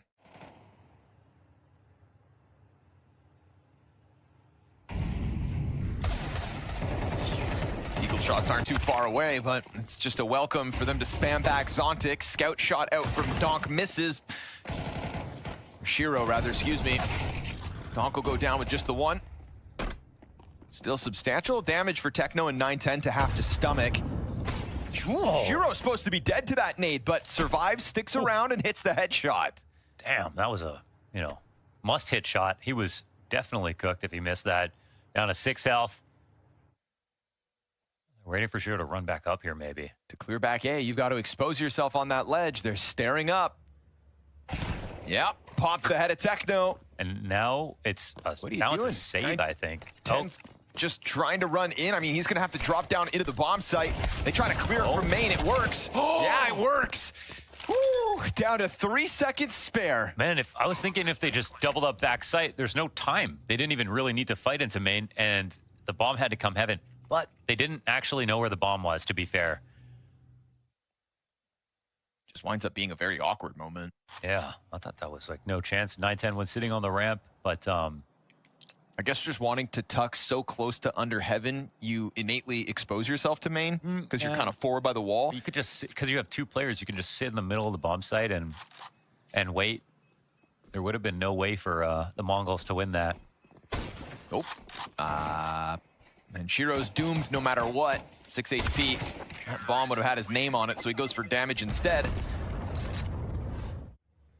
Guess when it boils down, if the floor is donk, it can still be enough. I think that's where the belief comes from. Magix, though, turns his back to that creep out through the hut door, and it is easy for the Mongols to get that opening kill here in the gun round. No other defense from Spirit whatsoever. Ooh. Yeah. Well, it's not the floor is donk, it's the ceiling is donk, right?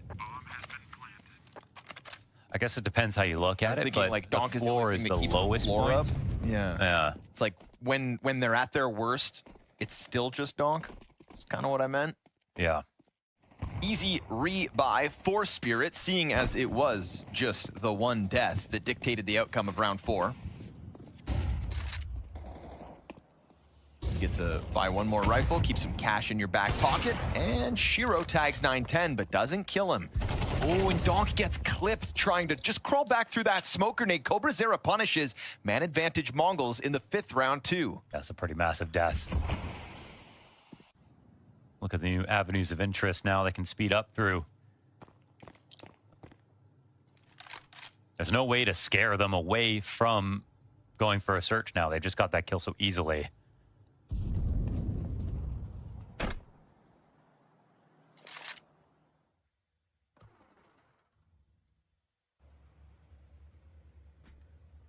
They do have eyes from the outside of hut, I think. Vision is exchanged. And an instant kill here for Cobra. That's 2. Damn. That's a dink out from Magix as well. He does everything he can, but AK advantage, Techno blindsides lobby. This goes from just like marginally the way of the Mongols to then just the bloodbath all across the map. But you see the damage that Spirit had as output. It's nothing to scoff at. There's a world where a couple more of these kills keep the round tight, but now, all of a sudden, we could be looking 5-0 for survive, money builds. There's so much cash already for the Mongols, and if Shiro gets caught on the ladder, yeah, that is secured. 4 players up, ready for the next round. 2 and 4 at the moment. Zontic's already down Secret, but still making sure to lean back safely. Here we go, Shiro, nice, and Donk spamming through, clipping a second. 3 versus 5 doesn't look so good for the Mongols this time around. Zontix can play it safe, calls for the vent drop to come bolster his defense, and a frag grenade to soften up Blitz. So things are getting a little bit awkward here for the Mongols, and Tanir, perfect patience, is gonna find backs turned to him. So a quick execution of what's left of the Mongols, and this time Outer doesn't come for free. And so Spirit, rock solid on their first round win. So you go ahead and, oh man, we're at a 1v5 today, so you know, never know what's gonna happen. Oh. Well, maybe. Blitz trying to make up for a slow start to the year. Only one in the 1v5. Not everybody's I will. Even Magix is 1v3 on the Dust 2A side. Yeah. Flamesy's 35 kill game or whatever it was on Ancient. I don't know what the hell's going on in 2026, but we've already been blessed, and it's not even the end of March yet. And the last time when Donk was playing on Overpass, I swear you could see his movement is improving. You sound like a conspiracy theorist. Movement is I'm telling you, man, it's getting better, man. And it is for this defense as well. Total stoppage of the first 3. Try to floor bang that hut ceiling. Yeah, Cobrazera a little too fixated on the player up above. So that's gonna be the 9-10 1v3 attempt, but caught off by this push from Zontic. So Team Spirit's CT side has officially begun. They're gonna keep majority alive yet again. But remember, we talked about the money there for the Mongols, and they still have it in spades. Supported by Shiro, so feels like Spirit are trying to get into their groove, being more active, whether that was pressuring the wall of smokes outside or now in this case taking over lobby. But this is Spirit playing with a ton of information. Ooh, hello, hello. Yeah, don't get greedy. Mongols are gonna know that they have been figured out. They'll try to just burst down with momentum into the B site. Tanir should be good for 1. Oh, this is wild. He's not going up the clock. I mean, it's a good multi-frag spot no matter what. If he plays high or low here, Gives himself away. Bomb's crawling over towards control with the second player with it. Shiro also concerned about that single door. Both sides of the glass still intact. Okay, they'll be opened up. Hard shot to hit. Tanir sitting on top of Silo. Ooh, he actually dies them. Zinho downstairs, so now Shiro's trying to pop open smokes and deny sight control. He couldn't really play there once that got smoked. He didn't have the cover. Took a risk. And now there's a chance for the Mongols. Yes, sir, it's bomb down at least. It's a triple ramp retake coming through from Spirit, Donk included. We'll keep eyes on him as now he's bolstered. All in Spirit ramp retake. Here we go. A smoke grenade in the middle of all this to block off one side of the site. Donk on the prowl finds the first one, and they are just going to cut through this retake like it's nothing. Techno getting, oh, get in with the double headshot. They drop down on the other side. Bomb is planted for him clearly. This is a real 1v4 attempt. His hand's busy on the bomb. Great coverage offered by Shiro. He lines up those headshots, makes it look easy. But Team Spirit's third round win.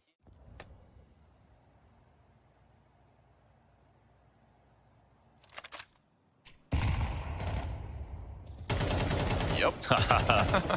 Wow, what a timing. He finds those so easily. I know, he's so good. On the nuke cross, specifically. Ooh, Okay. That's a great rebuttal back by Cobra Zera. Interesting, they just immediately evacuate Secret. No one's left over here. Because they have the lower rotations, it's upper that they have to be worried about, even though this is going this direction. Oh, he's coming back. To be found out, yeah, exposed in the open, just kind of standing there and easy for Techno. Yeah. Although Techno also nearly dead. We'll see what Tanir can do downstairs again. Vent control. What? Blitz lets it slide by. Oh, that could cost them. Second player's going to get completely blindsided by it, of course. Bomb's planted. Blitz has got to come and join them. They've got them stuck. Cobra! What a monster. Snaps that crosshair up towards window and wins the Mongols a 6th. Yeah, they talked to Magix about what do you think about Cobra versus Senzu, and he just said it's so early to compare. I remember seeing a stat like Senzu was actually like the least successful hybrid opper in the space. And yet it was... They haven't seen me.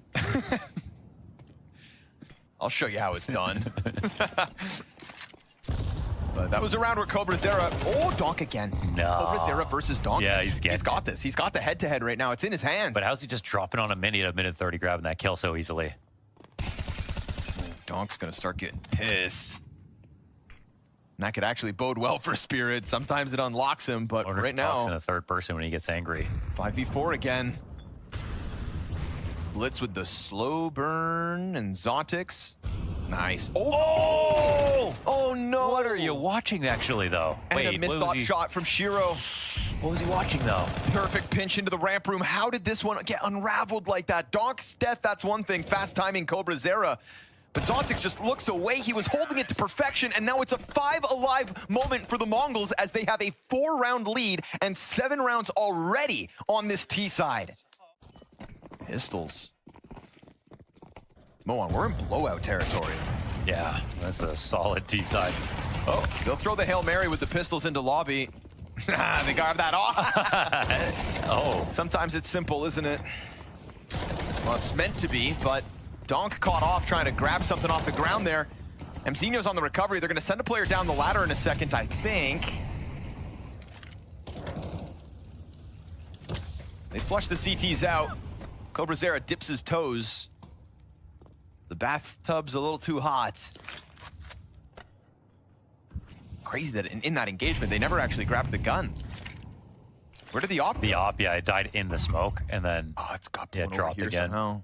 Things just got crazy. That's what Donk was obviously looking for when he gets pushed through that smoke by Mzinho. Desert Eagle turned. Oh, he didn't expect a second. And so they'll grab that bomb and go right back upstairs. All about finding Magix and Zontix, who still don't have real guns. Covering mini for the plant just to make sure. Could have died there, obviously, but... They didn't control the op. Now Magix is going to grab it. Oh, but 8 HP. Do you just save it? I mean, surely in good conscience, you can't go for this on such low health. They can hold any angle, and they know where you're coming from. Don't peek that, Mzinho. Don't do it. He gives it up. Wait a second. Retakes on now. 10-second defuse. Yep. What? There we go. Okay, there's 2 situations in this game so far where there's literally no chance. They walked into that op. Wait, surely he's got this, right? Okay. Oh! Whoa! Whoa! Whoa! Whoa! Whoa! I told you not to peek it, bro. This game's crazy. Thing is, they saw him pick up the op as well. Oh, yeah, 100%. Yeah. You know that gun's now under control. What's that op going to be doing? It's either saving or holding that exact angle. Well, then, chance for Spirit to at least get a 5th off of that one. They just take the gloves off in the last round, rush down the lobby, and trade's good from Donk, at least. Blitz slips the net. Cobra! Again, dude, who is this guy? Yeah, I know. Who is he? He's a position. Who is he? Tell me more about him. Apparently. Tell me more about him. Nice shot, Shiro. What ingredients do you have to put together to spawn a menace like Cobra Zera, who tries to push his luck versus Shiro and pays the price? So man advantage secured by Spirit. Shiro's on it too. He's moving fast, but okay, 2-on-3 position with vent control. It's a good escort service. You can go all the way around the vents, get lower. And swing doors wide. Crossing that off. Shiro, rock solid round from him. Triple kill to his name. A 9-10 1v3, all that's left in this T-side from the Mongols. Will there even be a plant to get?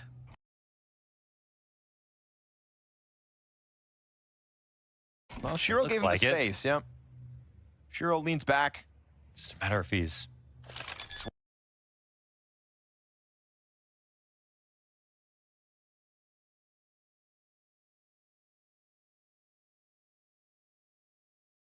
Whether or not every he door gets is open.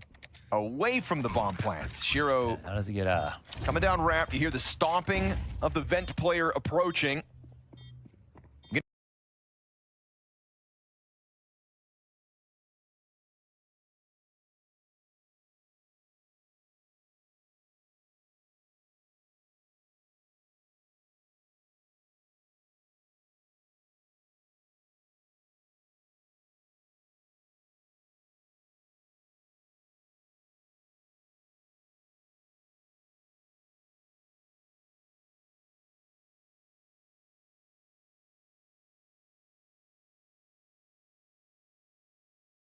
Gonna get pinched from the doorway. Oh, he's still in cover.